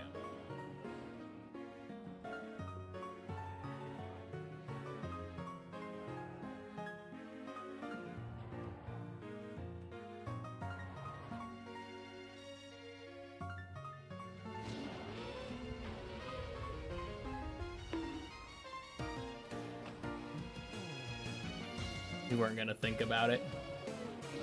Were you not thinking about it already?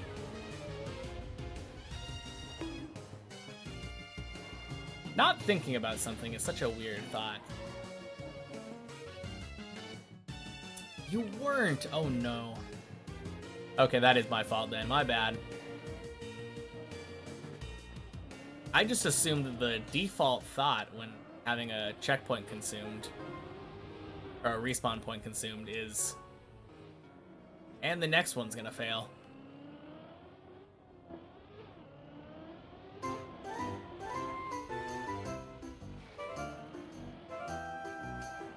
It's just the way things work.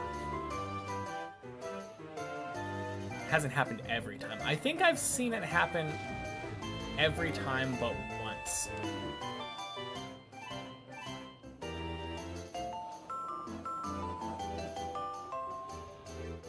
Which isn't necessarily a controversial statement because it just means that I might not have seen it when it didn't happen before. After all, I am climbing.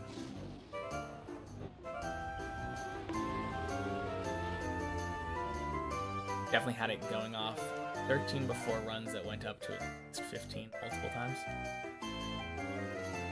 Okay. I think normally when I'm watching and like paying like strictly close attention, it's usually when it gets consumed on 15 or 16.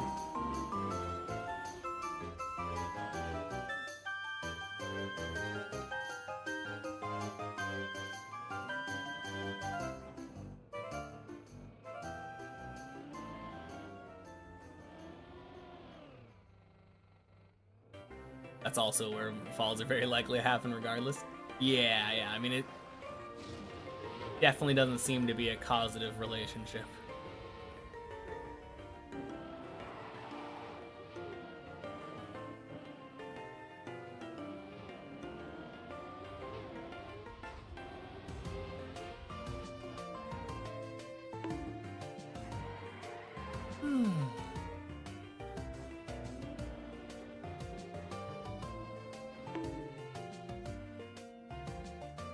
That finish was your 4th time on 17. Yeah. That is kind of crazy, actually. Like, 17 only takes, what, 2 or 3 climbs?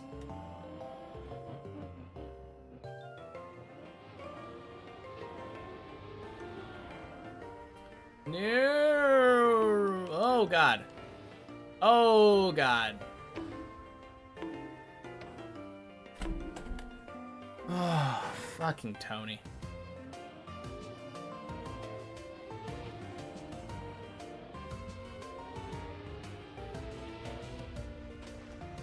Man, that's 3 in a row now that I've made, like, basically the same mistake.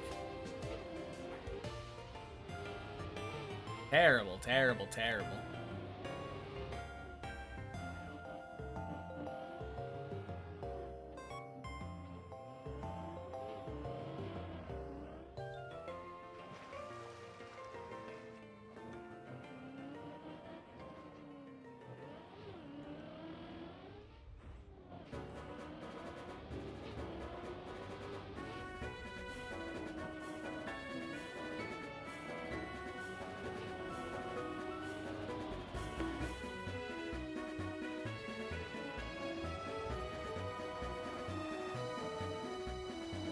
You run out. Please insert another car into the Tony slot. Oh. To be fair, that one didn't actually go in the Tony slot. I tried my hardest to get it in the Tony slot, but this one actually bounced out. And then failed worse. Yet again asserting the same thing that I have said the entire time. The closer you are to success, the worse your failure.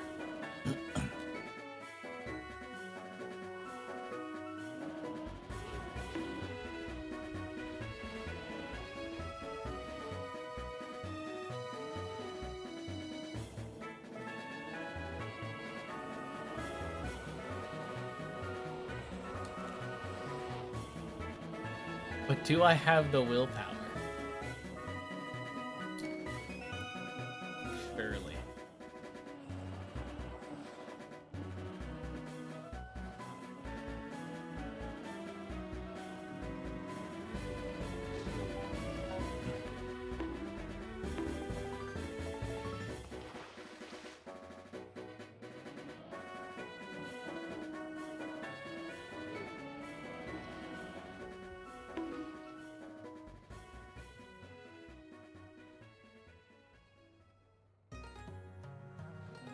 Huh. Hey, Freckle. Happy Thursday. Kinda weird that the leaderboard seems to take into account order rather than current height.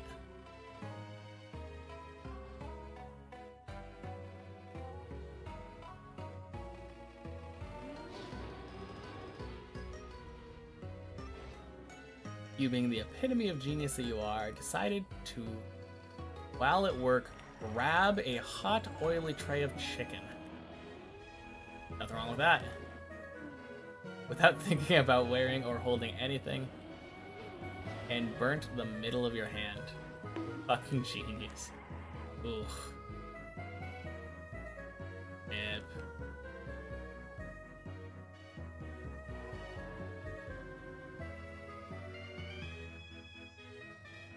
Well, hopefully you're... What is the thing that they recommend?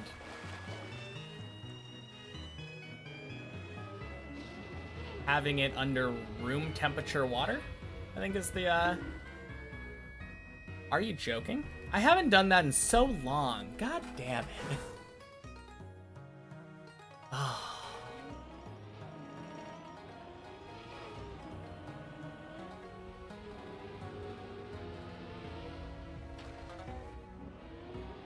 Little blistered, but doesn't hurt, so not too bad. That's good.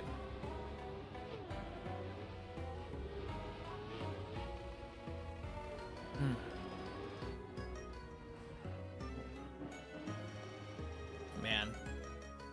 Whenever I think about first aid, my very first thought always goes back to Boy Scouts growing up. And I remember at the time I knew all of the like standard first aid procedures, but whenever we would get quizzed on it, all of that went out the window, and my answer to every single question was tourniquet.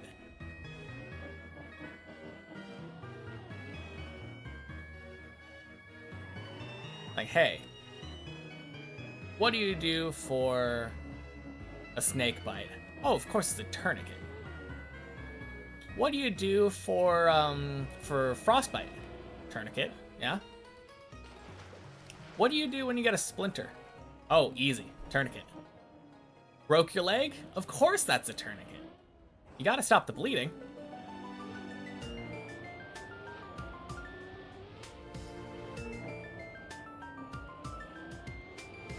All right, for anyone who might be watching, who, chest compressions? Oh, someone's giving you chest compressions? You gotta put on a tourniquet.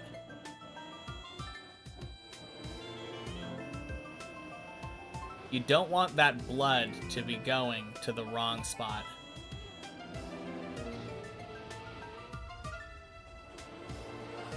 Tourniquet for carotid artery bleed? Yeah, of course. Tourniquet.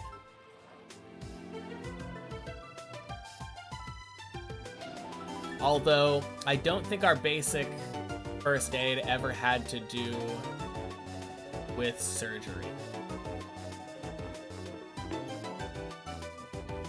Farsighted, tourniquet. Headache, tourniquet. Yep.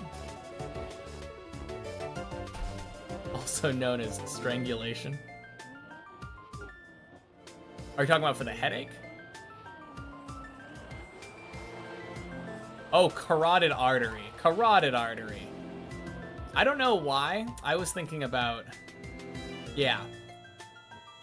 I was thinking about like a muscular, or like a heart valve. But no, carotid artery is right there. Yes.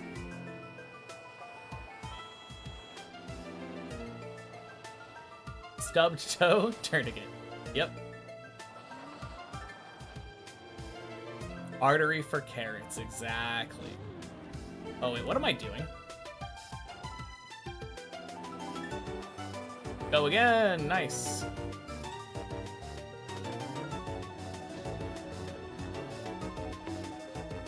Excuse me?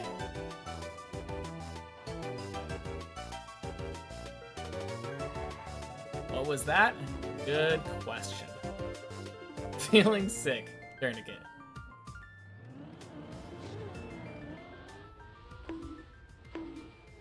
Yep, tourniquet is a great cure for food poisoning.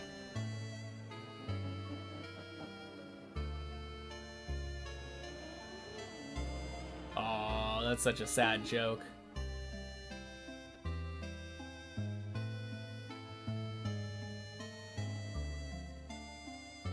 Joke of the day, tourniquet.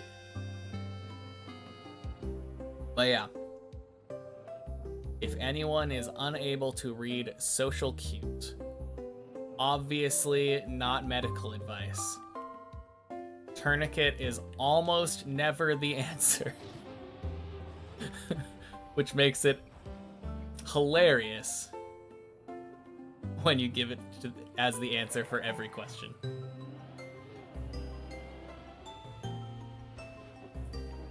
Also, I'm not a doctor.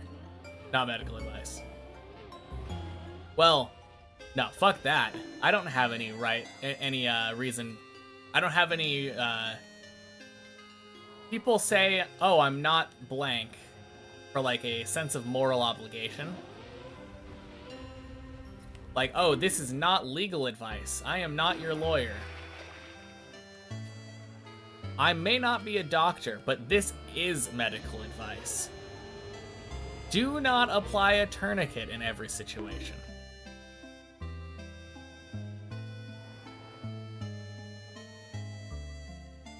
Like, literally the only reason for tourniquets is severe, like hitting arteries and stuff like that. Like, if you are literally going to die from blood loss within minutes, that's the tourniquet. Tired of your boss, tourniquet. Oh yeah.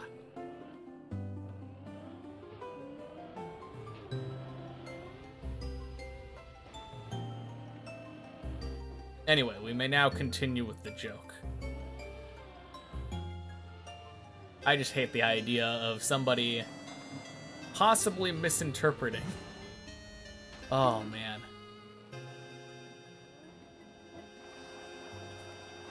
Could be more reasons for a tourniquet. Example? Leaky pipe. I meant on a human.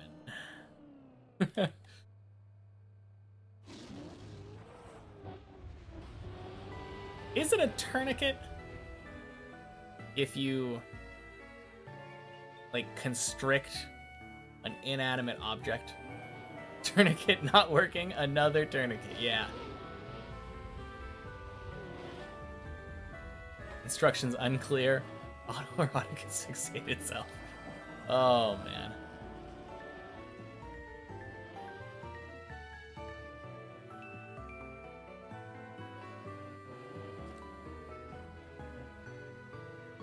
I mean,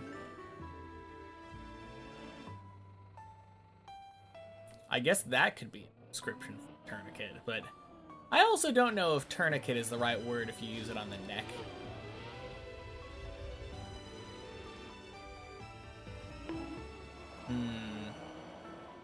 Is there a different word if you apply it elsewhere? Did you use a tourniquet? Clearly.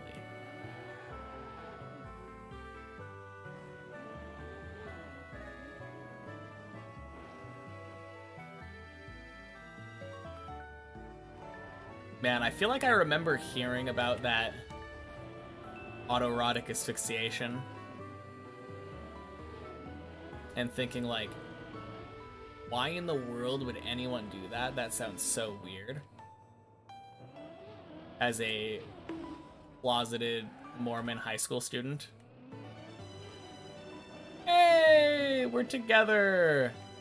Thank you for joining me. I could see it. Tourniquet is specifically meant for limbs, since it also cuts off nerves. I did, Tony! Yippee! So true.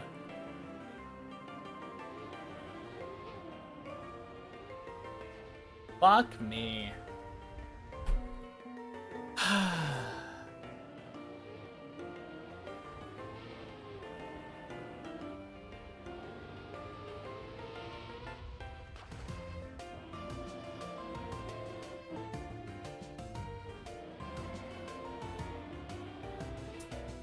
Alright. We go again. That was anticlimactic. Yeah.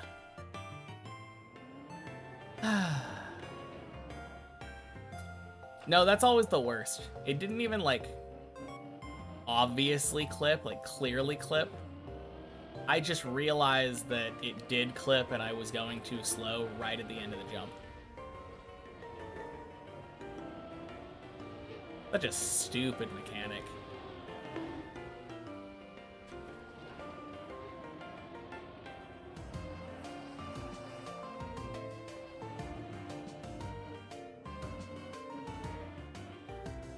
Gotta sleep. Alright. Have a good one, Ilva. I will talk to you later. See you next time. Happy climbing. Unless there is no next time. Maybe this is the final jump. The final run.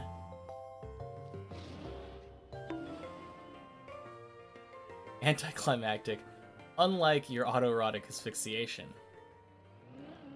Very climactic, yes. Tony Trauma? Tourniquet.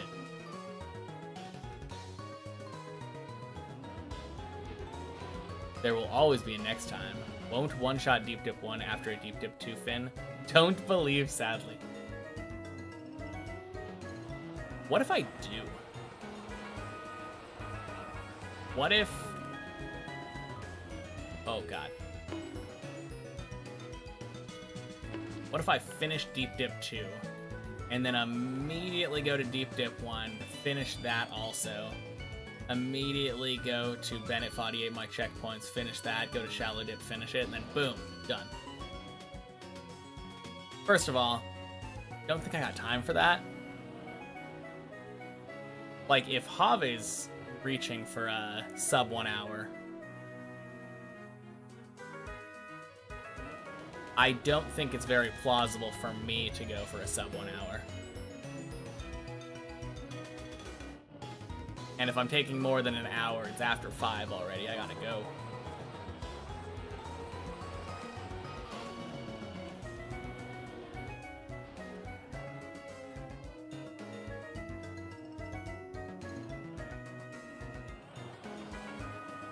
I mean, that would be not great.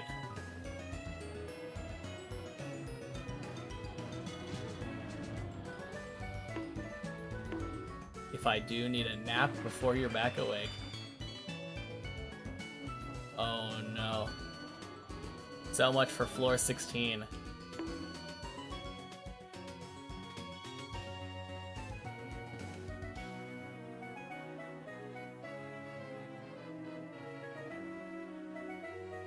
Yeah, I think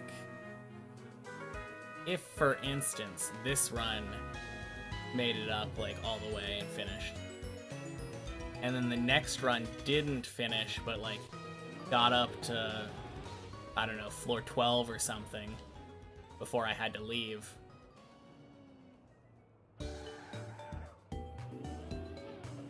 I would leave it for later in the night, come back and do it. Although I think if I finished Deep Dip 1 today,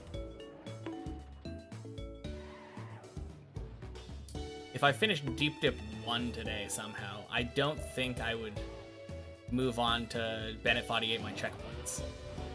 Not today anyway. Because I wouldn't have time.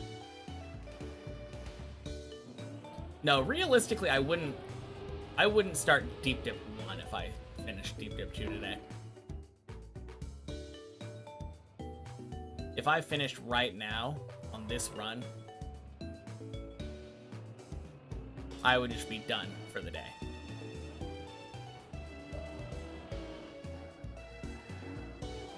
I think Il was safe.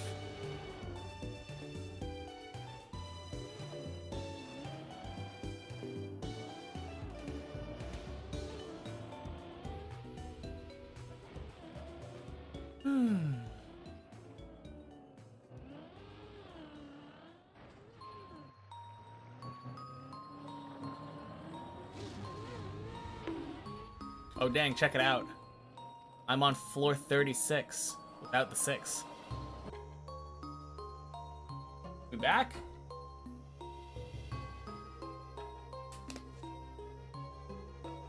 I think it was Twitch. It did the same thing that it did last time where it just suddenly cut out without saying that I'd actually dropped any frames.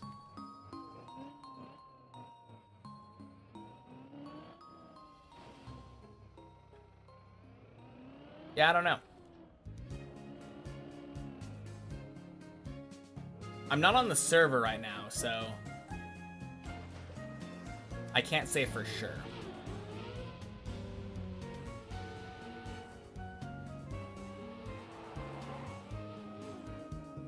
But yeah, I don't think it was like my internet. Cross my fingers.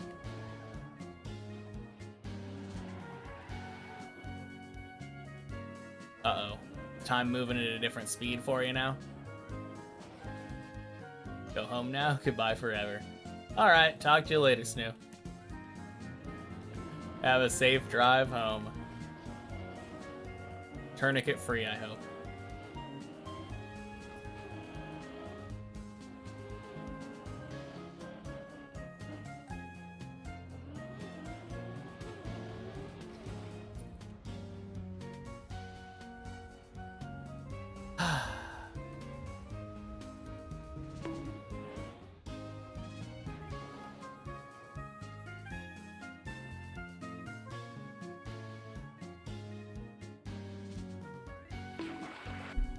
How much time left for today's stream? Probably about like half an hour or so.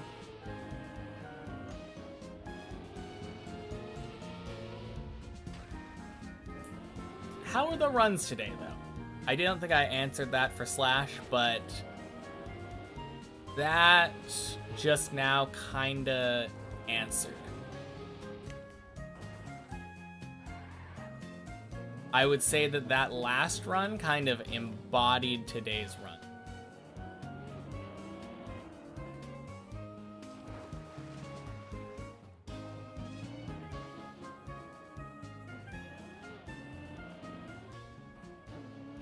But yeah, not great in terms of runs. My best run today made it to Bleb. Today's a frick Tony day. No, just like the last hour. Majority of the day hasn't been too bad for Tony. If anything, it's a frick floor 8 day today.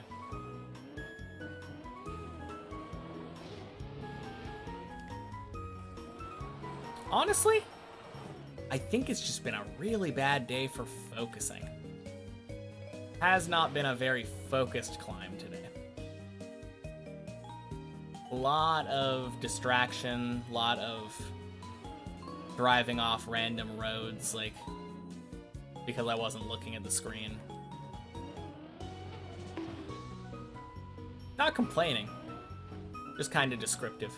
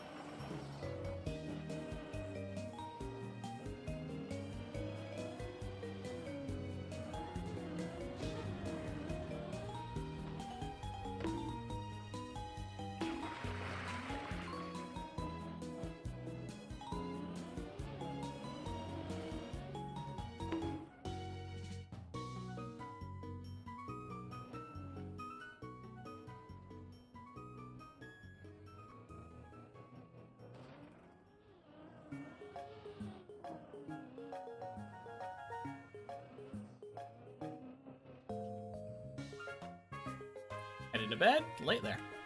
Fair enough. Have a good night, Cuber. It's a shame that you're missing the finish run, but I understand.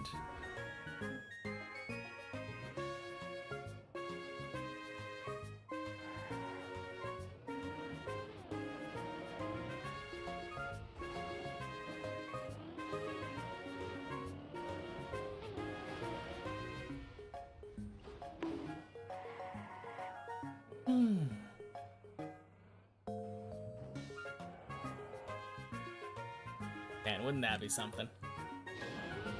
Cuber heads to bed.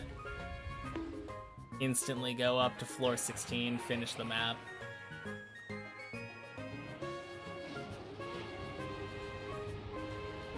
Tomorrow we actually start up on Deep Dip 1.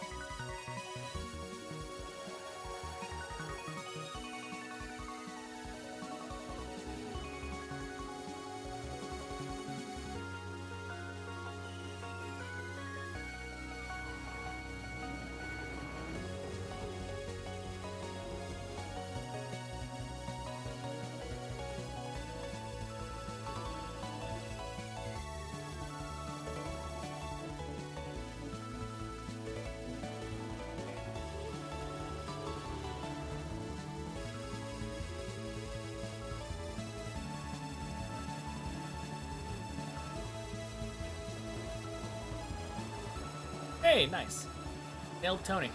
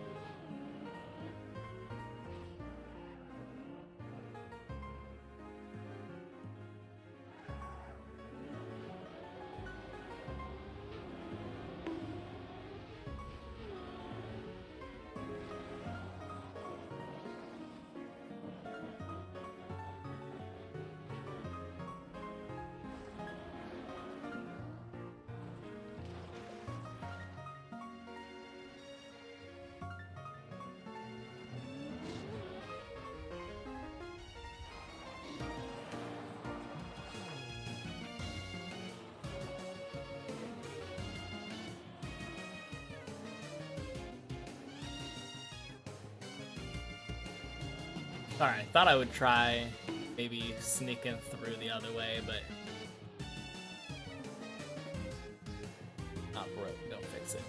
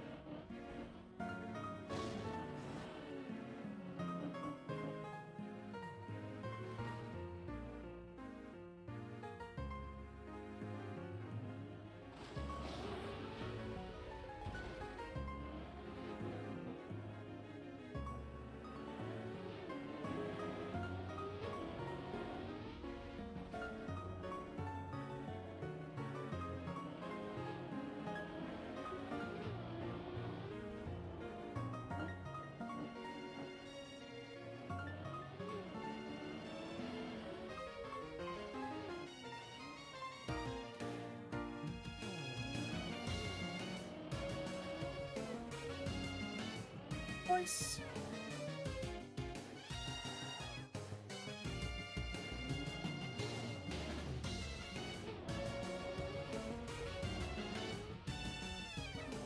Beautiful hole.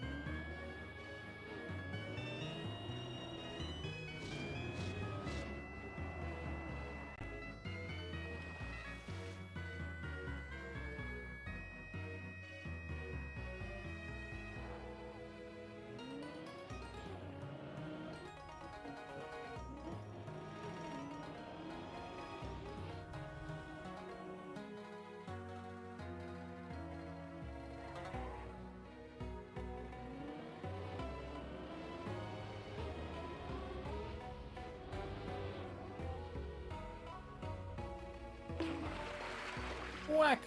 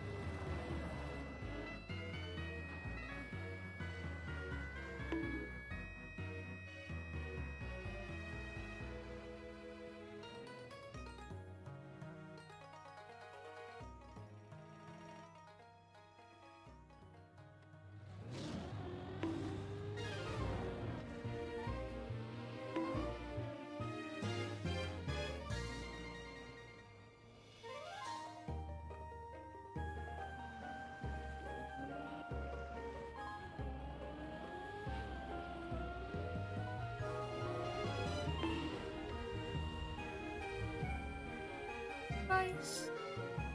Good loop.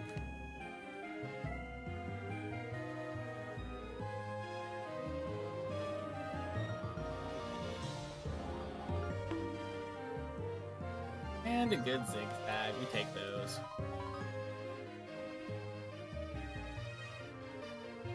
Hey, Tune. Happy Thursday.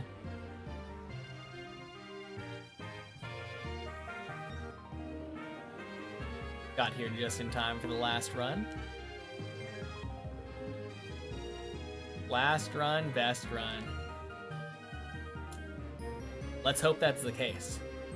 Speaking a little soon here, but at the very least,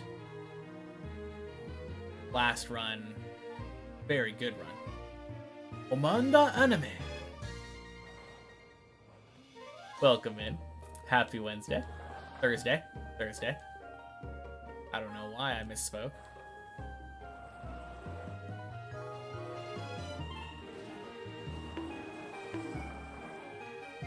New PB since you last came here. Nice. That's sick. Yeah, it feels good being on 16.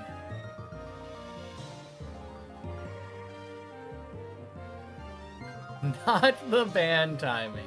Are you referring to talking about how good the run is and then having me fail the next few jumps and being like, ah, the jinx! The jinx, I say! Just checking in on the progress. Good work. Thank you. Yeah, it feels good. We're nearing the end. No, I'm trying to do better about that anyway.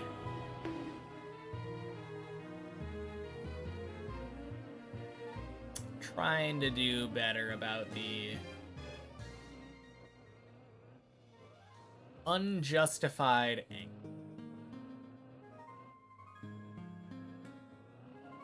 It's a weird thing though, because even though I get upset because I see an intentionality behind it, especially when people do it knowing my nature. Hey, Poochas. Happy Thursday. Runs are doing good. Well, they're all right. Haven't made it to 9 yet, but we're getting there.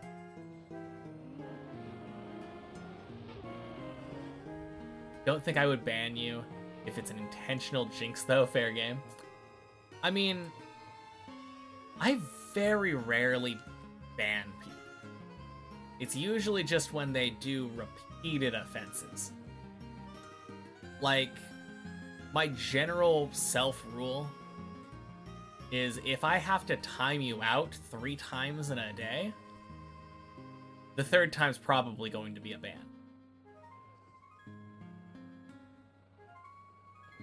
But, like, I don't like resorting to straight up banning.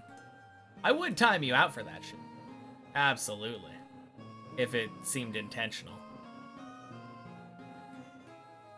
And then I would just hope that like 15 minutes later or 10 minutes later or whatever, you would come back and say, my bad. Didn't mean to jinx, I'm sorry. And then we would make up and be happy and move on with our lives. Isn't always how it happens, unfortunately.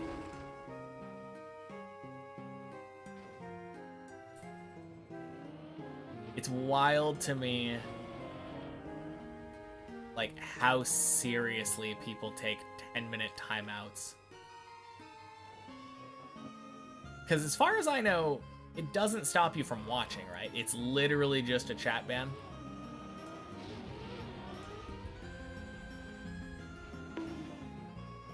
Good thing you don't have your chats. Everyone's always preying on your downfall.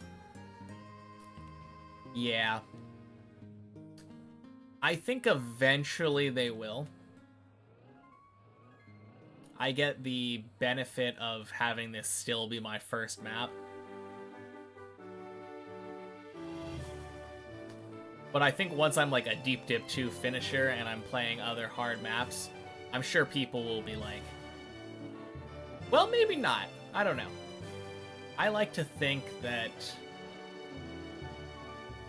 my, like, behavior kind of superimposes itself on the chat's behavior.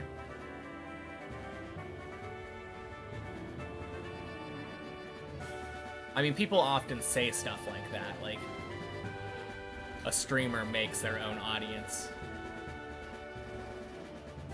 I'm optimistic about it. So I would hope that even after I'm not as blatantly inexperienced, that people would still be hopefully not cheering for my downfall. Don't let that kind of thing in. Not usually, no. I'm trying to be better, though, because I think there was a point in time where I would just time someone out. But honestly, I think calling somebody out for that kind of behavior is usually just gonna be enough. Being like, hey, you know that wasn't like a nice thing to say, right? And then they're like, oh, good, self-reflection.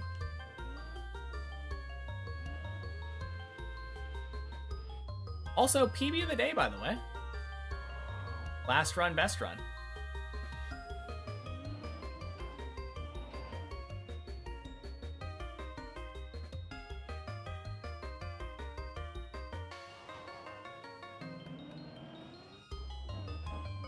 Anyone with a civil brain would reflect over that and apologize. That is a true statement based on a hyper-optimistic assumption. Well, I guess the implication is that there was a presupposing statement saying, like, most people will have a civil brain.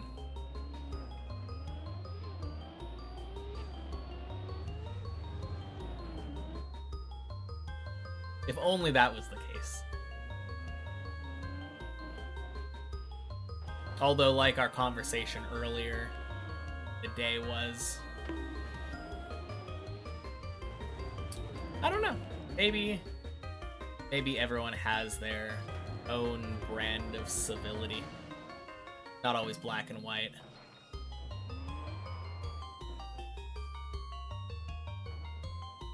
I definitely think there are situations where one person says something where another person's like, that didn't seem very civil. That was quite rude.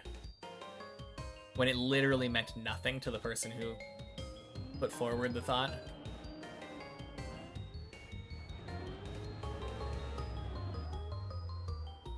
I mean, that's 99% of, like, the jinxes that I talk about.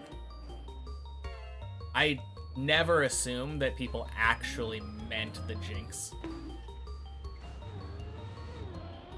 Mostly the timeouts that I administer are just cathartic. They are strictly for me. When I time someone out because I read a message and I was like, oh man, that message feels like it caused me to fall. Just kind of like a selfish little gratifying button click that makes me feel a little bit good. Bad thing about text messages, no tone or demeanor. Yeah. Yeah, unfortunately, like, I feel like the whole... There's this thing, like, in texting with, like, /S or something, right? Like, oh yeah, this is sarcastic. /J, this is a joke. I don't think that really caught on that much. You've been banned off a misunderstanding before? Yeah, that is unlucky. Especially since most people make that as like a snap decision too. I guess that's what appeal requests are for though. Requests.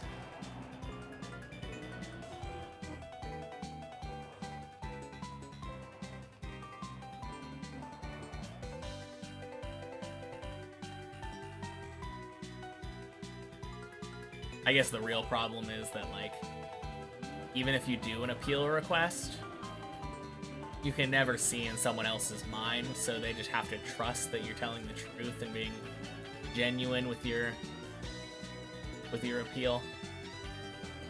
You're like, hey, I didn't actually mean what you banned me for. I'm sorry.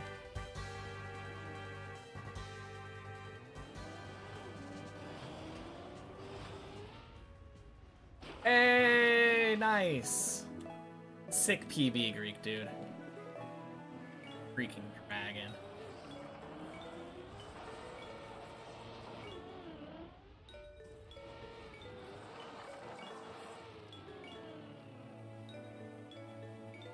And getting there, though. That's crazy.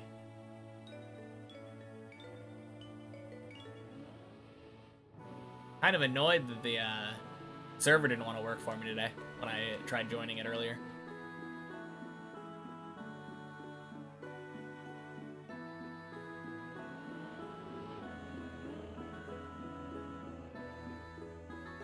Server's been on the fritz.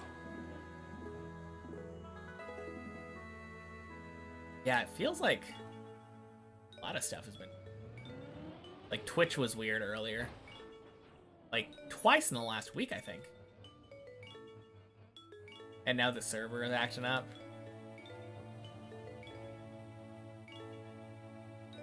CT2.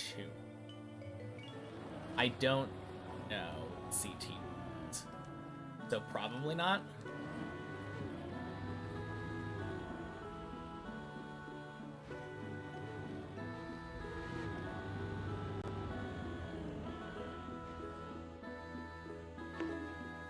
Oh, Chrono Tower 2. Yes.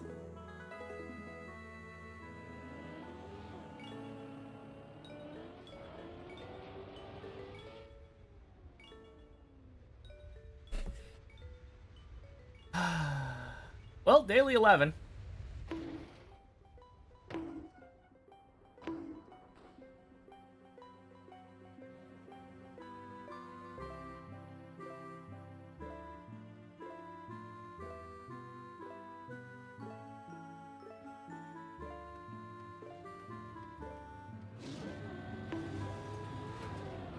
Not the worst save, right?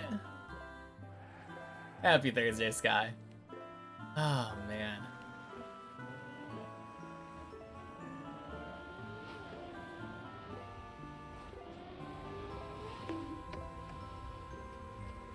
Yeah, it definitely could have been worse.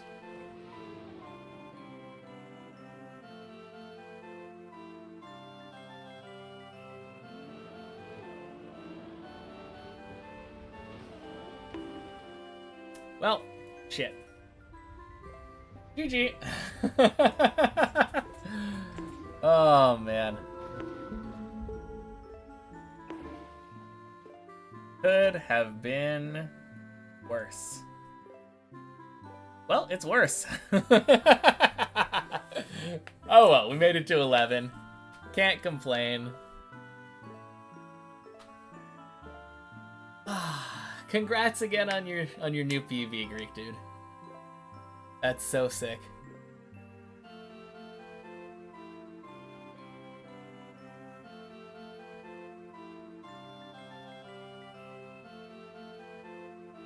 Hey.